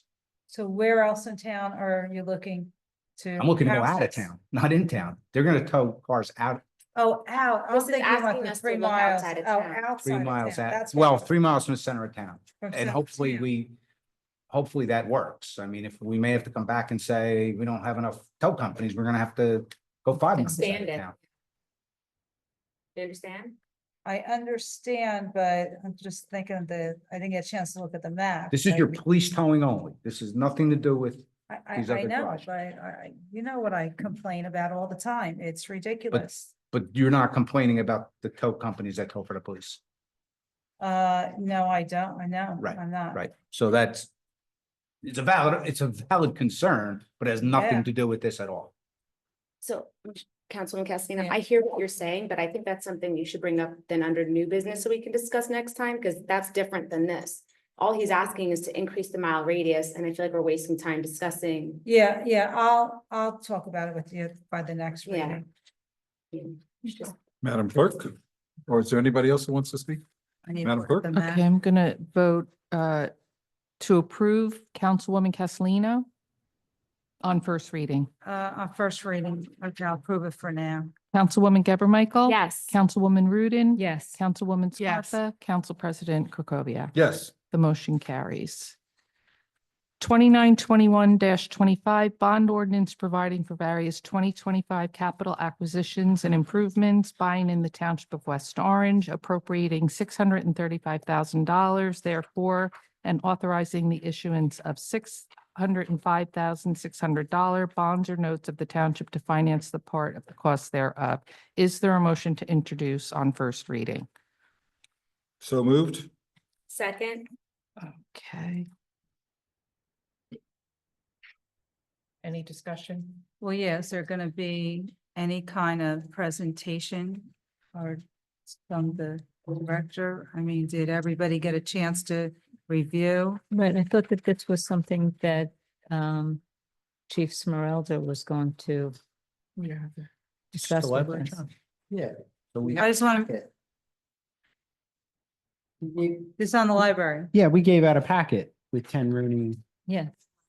Yeah. Okay, I just want to make sure everybody was good before. No, this is not for not the temporary. library. This is not No, for the this is for library. the Lando parking, isn't it? This is for, Dogwood Park. This Oh, is the for other the one. parking lot that you want done, right? Did everybody? Yeah, read it included one? that too, Yes. Lando parking. see this. Yeah. I know, I keep mixing my papers. Who's up, on guys, first? Sorry, I know. Long day for me today. This is the ordinance that failed Yeah, this got pulled. for lack of a motion to consider.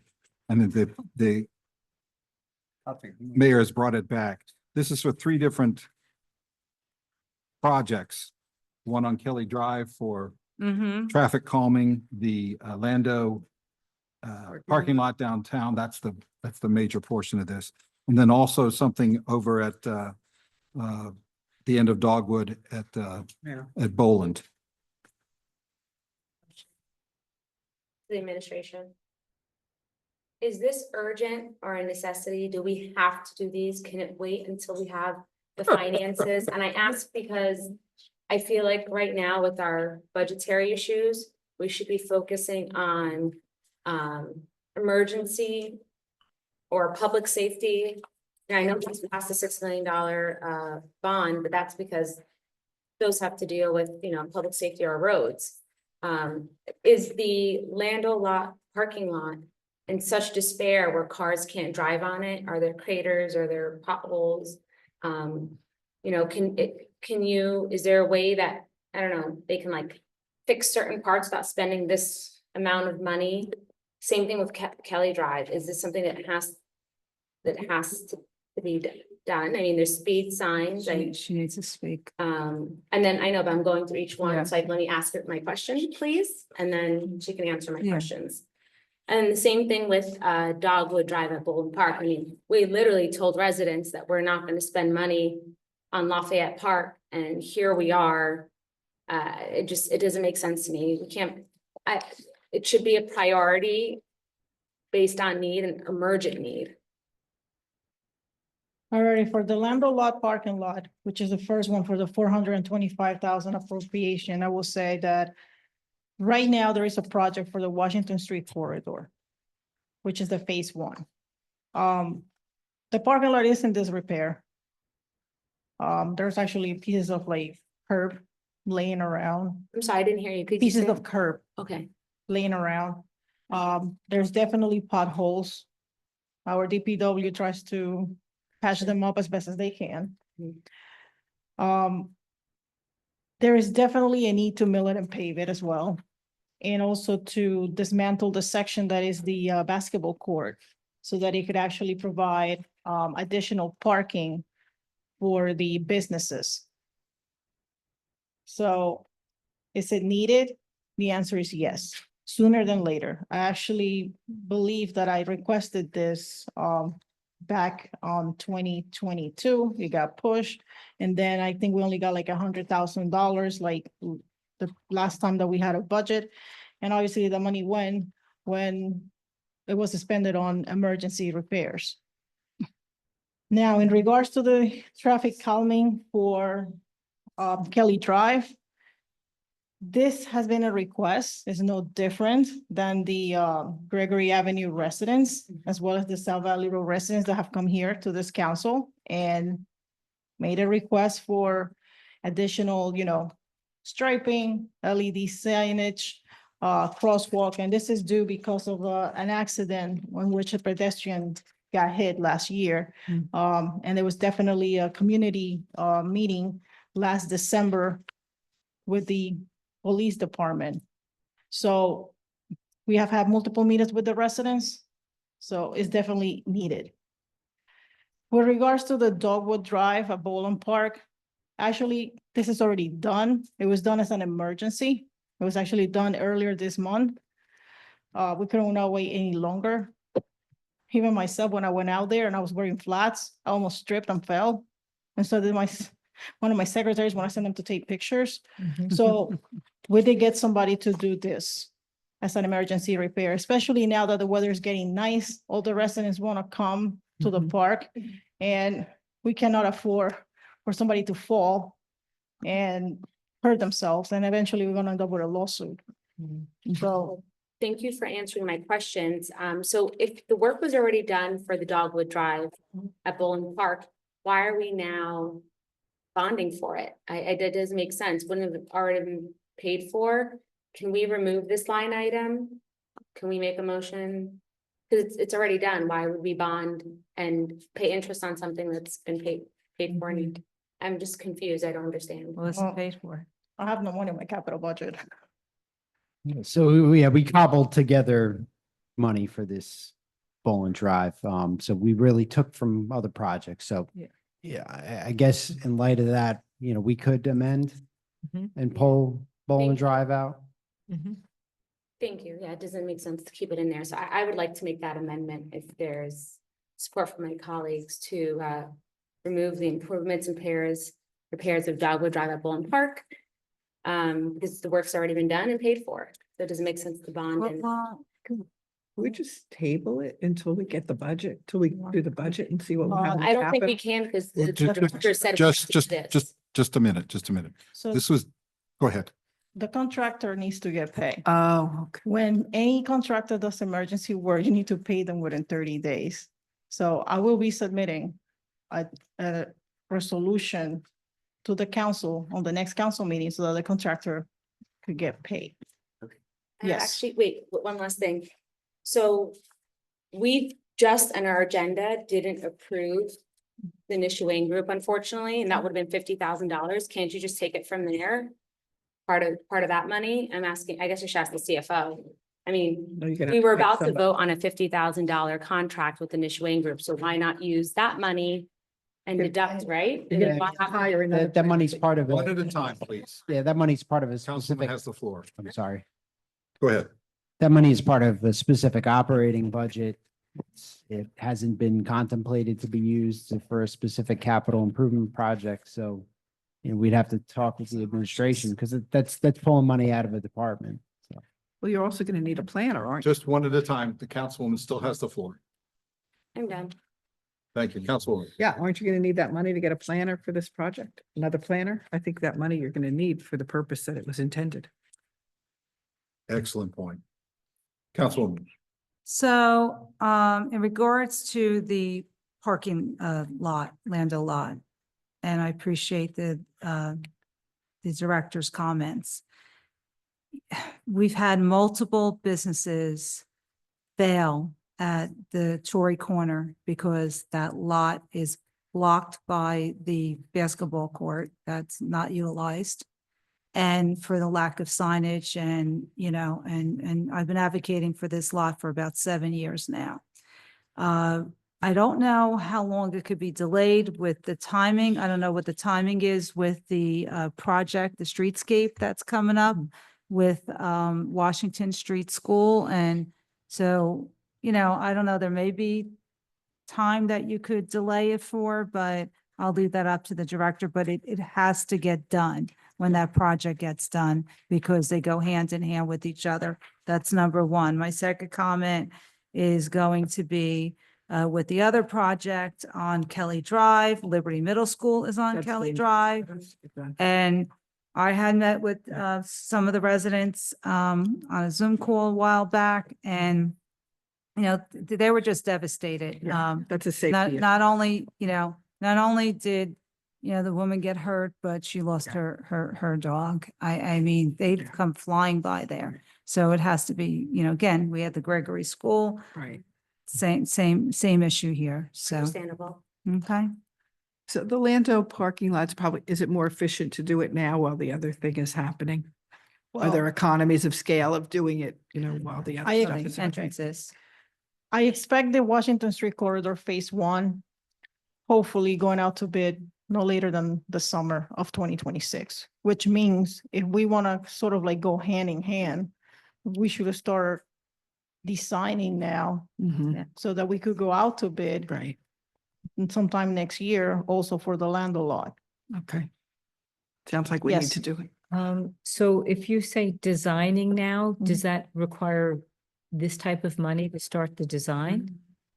In order to design, I would rather like have the money so that way, as soon as the design is finished, we could go out to bid rather than having to come back And then it's gonna be more time and so many months before I could actually put it out to bid. And how much did the Dogwood Drive at Bolin Park actually end up costing based on an emergency basis? $81,000. Yes, thank you. $81,000 in change. I had made an estimate in my head that it was gonna be about 75 to 85, so I was close. Good job. All right. Is there any way that we can approve the Kelly Drive for safety reasons right now and consider the other projects when we are evaluating the budget? Excuse me, once again, the Dogwood Drive needs to get paid. The work was done and the contractor has to get paid by law in X number of days, so it will be those two. Right, I understand, sorry. but is there any money to pay, if we don't bond, is there money to pay the the capital Dogwood, budget. the people who did Dogwood? Yeah, like I said, we've cobbled together Okay. various capital ordinances that, I feel are in the spirit of the Okay. original ordinance. So that this work is in the spirit of the original ordinance, I should say. So, What Mr. Detiniak, I think, is doing is sort of sidestepping around the issue that when we borrow money, we say what we're going to borrow money for. And if we change our minds, the mayor has to come back to the council and make the changes.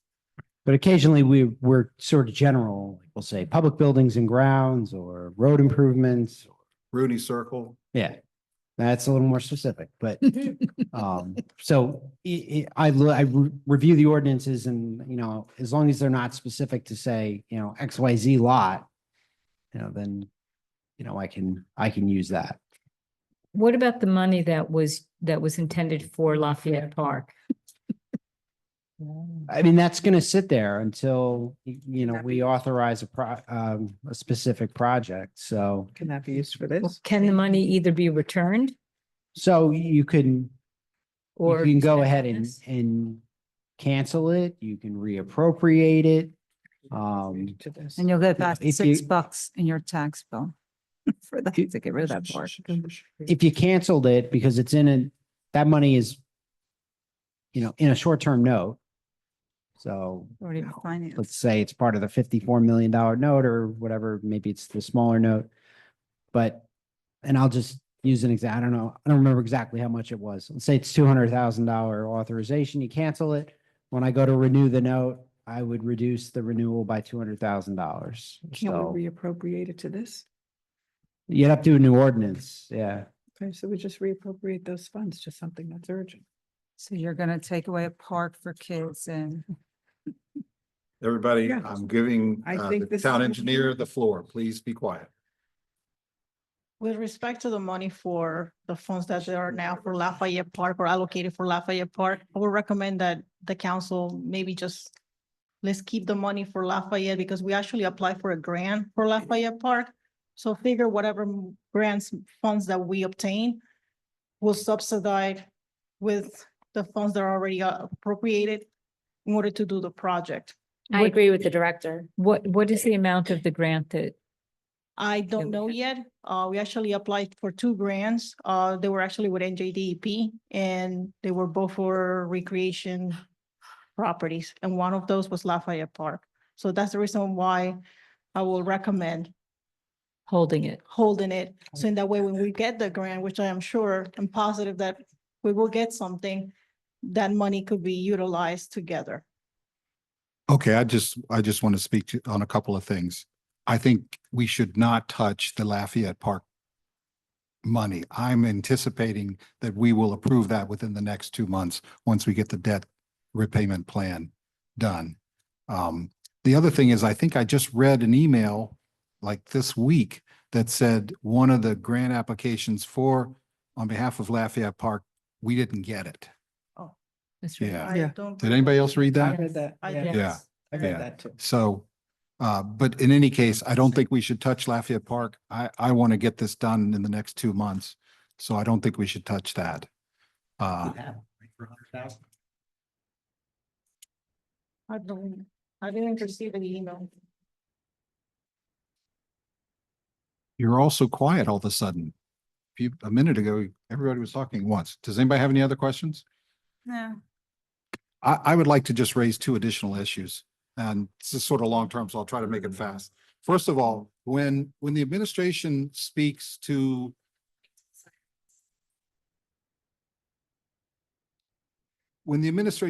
community groups, and I'm just, in my mind, I'm thinking about the traffic and parking study we heard. I wish, and I know it's not required, but I wish the administration would let the council know when they're meeting with the community. And I say that only because when we get into a situation like this, except I don't know if you attended any of those meetings up at Kelly Drive, it would be much more helpful to us if we heard firsthand from people at these community groups. So I would ask for an invitation anytime, and we'll figure out if there's more than two people who want to go, we'll draw lots or something.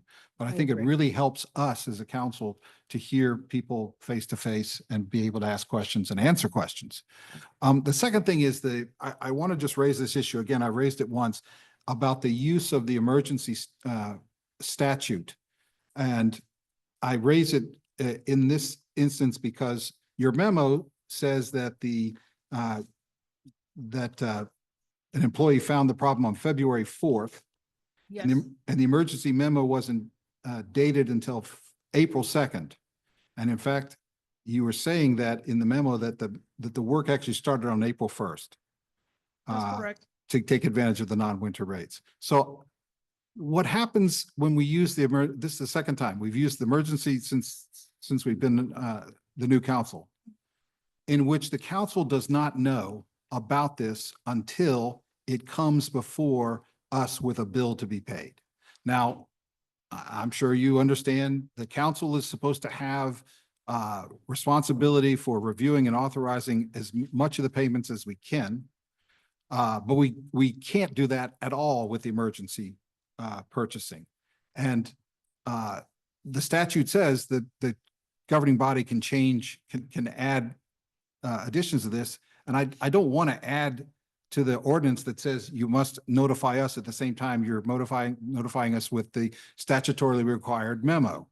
But I do think in this case, we might have had a chance to, if the council knew about this, to maybe go out for a bid or do something that might help to reduce the cost without slowing things down. And I know the emergency statute, I've read it, it's not very long, but I just want to, if we can just ask to be notified on the memo when you do this, just so we know what's going on. What I could do with the permission of the administration would be, I guess, to copy you when I send a memorandum to the purchasing agent. Yes, that would be great. But even in this case, you knew you were going to have an emergency much sooner than the memo. I did, yes. And I applaud you and the other employees who found the problem and determined that it needed to be fixed. I'm not in any way criticizing you about that at all. Actually drums around the area where all the craters were, like, how to say this?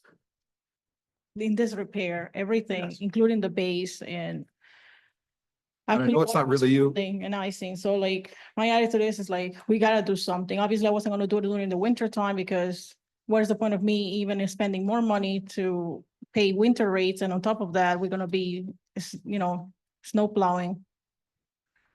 So I'd rather wait at least a little bit right before the spring when the contractor was available to do it. I am not criticizing you in any way. You handled it perfectly. I'm just saying, I for the understand. council's benefit, we should know if we have an emergency expenditure, and certainly if it reaches $80,000. So that's all I'm asking. And that's all. I agree, especially since we're going Like to I said, with the permission of the administration, I will. Yes, I will absolutely. copy you on the memorandum. That would be great if that's what you want to do. If you don't want to do that, we'll just pass an ordinance. So is there, thank you.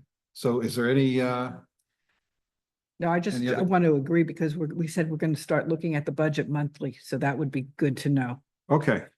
as we do that.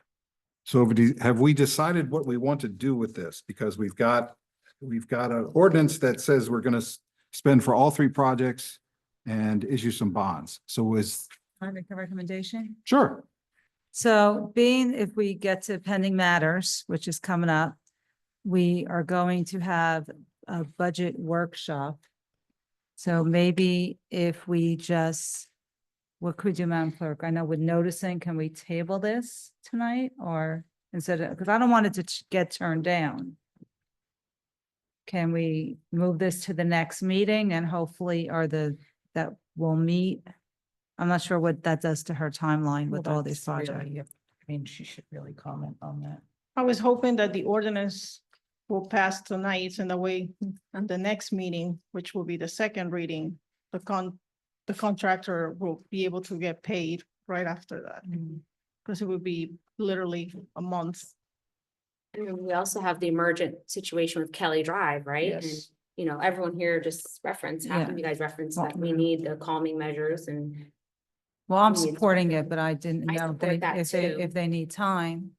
You need 4 though for a bond, so they're not there. Or if you could vote for it on first reading and we make sure we get a budget meeting workshop before the second reading. That sounds good. Mr. Titania?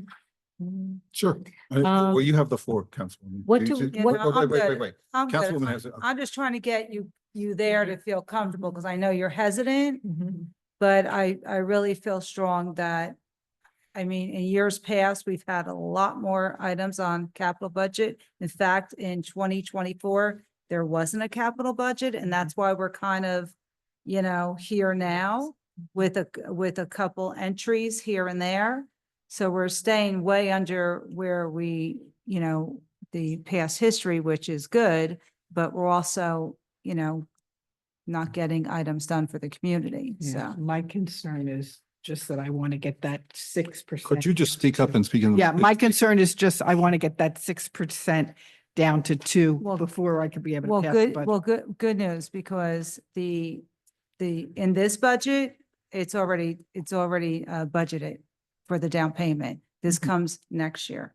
And if you want to feel comfortable with the debt service, we can talk about debt service Good. when we first meet for the budget and go over Mhm. that first. that would be So great. if you do have ordinances, then Right. you could We get kind of that see what we're looking at. conversation out of the way, make that our first workshop, Yeah, I would feel or comfortable. debt service. Just a recommendation. Okay, so what do we want to do? Do we want a motion to table? Or do we I want a just motion want to to? ask Oh, Mr. apologize. Titania Go a ahead. question. We can cobble together, you can cobble together funds to pay the vendor for Dogwood, right? Yeah, Can you cobble together funds for Kelly Drive? for the signage. Yes, They want more than that, though. it's 75,000. I don't know if I can get 75,000. We have some old ordinances that had LED signage and striping, but I don't think it equals that $75,000. Top of my head. What is I the don't think section so. 20 expenses? That's an additional That's 50,000. that's for the attorneys, for the Soft costs. auditors, for the financial advisors, for the engineers.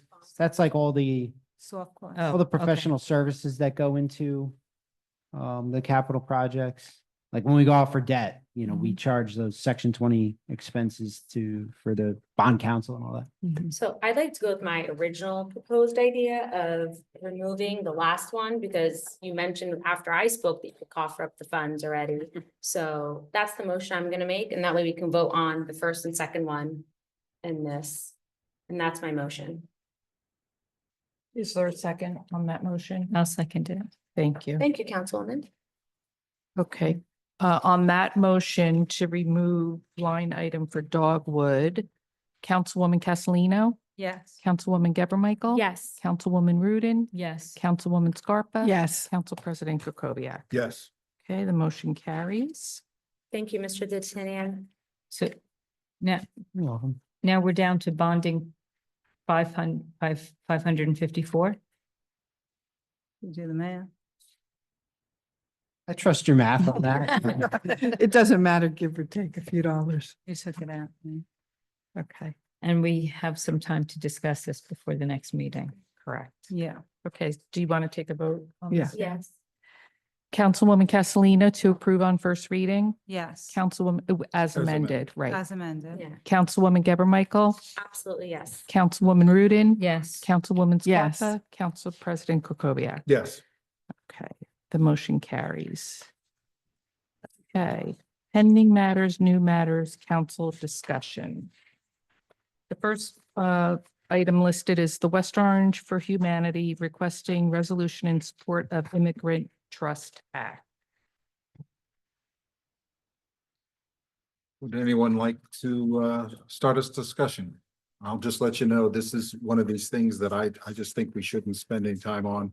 It's got nothing to do with the substance. It's got everything to do with, even if we pass this, it's not going to make a difference anywhere.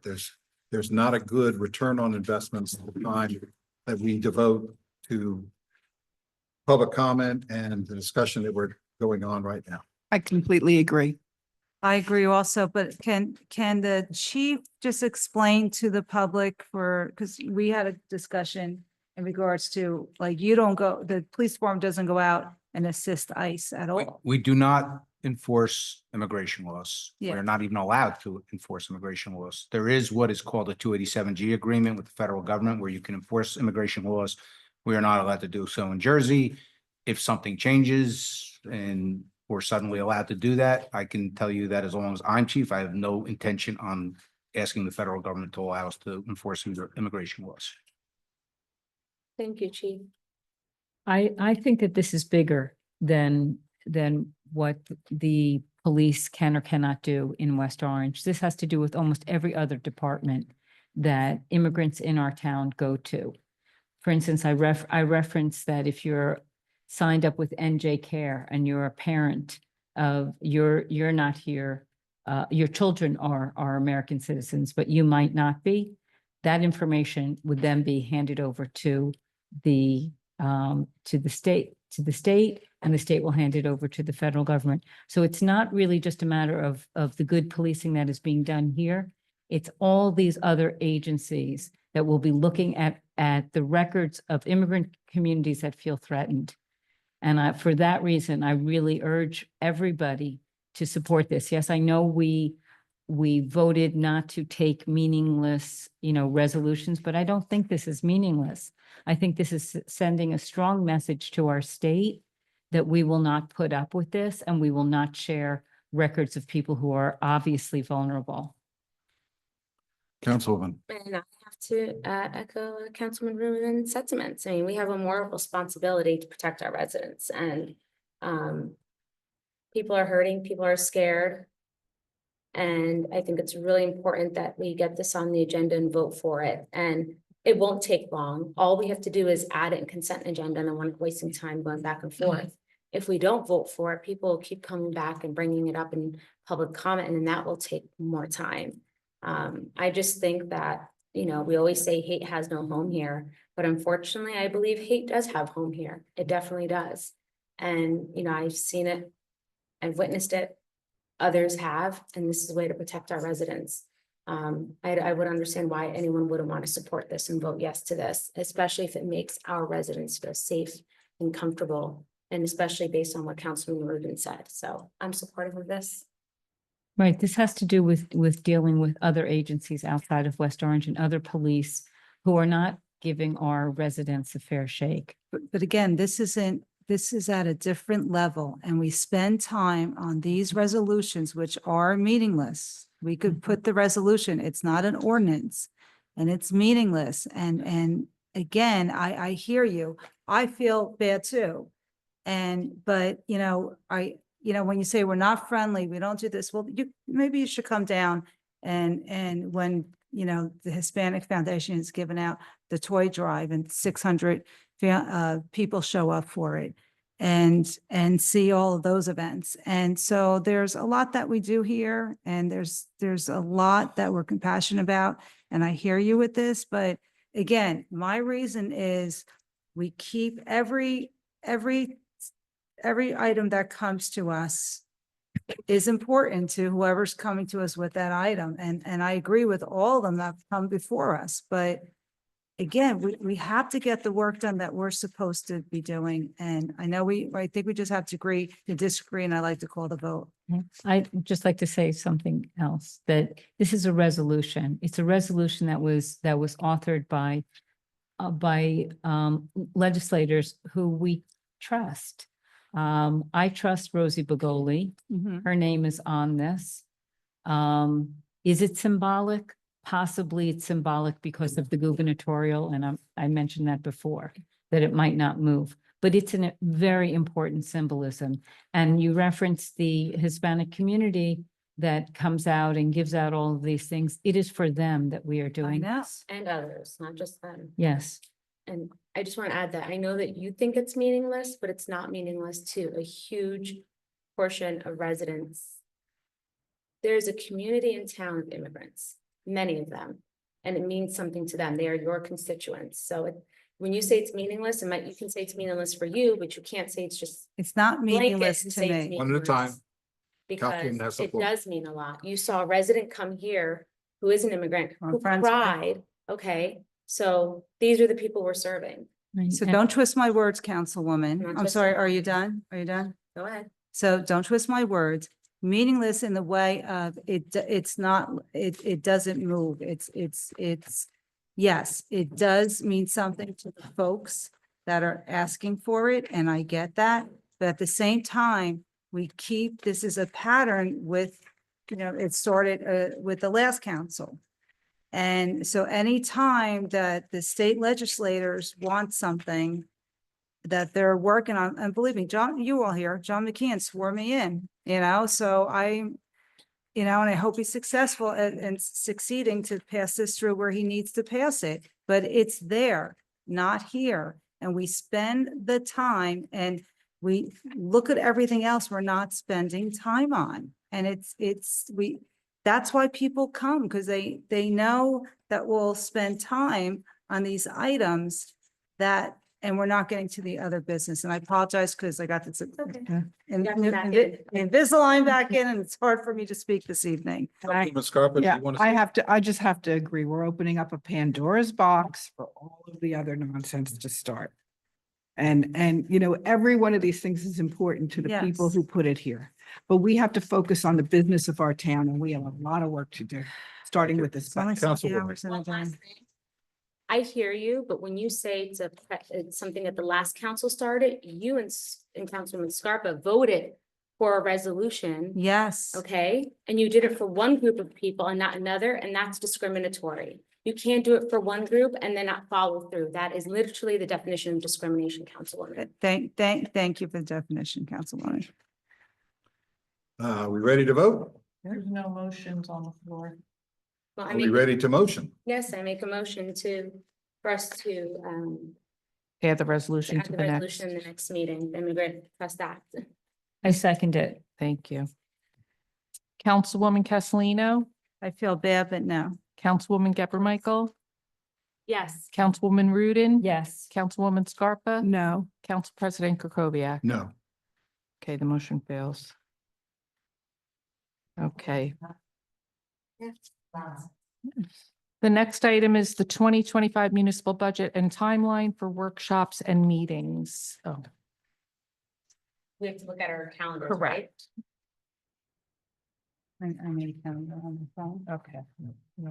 Sorry. Okay. Oh, yeah, this is the calendar.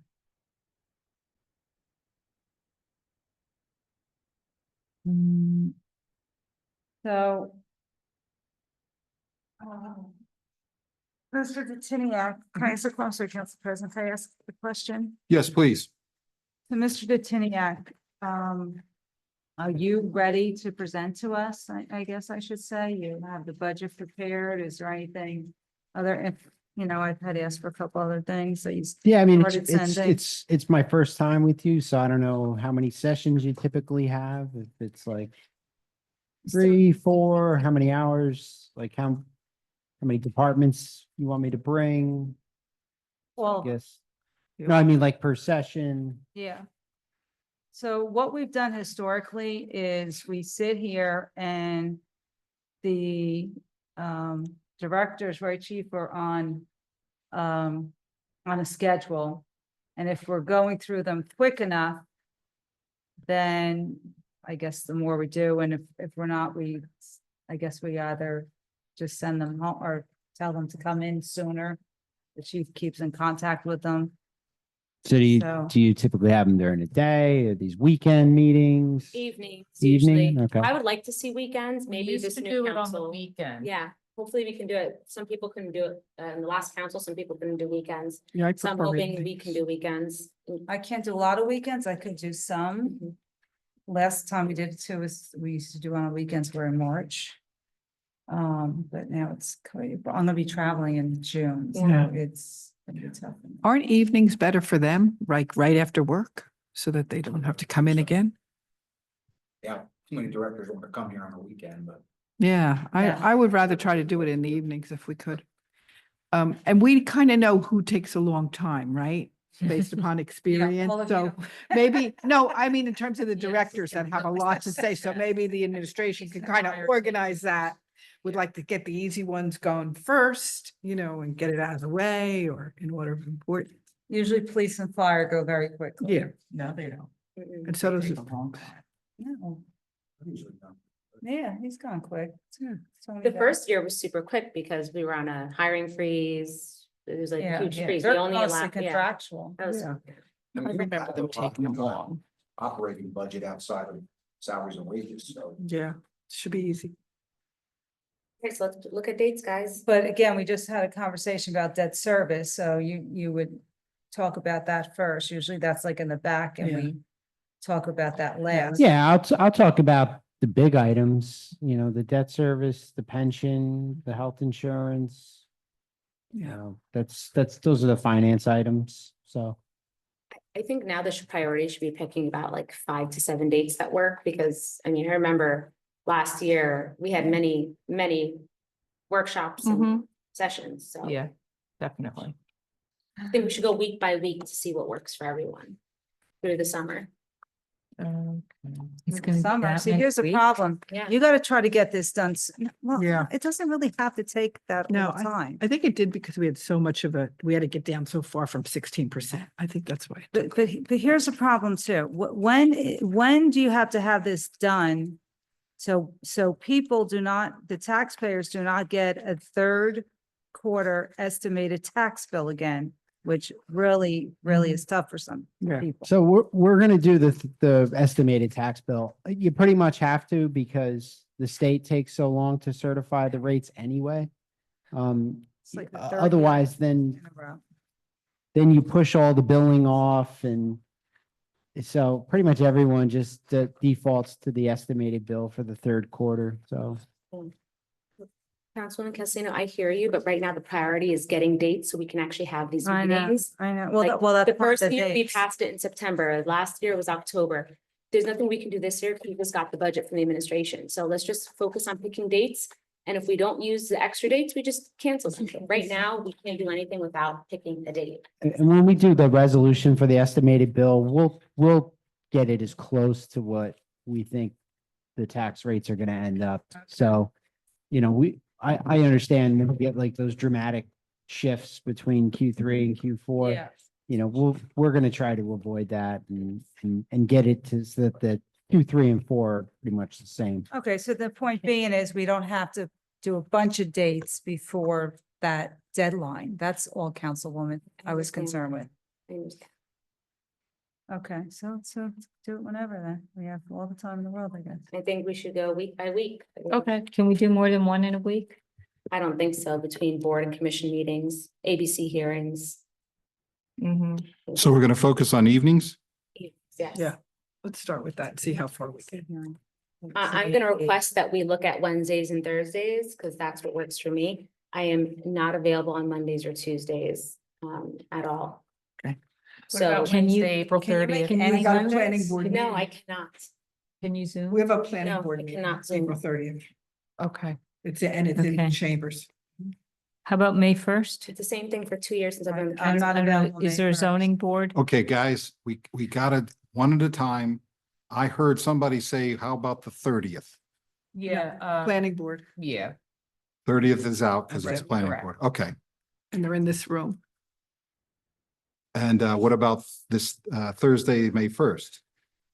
I'm available. I'm good. I'm not, because I switched something from the last ABC hearing. I moved it to May 1st. Okay. So May 6th, we have a council meeting. Oh, no. So soon. May 8th, we have an ABC hearing. How about May 7th? Well, that's a lot of Planning board. council, ABC, budget.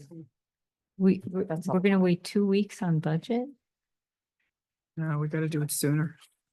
Unless you want to make a weekend date. Well, what about? Why can't we do the 8th again? ABC hearing. Can we do it Friday? I can do a Friday. I could even get here earlier on a Friday. I can do the second, no, I can't. I have a back procedure on the side. Right, so you want to do it beforehand? Yeah, and the May 6th council meeting I'll be doing from home.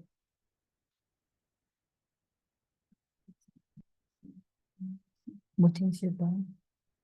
May 2nd and May 16th. I have two, one for my lower back, one for my neck. Postman banged me up pretty good. He didn't stop at a stop sign. What about if can anybody do for a short meeting with the debt service and those other items on Friday, the 25th? Wait, say that again? I have plans Friday. Listen, I don't want to do it either, but I'm trying to be. I could do it. I No, have dinner I plans. I'm not unfortunately can't canceling them. on the 25th. I'm sorry. That's No, that's unreasonable. Their CFO is not available. Oh, who needs him? We do. What about May 14th? Yeah, I'm fine, May 14th. Be in Italy. Oh, Yes. but we can have someone else sub as a clerk, right? Yes, you can. It's a budget meeting. All right. Yes. We'll live through you while we're working on So it. May Okay. 14th, Everyone good, May 14th? We Yeah. do What time? 6? Does that work for everyone? Yeah. What it's day of the so week is it? far away. Wednesday. Oh, I hope they don't do a planning board. I So would far, I don't. prefer think so. to No. what CFO wants to do on the first. For the budget meeting. first meeting, if it's May 14th. 14th, it's Wednesday. Mhm. Would we have department heads there? Yeah. Oh, you would? Okay, I so mean, unless you want me to just go through finance and go through debt and go through. I like, want to do how that much first. time That's do- the most How important. much time do you want to do per evening? Probably 3 or 4 hours. Yeah, I mean, I'm not going to take up 3-4 hours with debt service. so And maybe the first one should be shorter. You could probably do a virtual wouldn't- just for that. yeah, Yeah, I was just lunchtime gonna or schedule something? lunchtime debt service. Yeah, meeting. I Okay, could so do it. let's keep the 14th as the evening Okay. with the directors coming in then, because that works for, At 6? I would say May 6. I might 14th. be 5 to 10 minutes late, 'cause I'm in Yeah. physical therapy every Wednesday. and Thursday. So, Wait yeah, a maybe we second, do if it- you can do That's a Wednesday. Zooms, can we do lunchtime? Yeah, I could do, First one. but sooner rather Yeah, than so later th- because. But of- then we can do that sooner. Yeah. Yes, because we that got the we meeting can. on You the. have to make sure Zoomers could do it, but Ooh. Refresh my memory, are the budget workshops? yes, because the public has to, they can't comment, but they could watch. They have to. Okay. And they can also come in Yeah. here, Listen, listen. Mhm. So Correct. just have to make sure that the platform is available, doesn't conflict with a Think zoning that- board or planning board. meeting. Okay, so Lunchtime, I hold think. on. Are you booked May 14th? Hold on. May 15th and May. Can we do sooner? 7th or 13th. But Janice said that they lunchtime. had 5 special meetings. I don't know when they are. Why can't we do the 28th and the 29th? Yeah, Um, just even an hour. One, An hour sorry? each day, yeah, just so we get the idea. yeah. What's going on. Okay, And he can give us. okay. Is that a regular meeting or West Essex Silence? How about, West Essex Highlands on the how about the 29th? Oh, when the 29th? 30th, not the No, 30th, the 15th. oh, the 15th, yeah.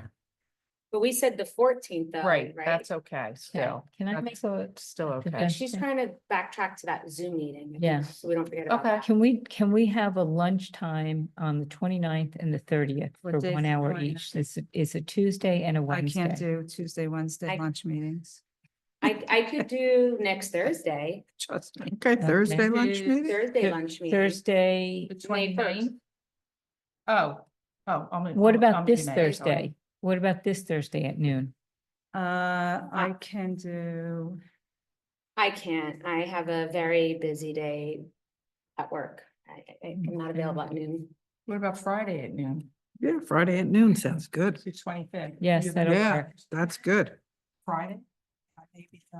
I mean, the first meeting with directors is not till the 14th. I don't think there's a rush to. yes, debt service. You gotta go over the debt. No, I service, and they vote understand that, you. but I'm saying I don't think there's a rush to do it this week. We can wait to do that next week, is what I'm Okay. saying, because you have a doctor appointment. I have work meetings, my scheduling, and I can't move my meetings at work. But So what, why don't we look at next week? Can you do the 30th? A lunch meeting on the Wednesday? Yeah. 30th? That's what I'm saying. I cannot do lunch on Monday, Tuesdays, or Wednesdays. Okay, how about Thursday, the 1st? Yeah. It's still, again, 2 weeks before our first scheduled budget workshop. So can you guys do May 1st, One Thursday? second, Yeah, okay. when's the next meeting? yeah, I could even do this What, next week? Thursday. The 6th is a I could do council this and the Thursday 8th and is next a Thursday. ABC. Oh, on Thursday? Yeah. And Friday? Friday what? I'm This good. Friday. I'm to good start late. this off. I'm good. We just gave them May 1st. I could do 1 o'clock on this Friday, the 25th. Okay. I'm good this Friday. I could do this 1 Friday. o'clock on 1 hour. Friday, the 25th. Yeah.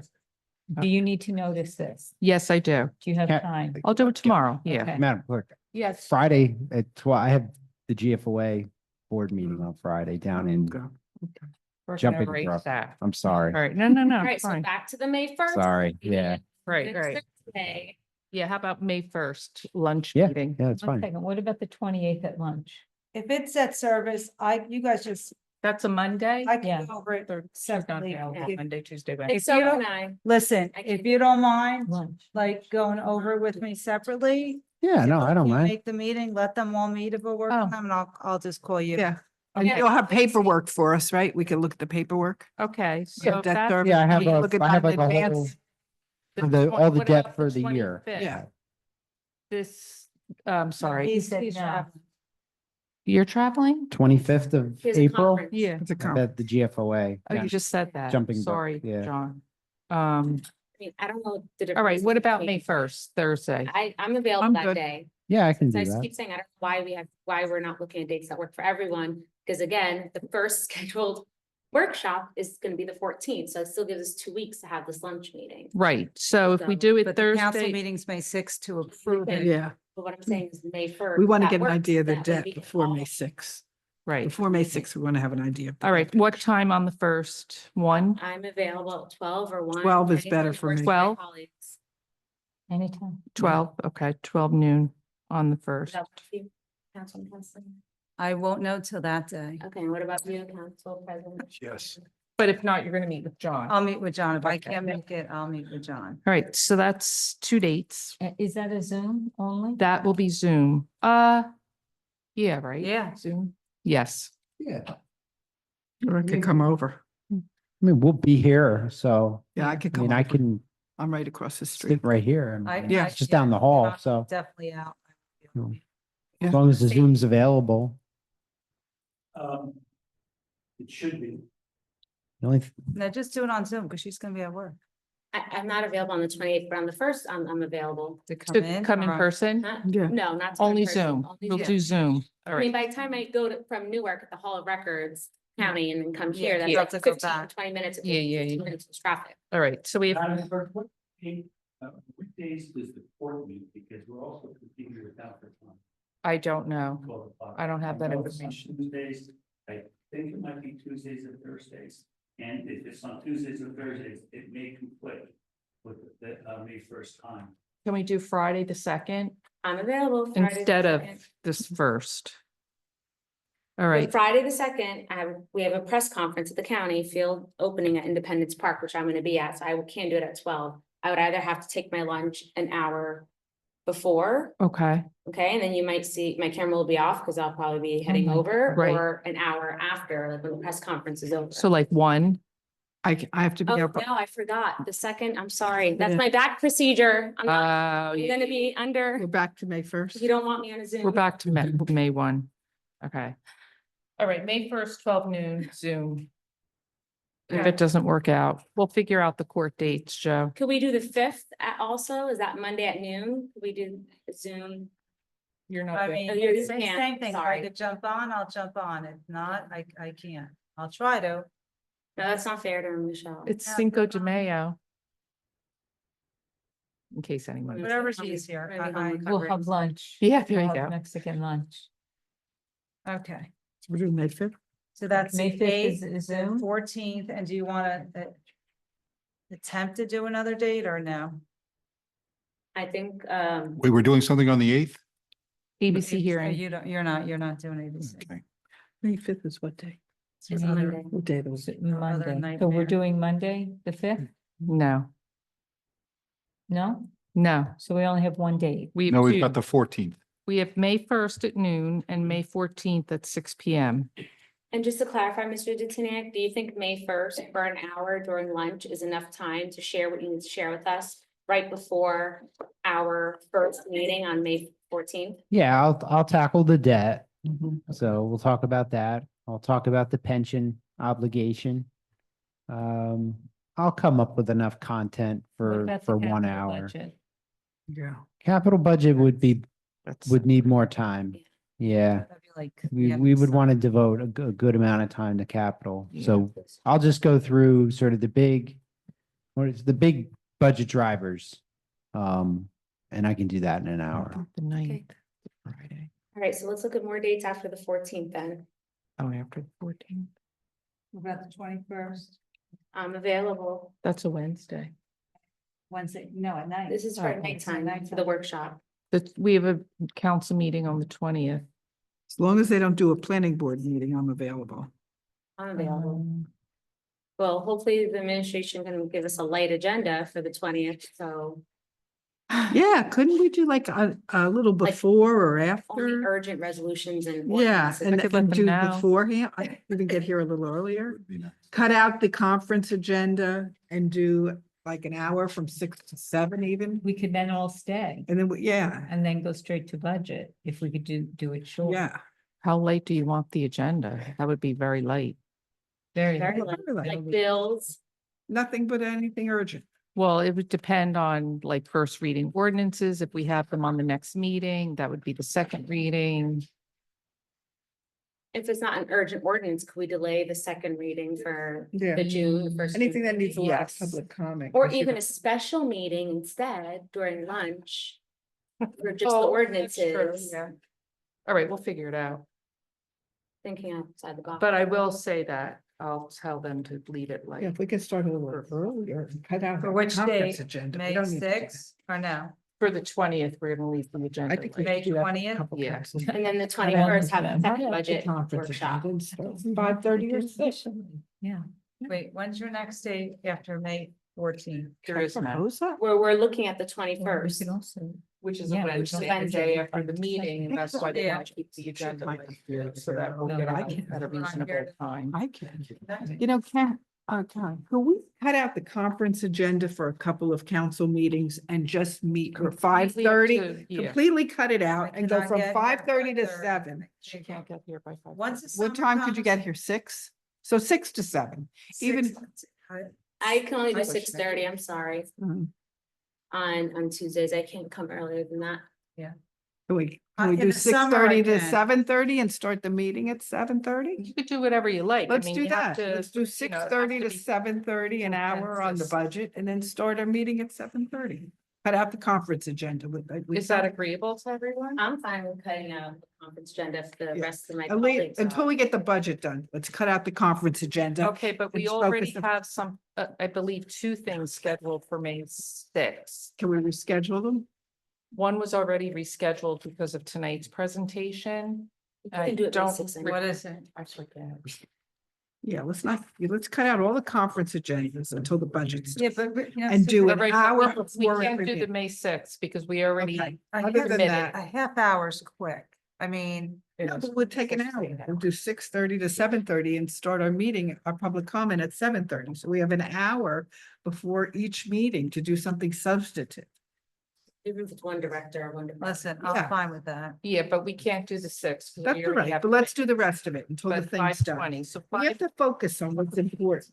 All right, so the not 5:20 waste time. meeting, want to do that, right? And what's? Well. Oh, see. 5:20, we're gonna start at 6:30. 6:30 to 7:30. Mhm. Will be the budget and then no conference. And Then a light meeting, right? right, now here's the thing, ABC renewals are coming up. Okay. So, Oh, we need to do those special conditions. Yeah. well, I'm sending out letters Oh, to the special condition licensees regarding their hearings. Their hearings are going to be on the 20th, if they choose to come in.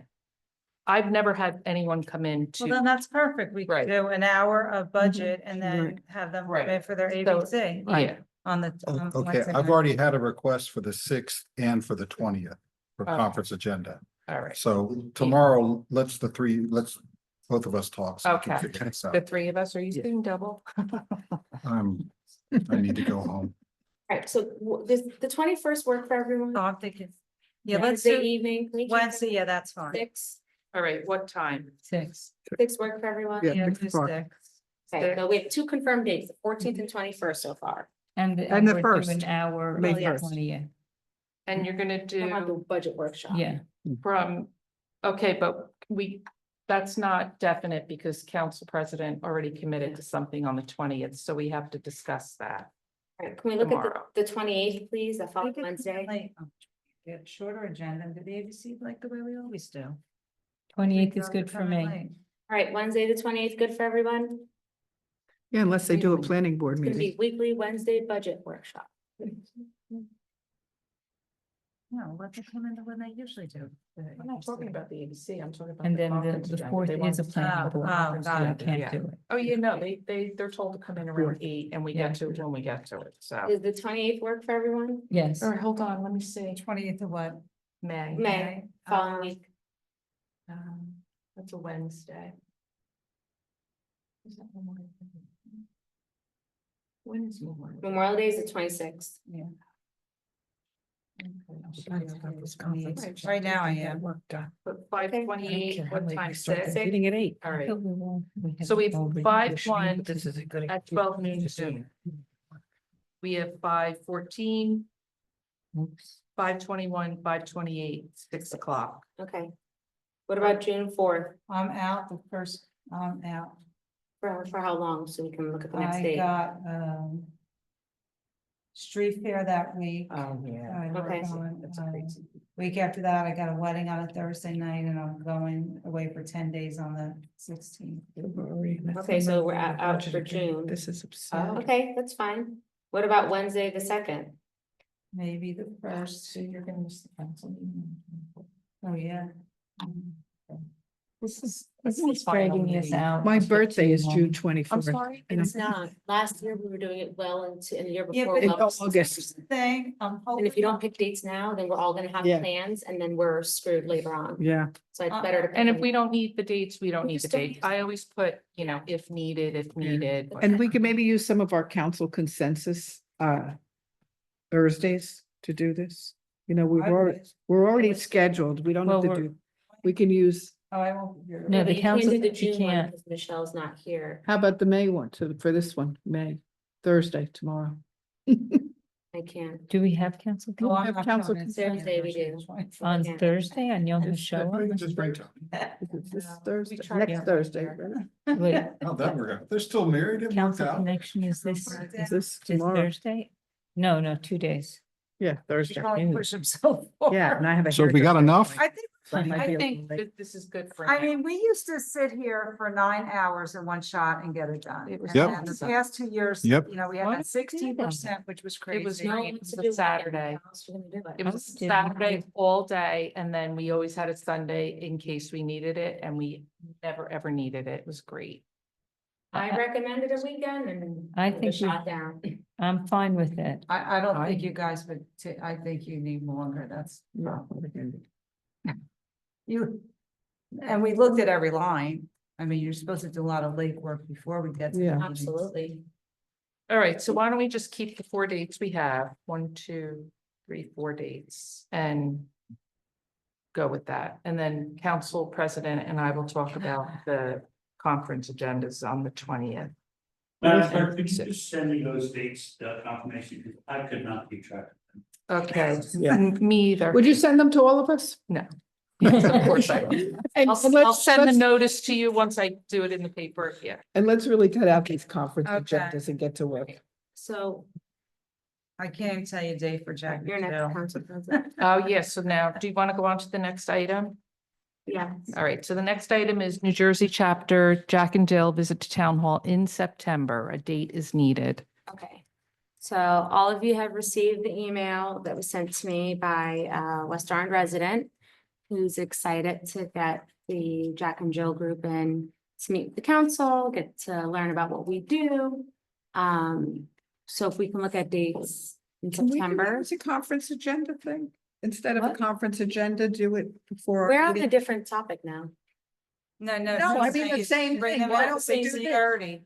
As, Bring yeah, them in during or a conference. half hour or an hour before one of our meetings, so we don't have to like keep. I think it was longer than just a half hour. It was Well, an supposed to be hour. like We- about I an think that hour we and could do this in an kids, hour. Let's do it. so- Little as a- kids too, right? Yeah, they're little kids. There's Yeah. the- So let's they're have younger them in kids. before. And forget the conference agenda for that. This is what. I would be careful. We can't just forego all the conference agendas. I think it should be just a separate day. We can pick one of the council connection days and have them come an hour I earlier. don't think afford Because agendas. yeah. They're not that important. They actually are, because there are certain things that we discuss, that we give certificates out to, whether it's our sports teams, members in the Yeah, community. Of course, we'll always So we're make time for engaging. those. I know, but We again, don't need. like, Wait, one at a time, one at a time. Councilman Gilbert Michael has the floor, and then I'll let you respond, please. anyway, I would like for us to look at the September date that we have our And what is the date? council townhouse. I don't remember either. This is just a discussion for anyone who's interested. She initially just sent it to me and I had the idea to open it up to everyone because I think it would be great if they saw all of us up here and we can do like role play Yeah, and it's cute. then I let did them with the come Girl up here and Scouts. How sit. old are they? Yes. So How old are they? I don't remember. I don't have the email in front of me off the top of my head, but if we can just look at, we can even do this by email. We don't have to sit here and talk about this all night. Okay, so I'll figure out what the Yes. council connection date is Mhm. and you'll want to bring them in that night. Yes. What time? Our same council, time, I think we 6? should do the same time at 6 and then, or no. We should do 5:30 to 6:30 and do council connection that night from 6:30 to 7:30. See, I think it would be 2 hours. better to do it as before a council meeting, and then if they wanted to stay and actually watch a council meeting, they And could see it. kids, then they have homework. Yeah, so that's They're not true, gonna be too. able to sit and stay. Mm. My son came to one, and that's because it was our Orthodox Christmas Eve on the Yes, first meeting this, and I don't then know, he like Alex used to almost come fell to all of asleep. them with me.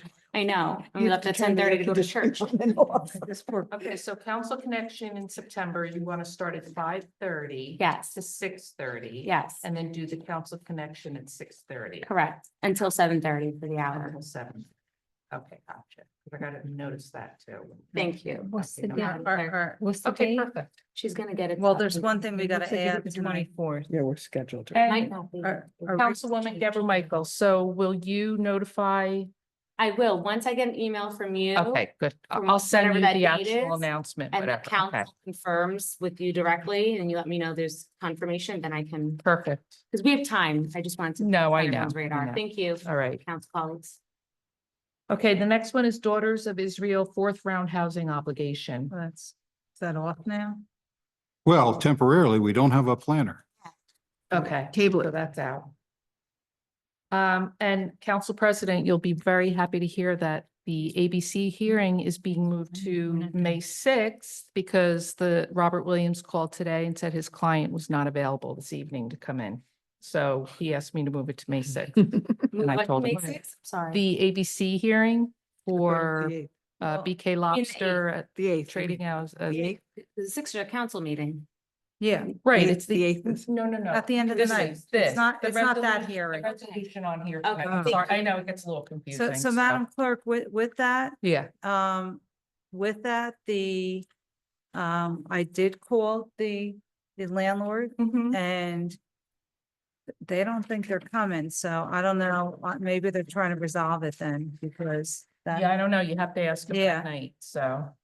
I don't know. I don't know the behind the scenes. I'm not involved in that. So. And then, and that, excuse me, Council President. Please go ahead. I just have a note here, if you could just let the chief know, because they had left.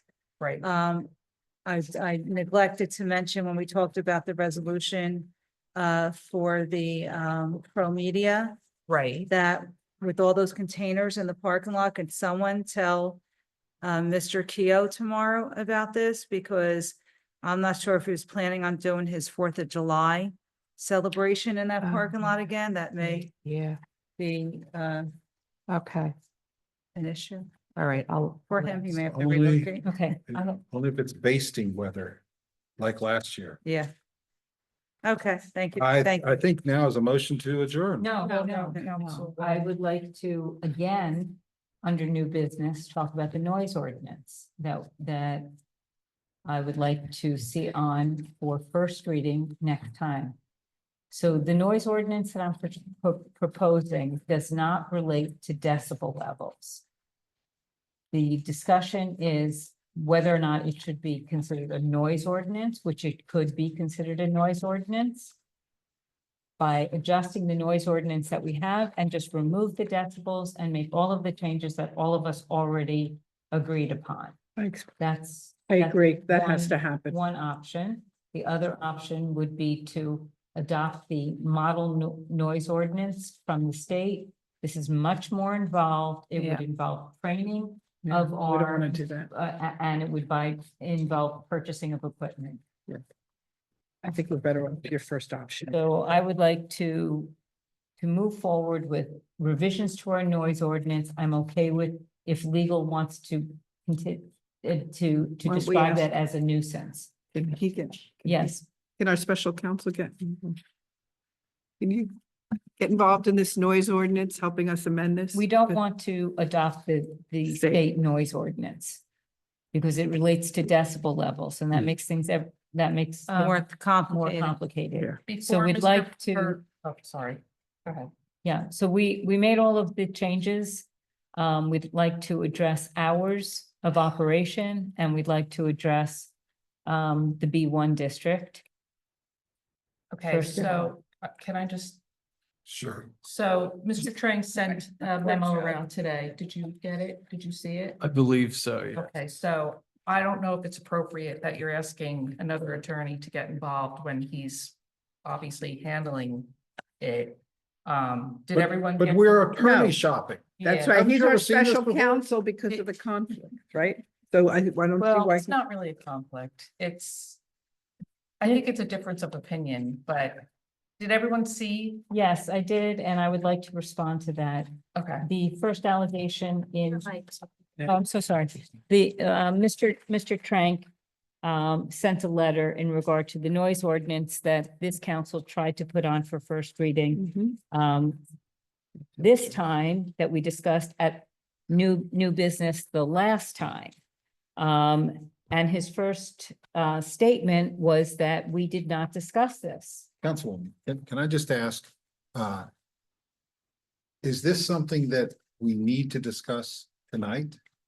Yes. Because We want it on the for- memo speaks for itself, doesn't it? Well, the memo, in my opinion, has some errors in it. So, Ms. Cornwell just asked if I would address the memo. Okay, do you think it might be better if you addressed it in writing, perhaps when I will. you had a night's Yeah. sleep? Yes. No, seriously, seriously. Yes. It's, And I would like. If I recall, briefly glancing at it, I think Frank said that we need to do it this way by voting for it under pending new matters, and then he'll add it on So the let's agenda. vote for it, just. So if we be- don't vote on Yeah, let's it vote now on it. under pending matters, and Yeah, he's not yeah. gonna put it on the agenda. yes, but what we approved at the last meeting was to amend the existing noise ordinance. Yes. And that's what we want to do. So what his challenge was, that now we're doing a different ordinance. We're No, gonna we do the want- state, that's what we were saying we were gonna do. And he said, if you're going to do something along the lines of the state model ordinance, you had to come back to new matters and vote for it again. Correct. Why do you keep shaking your head? Because we want to go back to the first one. I'm not talking about what we want to do. I'm talking about what What Mr. Frank happened? said Yeah, what happened? in his memo. I don't know if you've had a chance to read. No, I it. didn't read It's it. Listen, 3 pages long. It's quite a read. Okay, we'll take a look. So what we're at now, if we are agreeing that we're gonna go back to the noise ordinance, we have already approved that. As Madam Clerk said in her email. Okay. So I guess we could take another vote if you wanted to, but it seems to me we've already taken the vote, so It'd be good just in case. And can we get a second opinion? hold on, I got you with your hand up. Okay, And so. thank you. So I spent time with Councilwoman Rudin on the phone last week, going over changes. So I guess my question is, were those changes substantive that? Or they, well, that's. We can solve the issue, excuse me for Yeah, interrupting. yeah. We can solve the issue, we'll just take another vote. Take another. Yeah, well, that's what I'm saying. Is it Yeah. cleaner? What is it? What's the cleanest Okay. way to get this done quick? So, There is- so this this- is what the two questions were Wait. from Mr. Trank. Does the council want the state model ordinance to be presented? If so, that will be on the May 6th agenda. You will vote for that to be on the May 6th agenda. If not, please respond to the above items as to the form of the ordinance. That form will be sent to the DEP for review. Okay, so that's where there is a A misunderstanding. Yeah. If you do not, if you do not use a decibel, then you do not need review from the DEP. I have a letter from the DEP. I will send it to Mr. Trank tomorrow. We're going round and round in circles. Yes. If you do not use a decibel meter and you do not get the training and you do not adopt the model ordinance from the state, any municipality can have any noise ordinance that they want. The only conflict comes if we adopt the model ordinance and if we choose to go stricter than the model noise ordinance. Right. So, no, we do not wish to, we can take a vote right now. We do not wish to I agree. use the model ordinance, Right. although it might be a wonderful ordinance. It is too complicated Mhm. and it will delay the change that our residents need. Right, so I put no on that. So does the legal department have the ordinance that you want on, With all you the know, changes. I sent it to Yeah. you on the date that I was supposed to get it to you after I spoke with every Wednesday, single yeah. person. And I looked at it. And that was what should have been used. If Mr. Trank would like to Why don't you- designate that as a in the nuisance code, that's fine. okay. Is that fine with Yeah, fine everybody? with me. Yes. As long Okay, as we so get it as done. long as we get it, as long as we get it done quickly for the For resident. the next Yeah. meeting, we want it on. Did you review it? Okay, Councilor? so, No, the ordinance. Yes, and he changes. sent me all his written changes. Okay. Okay, We all so, looked at it. yeah, so So, that I'm sounds the- the cleanest way. Yeah, Okay, So let's make the resolution. So just so we're, because there's been so much change, why don't you send the final one Mhm. to Madam Clerk and all of us? We'll get it and approve it. yeah, I think that's a Again. really good Yeah. idea. And we Well, have it in we- writing. everybody has looked at it and everybody got the We'll do final it version, again. but I'll do it We'll again. do Yeah. it again. Do it again. And we can Joe- vote on it again too. Because we've had those situations before, when a few different copies have been going around and then there's assumptions of what's the Okay, final so version. Into that, we can. Okay, so I would like to make a second motion. What was Uh, the uh, first one? Oh, I'm sorry, no motion. Okay, so we are getting the noise ordinance adjusted either as noise or nuisance, whatever legal says is the way to do it, Okay, but we do not need it reviewed by the state. okay. I second that. Okay, so that's number one. Number two is that it was recommended to us when we were at the ABC meeting that another way to deal with this problem is to get an ordinance restricting or entertainment licenses. Yes. Mhm. You want to So do that too. I would like to very much model that after the Jersey Union. City's ordinance. Mhm. However, Jersey City is using the model state ordinance and they use decibels. There's a way for us to craft it Mhm. that without the decibels by designating areas and licenses. I second. Okay, It lost me. So. Let's just go to first one first. Yeah, Just- let's do the first one. So basically the decibels, because you're No, gonna no, I measure, it's understand all complicated. of we can't- that, But, so my question is, so Councilwoman Rudin sent a noise ordinance the day the meeting material was due. But now there's some discussion that you might want to change. No, We want to do That's an the one you additional one. want. yes. She's gonna send you tomorrow Right. morning or tonight, What we and had- copy all of us, Okay. her final draft, All right. okay? So why are we making first? That's one thing. This is the That's- second yeah. ordinance. We're making first motion again because apparently it Well, wasn't that's okay, accepted. but why is there a second motion? Oh, no second motion. The second thing she wants, is Second- the- and the it's talking to second- Mr. the second- Antonelli, and maybe that's the best way to get it Yeah. from Mr. Antonelli. Yeah. He's our ABC. Could we just do one person at a time? Because I can't follow. Yeah. So Councilwoman Rudin, you have the floor. Okay, please. so I am proposing two new matters. Let's do the noise ordinance Okay. first, and, okay, I think that's where my confusion was. Mhm. All right, so let's just do a first and a second vote to put the noise ordinance that Councilwoman Rudin emails me tomorrow on the next agenda. And I will let Mr. Trank know whether he wants to do noise or nuisance. It doesn't, So moved. Second. okay, so. You're welcome. Councilwoman Castellino? Yes. Councilwoman Geber Michael? Yes. Councilwoman Rudin? Yes. Councilwoman Scarpa? Yes. Council President Kukoviac? Yes. All right, so the motion carries. So I'll get in touch with you tomorrow when I receive that. All right. Okay, now, Now the Now- second. second, Issue is that I would like to propose that we add to our ordinances an entertainment license, licensing. Also for the same purpose, to try to regulate civil disturbances and noise, and to make sure that entities that are using live sound, including DJ systems, are regulated do we have and that? licensed. No. We do couldn't not find have it. that. yeah. It's inadequate. And Not find it. Mr. Antonelli recommended that that would be the way to deal with live performances. Union has I it. second it. Madam Clerk. Okay, so, You're gonna write that? Or- where are we getting the? Union has one, and you said Jersey. Jersey City, we're gonna have to cobble this together, and I will send a draft version Okay, Without the decibels. without the Yeah, No decibels. decimals on this one either. wow. We're keeping Well, away from because- decibels. Because No, with the I'm just like that, decimals, yeah. you need the That's where I was equipment, you getting need the confused.